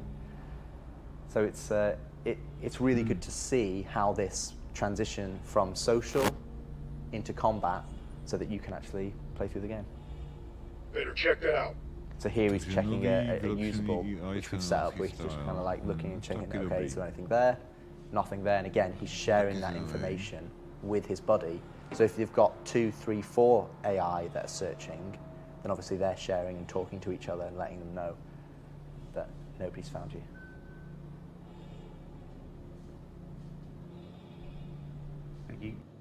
You may not be able to see them, but you're going to know they're out there looking for you. And if you stay in the same place for too long, they will find you. Yeah, so you can see the one in the background is actually looking over one of the vents, one of the railings, should I say, and then I think the Ross, who captured all these videos, I think he takes a bit of revenge. And again, not scripted. It's systemic. They understand all the hiding places. This is their station. They understand the hiding places. They understand where to look, and they just go through some. Yeah, so you can drop these enemies in any environment, and they will play out like this. But obviously, the choices that they make at runtime will be different. This is where, you know, we have to make sure that the AI that we're working on, even though we're working on it in Squadron, it has to work for the entirety of Star Citizen in all the different environments, in all the different scenarios that you're put in. So it's a major improvement. So that's hiding from the AI, but let's look at some of the combat tactics now. So let's do combat tactics 1. So again, what you're seeing here is in a test map. We wanted to kind of show you a bird's eye view. So we've just turned God mode on so you can see it. And you can see the labels here. So we've got the defenders that kind of push to cover points. Then we've got the pusher who's kind of pushing towards you. And then we've got the strafer who is kind of like taking more of a wider angle. Now, there are some similarities between all the behaviors, but it depends on what happens. So whether they go to cover, you know, a pusher, for example, can still go from cover to cover. A defender can still go to cover. So it's not like you've got these binary choices. It's about weighting the different choices throughout the behavior so that the AI provides something different, but also applies pressure to you as a player so that you're having to react to the AI. You know, right now, our current AI, you basically get the jump on them and you can just take them all out. But in reality, what we want is we want you to react to the AI because they're pushing you and challenging you. And we want that challenge to be fair so that you feel like you've made the mistake when you eventually, or if you do, get taken out. I want to get some of that God mode. And then we have one more video showing the tactics situation. Let's take a look at that. So this is just a short version but again, it's the same AI that have been dropped in, and they roll the dice for. They don't always become defenders or always become pushers or strafers. It can be random every time, so the combat experience is different. So you might all be pushers and they might all be defenders, but the way it works is if one of them rolls a defender, then the weight for them to roll another defender is lower. So essentially here you can see here that he's getting tagged a lot just because we want to show you the behaviors themselves rather than get taken out. So he's being a bit more aggressive than you probably would be able to. That's going to make the eventual speed runs a lot harder because they're not just Goombas that do the same thing every time. You can't memorize the patterns. And the other thing you might have noticed as well is that we're starting to have traversal opportunities for the AI. So they're not always just on the base nav. They can mantle over, in fact, I'm not sure crouch, mantle, climb ladders. They can jump over railings and push you, or they can climb up onto things and shoot down on you. They can use ladders, they can do all sorts of stuff. So we're putting a fair amount of work into AI traversal, so they sort of understand the environment and how to traverse over it other than just flat ground. And of course, on some of that, I think you saw some of it, he didn't get hit right away. Some of the early shots missed and then they hit him. That's kind of what Rich was talking about earlier. Because, like Rich says, it's very easy to make AI aim perfectly all the time because they know exactly where you are. Yeah. They've got all the numbers, but that's not any fun. So the fun is making him feel real, like you're playing against another real player or a human. All right, well, we are just about out of time. I think we got 2 more talking points we want to cover before we let you go. Let's start with one that might be surprising to some. Most people maybe not, they won't know about it. We haven't done a lot of talking about it in the past. Skills. There's what can you tell us about skills in Squadron 42? So skills, it's not just Squadron 42, it will be Star Citizen as well. So we've split them up into kind of 2 areas. One is physical attributes. So we have 4 physical attributes such as strength, agility, endurance, and fitness. And then we have techniques, which is kind of like whether it's takedowns or traversal. So if you look at the physical attributes, what we have, essentially we're going to have a skill system that you can go, and the way that you play the game will dictate how you level up these particular skills. So if you're constantly carrying boxes, you may get stronger, so you can actually lift stronger things. But getting stronger doesn't just allow you to lift heavier boxes, but it also means that your equip load that you can carry in your inventory is higher. That weight doesn't affect you as much, so you can sprint further because it's not affecting your stamina as much. Your forced reactions, you're more resistant to that because you're stronger in yourself. Agility in terms of like weapon swapping or going to ADS. We have endurance, so that's, for example, like how resistant you are to the environment. If you look at, say, Navy SEAL training or SES training in Britain, essentially, they have cold weather training. They have, you can survive in harsher climates. You can go longer without sustenance. And then that's what essentially endurance gives you. And also, for example, like G-force and readout, so that pilots train for that, so they can actually modulate their breathing, so they're actually able to sustain higher Gs than a normal person would be. And then you have fitness. So fitness, for example, you can have a higher stamina. So when we have swimming, you can swim longer, you can hold your breath longer, you can sprint longer. So we have these physical attributes, and we have multiple different ways for how you improve them. And those physical attributes will denote how effective you are at certain things in the game. So, and that will come to obviously for flying as well as in FPS. But we're not going to be removing any of the skill elements, so there's nothing that we're going in there going, oh, you've got 10% more damage, or we're going to make you fly the plane better. It's like, no, that's always relying on your skill. This is the things that you can't necessarily improve. So, like I said, how fast you can sprint or how far you can sprint. All of those different things that are tied into your physical attributes. Well, it's like real life, right? Absolutely. I mean, like, you've got to spend some time if you want to increase your strength.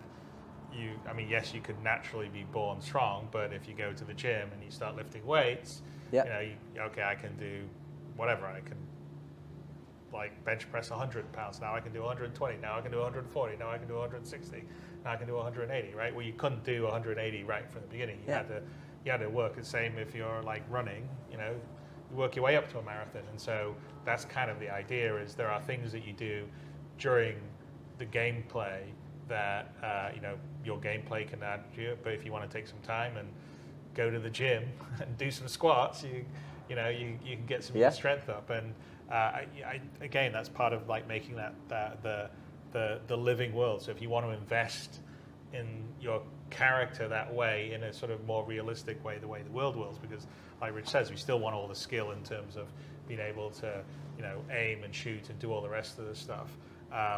then you can do that if that's something that makes sense for what your character is going to be. I mean, in Squadron's one thing, but in the PU, yeah, I'm a cargo hauler. I probably don't really need to be all buff and everything because I'm sitting there in the cab of my Caterpillar hauling a bunch of cargo.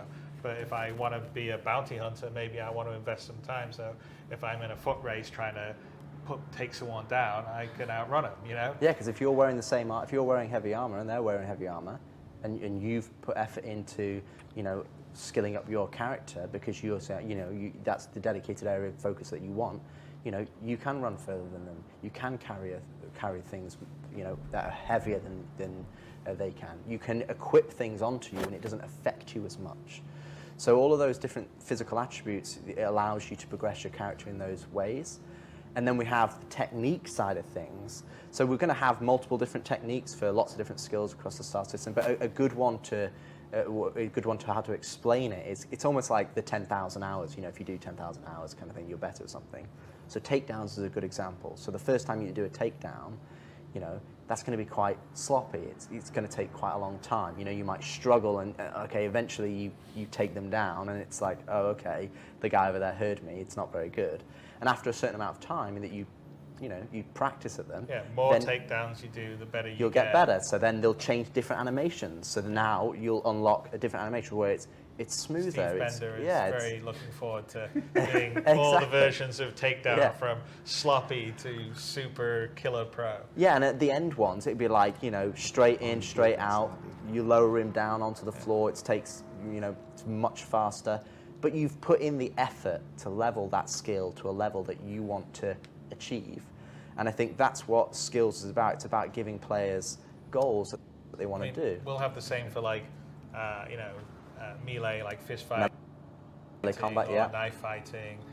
Longer term, we want to sort of, this is more PU, not Squadron, but introduce, say, more moves you could do in fight, say martial arts or whatever. You have to go somewhere. Or traversal as well. And learn them from someone and then do it a bit more and then you would get better. So these are all things you could gain. And that's kind of, like you said, the idea of sort of, the skills and techniques that we want to introduce because, again, it's, this is going to be a really huge, deep world and it's sort of up to you how you want to essentially build your character. If you look at fighter pilots nowadays or Formula One car racers, they're absolutely extreme athletes. They don't just go get in the car and like the car does everything. It's not the 70s. No, anymore. Exactly. You don't. They have a pint of beer before they go to try to race a Formula One or they play a football match. Absolutely. So that's what it gives you. It gives us that ability for you to specialize your character in areas that if you really enjoy FPS, then you can push it there. If all you care about is flying ships because you want to be a fighter pilot,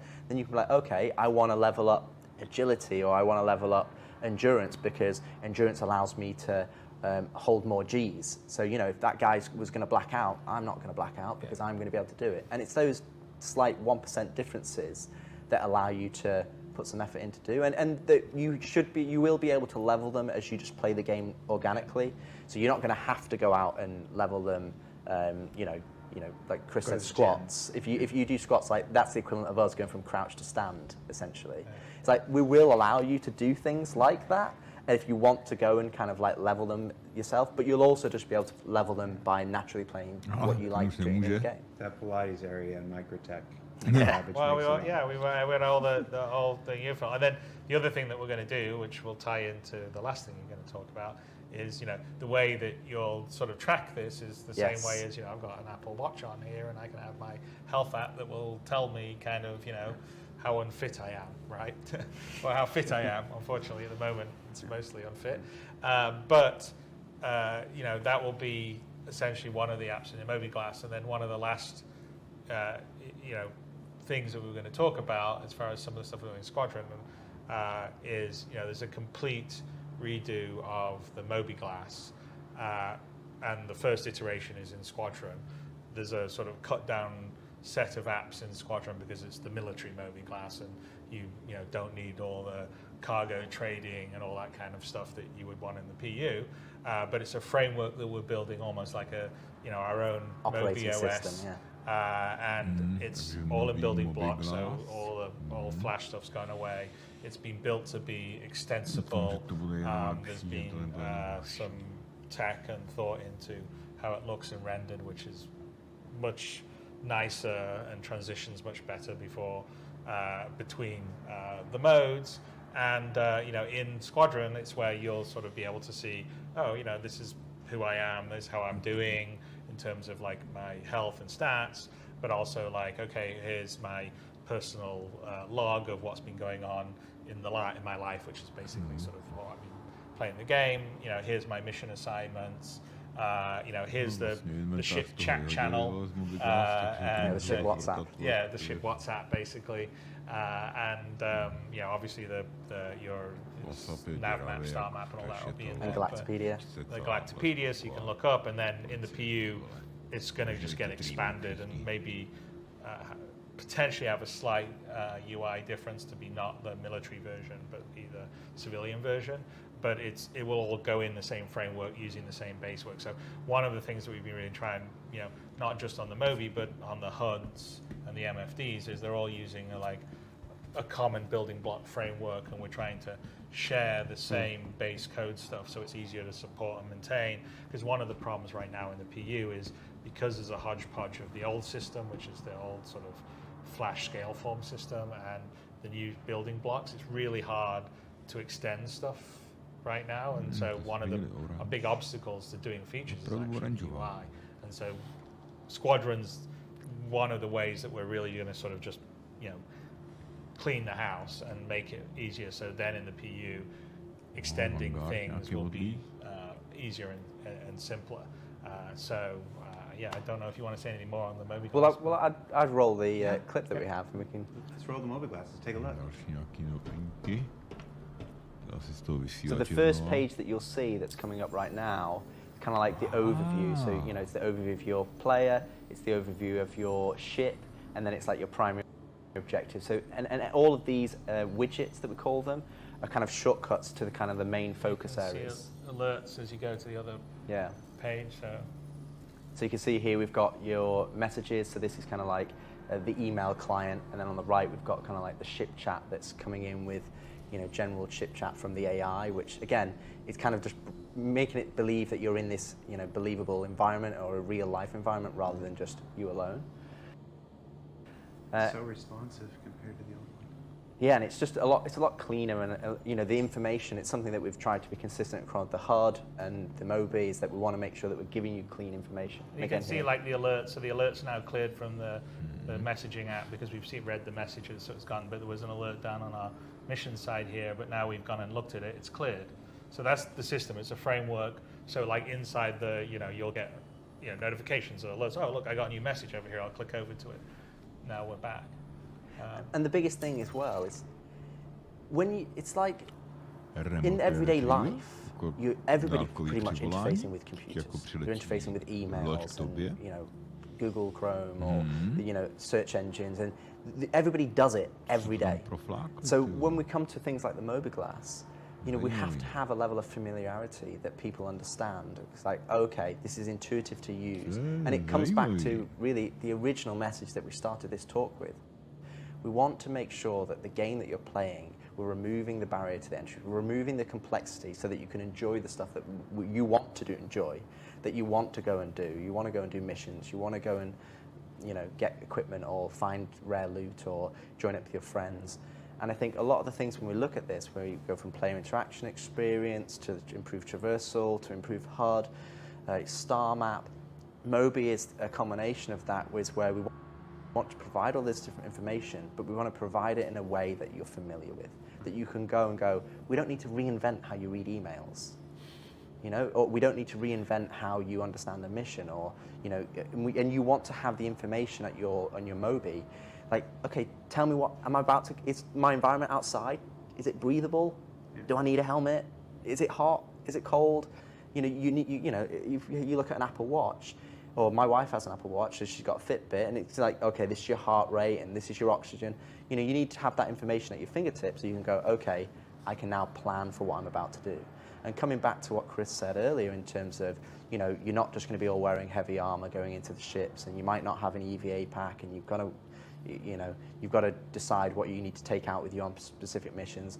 It comes back to bringing all these things together as a unified experience playing the game, and then you start to understand like why we've got an eating and drinking system, or actor status, or injuries, or readouts, and you know, inventory, and hover trolleys, and the physicalized nature of the world. And when you put it, or start putting it all together, which is kind of, we're seeing that glimpse in Squadron 42, because we're able to focus on that experience, not just individual features.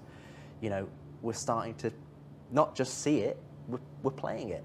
And I think that's what's really exciting to look at, to show you the progress that we're showing here today, is that nothing we've talked about is like, oh, we're going to start this in 6 months, or we're going to do this in 2 years, or we're going to do this. A lot of it we've already done, and we're in the position where we can go in there and play it and understand it and go, okay, let's tweak this, and let's start building on top of it of systems that we're really, you know, confident in, technically and from a design point of view, so that we can build on top. And we've got a very clear idea how they can scale in Star Citizen, because we've got the mini environment of Squadron, like the test bed of proving it out.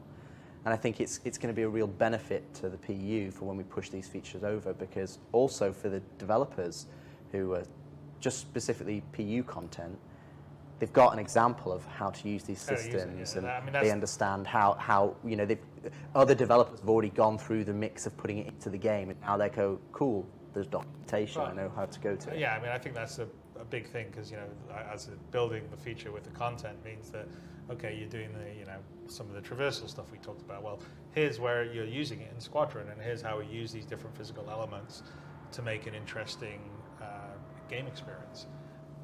And that means that the PU team that's now going, oh, we want to do 10 of those or 100 of those, has good examples of how to use it, rather than here's a feature, you figure it out. Because again, that was a lot of things that went in were that. You know, it's like trolleys, as we use an example, or the mounted guns are just features that didn't really have gameplay or use associated with them. So, you know, I mean, there's a lot more going on in Squadron than just this, but we thought this is just a snapshot. It would be very good to talk about some of the core gameplay things that we're working on, because we know that people are saying, hey, we'd like these to be better, or this to be easier to use, or smoother, or more responsive, and that's absolutely, we know, and we're working on it. And the plan is it's definitely going to be in the PU as well as Squadron, and Squadron is working on the PU too, everybody. All right, so that was our version of a short conversation about Squadron 42 and the benefits to the persistent universe. Before we let you go and get on to wrapping up our full day of activities, Nebylo vůbec krátký, ale dobrý, Chris, možná jsme se to dozvěděli, pár zajímavých věcí. Squadron 42, it's the co-development of 2 projects, how it'll affect Star Citizen. What do you got?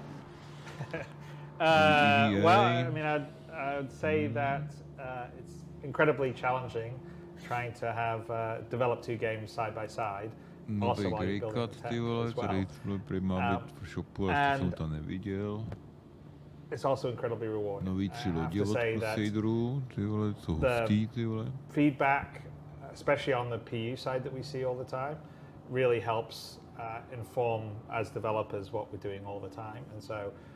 And it informs what we do on the Squadron 42 side too, in terms of some of the base mechanics, some of the areas that we go, okay, well, you know, we want to work on this thing, it's all the stuff we've really talked about this time. But, you know, for me, it's an incredible privilege to be building something of the level of ambition that we're doing on both Squadron but also Star Citizen, because, you know, ultimately I think that Star Citizen itself, in terms of an experience, in terms of how you can seamlessly go from sitting inside your ship, looking at your interior here, look at this constellation Phoenix, and walking outside onto a planet and looking at the foliage and the trees and seeing a mountain in the distance and walking over and being able to actually go there rather than it just be a background that you can never reach. You know, the scope and scale, the sense of being able to go anywhere, do anything, that is something that most game engines and games generally just can't do and don't do. They're limited to more limited spaces, and we're utilizing in Squadron to give you a sort of single player experience that sort of feels like you're in a huge play environment and system that you traverse around. I mean, we talked about the various types of quantum travel you're using and all the different down to the detail mechanics of picking up something off a desk and moving it over, and being able to build a system that can do that for the detail and fidelity that we're telling a really rich story in Squadron, but also a huge universe that you can exist in as a sandbox for everyone to play it is a complete, I mean, from a developer's standpoint, it's a dream. I mean, it's a dream I've had my whole life. Being able to do it because we're supported by the community out there is something I'm always eternally grateful for, and it's the best job in the world. So as much as it can be difficult sometimes, as much as it can be frustrating when you see everyone bitching about something or something's not working, or what kind of idiot did this, or which doesn't this person know how to run a project and all the rest of the stuff, it's still the best job in the world. So you've read the feedback. Well, of course, we all read the feedback. Every developer reads everything, but you need a thick skin. I mean, at the end of the day, you have a vision in your mind, and we're lucky enough to be able to really fulfill that. I mean, it's a bit of a Pandora's box that got opened when we realized we had the level of support to really go all the way, because it's a completely different scope of game now than 10 years ago when I got on stage and I was pitching a much more limited, sort of privateer, freelancer online, and a next generation wing commander. What we're building now is a completely different experience in terms of a lot more just fidelity and scope and possibility in the idea that you can do and be anything in it, and if you can think it or imagine it or see it, you can go there, do it, do all those things. That is, like I said, I think there's almost nobody out there in the industry that has got the opportunity to do that. We're getting to do that here at CAG. It's thanks to everyone that's supporting the project, so like I said, it's hard work. No one slacks off. We're working really hard. We all wish we were doing stuff quicker and faster than we end up doing it, but it's not because we're just sitting here, eating bonbons. We are working really hard, and it's exciting. I mean, for me, I look at things we have in development and how far we've come. How far the game itself, even Star Citizen. I mean, this year there's more people playing it. There's more, spending more time in the game than there was last year, than the year before. I mean, we're accelerating. I think that's partly a testimony to the game itself. Over the last few years, has become more stable. It's become more performant. There's been more features and content added. So even though we still have a lot of things to go, and we talked about a lot of things we want to improve, it's more of a, yes, it's rough around the edges, but there is something there that keeps people coming back, despite the frustrations, right? And I think it's that sense of you being able to go and do anything and be anything in the universe. And we're really committed to finishing that off and making that a really great experience that's frictionless. So, while it is challenging doing these two games together, it's also a hell of a lot of fun, and I'm, looking forward, over the next few years, because we got a whole bunch of really cool stuff coming down the pike, beyond what we already have here. That, it's a good time to be making games. It is a lot of fun. It's I think video games, strangely, video games get this reputation of because it's hard work, because it's so difficult. It's like it's job, it's like pain and whatever. But no, video games are fun. They're creative. They're expansive. They're collaborative. They're definitely iterative. And there's nothing else like it. No other industry in the world would have a weekly behind the scenes documentary series that I now get to do from a spaceship landed on one of Pyro's planets. Rich, you want to try to follow that? So the only one thing I would say is that even though we are focused on Squadron 42, we still read all of the feedback in, you know, in Spectrum, online, the comments or Reddit. So a lot of that feedback that's been come to the game over the years, you know, we've taken that on board, and we're starting to execute on that feedback with some of the systems that are not as forefront in people's minds, such as like the interaction system and how you interface with the game and controls and the action queuing and traversal. And I think the biggest takeaway for me when we start to look at all these features is that don't think of it as feature. We're making the game. The biggest thing is that we're starting to put that game together, and we can sit down and play it. And while Star Citizen, you know, there already is a game there, this is about, you know, making what's there even better, and making sure that all the things that new players and existing players have had frustrations with, that we're smoothing them over and removing the friction. And then about injecting that new features on top that's going to just enhance it even further. So I think it's, you know, in the next few years, it's going to be really exciting times. As Chris said, there's lots of things in the pipe.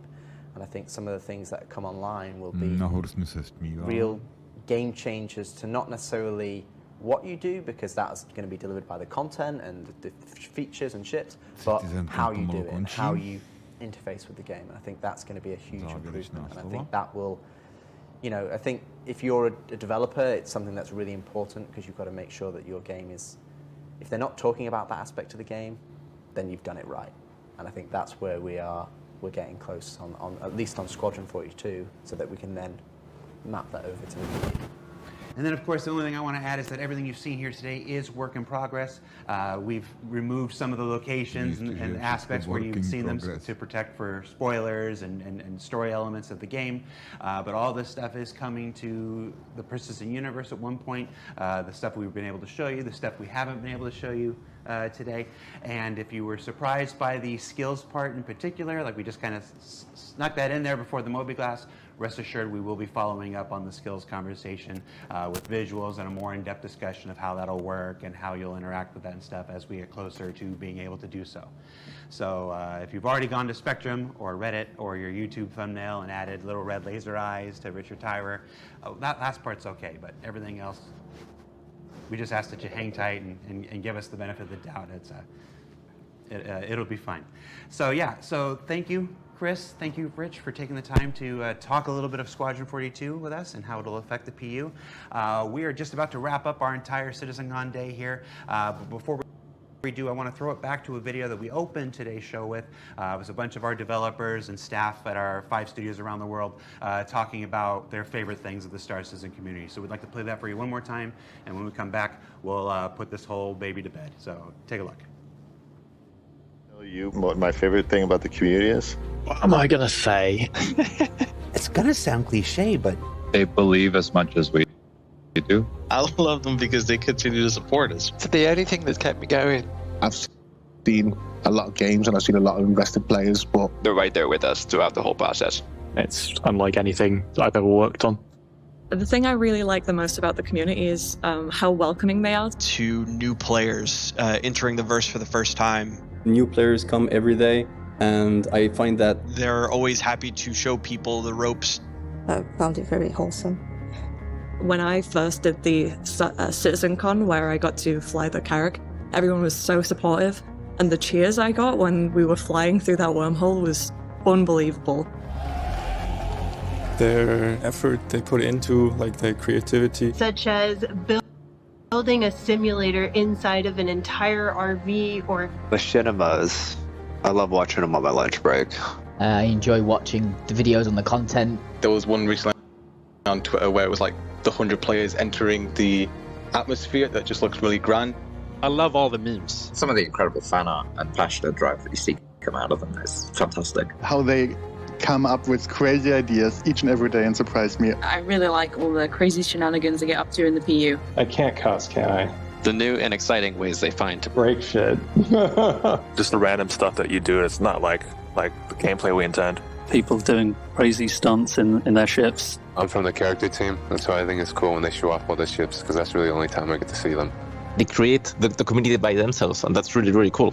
My favorite thing about the community around events. Going to Bar City and it's always fun to meet some of the backers. They've all been lovely to me in person. Even if they're like really frustrated, you can tell it's just they have so much love for it. I really like it when the community is very detail-oriented about our work. To see how excited they are about our progress. How much inspiration we get from them, from their ideas. I love the genuine enthusiasm. The quick turnaround on feedback. I love that. And how they're always interested in what's coming up.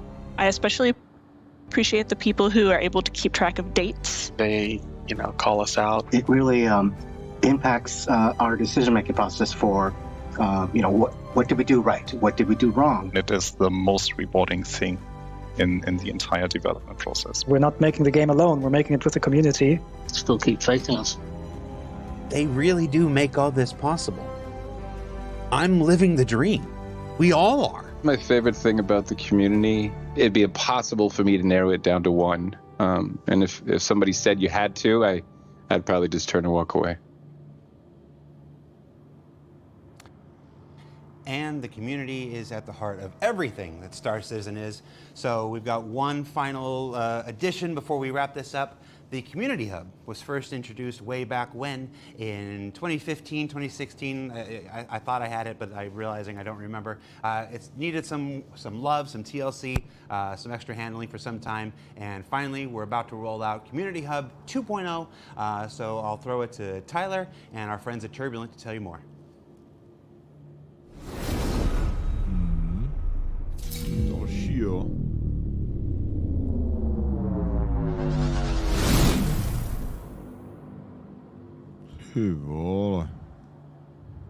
Hi everyone, my name is Tyler Whitkin and I'm the Director of Community at Cloud Imperium Games.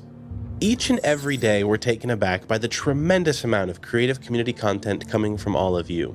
From a small 3D printed MSR that fits in the palm of your hand, to a full-size replica sandcastle of a 300i. No joke, someone actually did that. In fact, maybe they can pop it up right here. Wow. On the community side, we've always felt that if our developers were going to push the boundaries of what's possible with technology, that we needed to match that level of ambition with the engagement and tools that we provide to help the community thrive. With the incredible amount of creative content flowing from our community, it was a no-brainer that we needed to find a better way to support that. So, we've teamed up with our good friends at Turbulent to completely rebuild the Community Hub, and we're very excited to show it to you today. The team has been hard at work and focused on building out a completely new platform that will make both sharing and browsing content easier than ever before. To build this community hub, we really try to keep the Star Citizen identity, see what was good for the community and what they would like. This is where most people will go when they want to search for new content or discover new people who play Star Citizen and make posts in the community hub. So it's a very good place to engage with others. We want the community of Star Citizen to have this space that they deserve outside of the game, to keep talking and creating about the game, share and comment with each other. Now, I know I'm a little biased, but for these reasons and for many others, I believe that the Star Citizen community is the best and the most creative community in all of gaming. In fact, if you agree, go ahead and drop an 07 in chat. Go ahead. By the way, this bit is pre-recorded, so I'm going to assume that you are spamming chat like crazy right now. Thank you. Don't let me down. When creating a new post, you'll be able to choose between 3 post options. So that would be an audio, a video, and an image type of post. Inside of them, you'll be able to obviously put a title and a description in there, but also to pick and choose from a variety of different categories your post relates to. And that comes and play into the Discover page. On the Discover page, you can browse over all the content. You can also filter content with your preferences. For example, if I want to see only videos that are about cosplay, I can now filter that and find only videos about cosplay. And I can also sort them by popularity or by date. When you first arrive on the Community Hub, you arrive on the homepage, which features top trending content as well as posts from people you follow. Because yes, you can now follow people on the new Community Hub. You have a live stream section, which you can see the top players who play Star Citizen right now. You have a tutorial section also on the front page, And there's also the sidebar. And it's not just all about screenshots, videos, and crafts. It's also about the human connection we make with like-minded spacefarers that we've met along the way. It's about friendship. Personally, for me, I've made countless meaningful connections with so many people that I otherwise never would have met outside of this community. And many of those connections I know I will cherish and carry with me for the rest of my life. And I'm confident that many of you have similar stories, which is exactly why it was vital to us to find better ways to keep you all connected with one another. The Community Hub is a place of creativity and exchange between all the Star Citizen players. The team has put a lot of work in it. We're working on it since quite a long time. We really put a lot of love and care in this, and we really hope the community will enjoy as much as us. So you can head over to our website, dive in, check out all the new features, break the new features. It's okay, it's part of the process. And as always, we want to hear your thoughts, so make sure to head over to our dedicated feedback thread on Spectrum and let us know what you think. And this is just the beginning. We've got so many cool things planned for the months ahead, such as site-wide notifications, a massive shared content calendar where you can sort between official CIG events and community-created and organized events, and so much more. And the best part about the new Community Hub? It's live right now.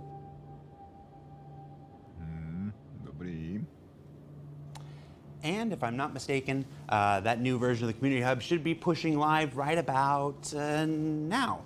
Or now. I don't know what time my watch is saying. It says it's like 12:30 in the morning. One last thing before we let you go, because we got more endings than a Lord of the Rings movie. Atmo Esports is running our 10th anniversary racing event, the new Babbage Bash, or the Babbage Bash, or something like that. That's immediately following this stream. We got a short video just telling you a little bit about who they are and what they do. So let's throw it to Atmo.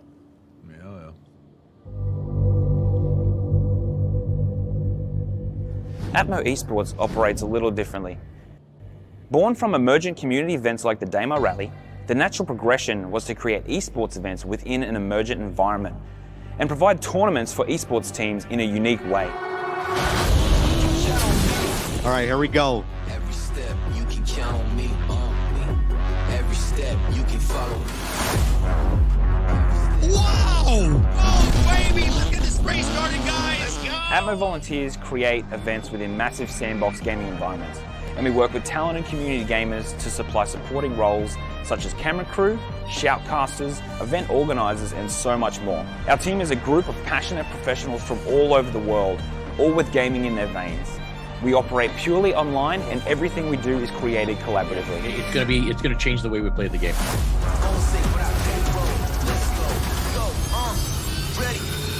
5, 4, 3, 2, 1, go!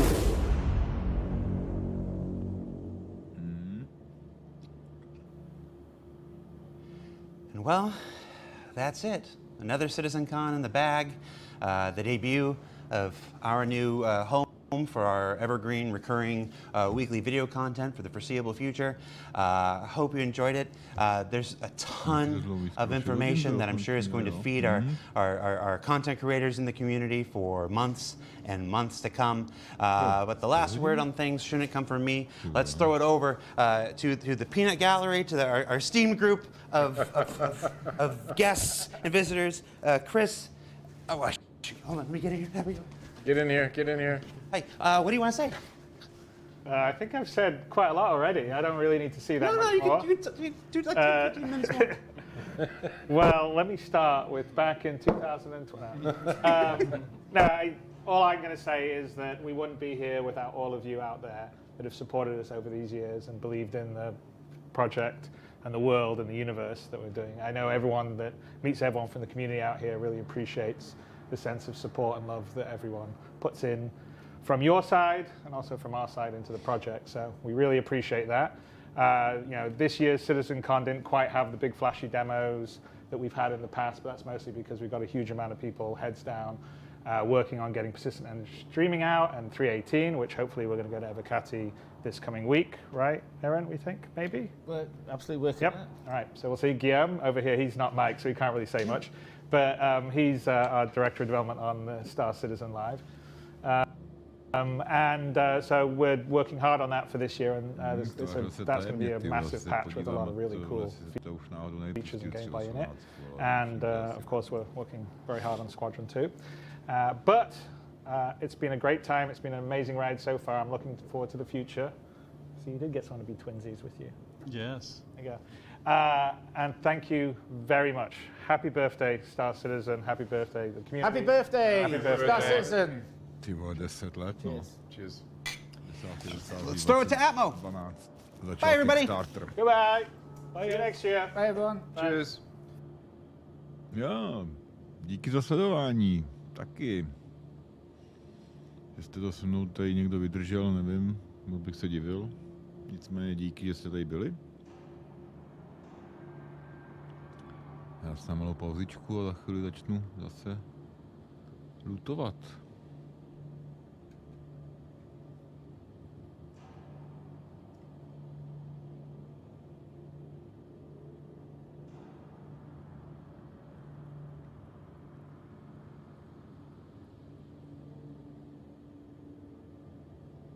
$20 711 diváků.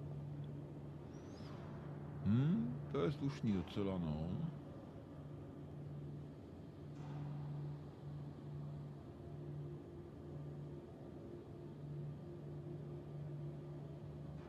Tohle to si někomu pošlu.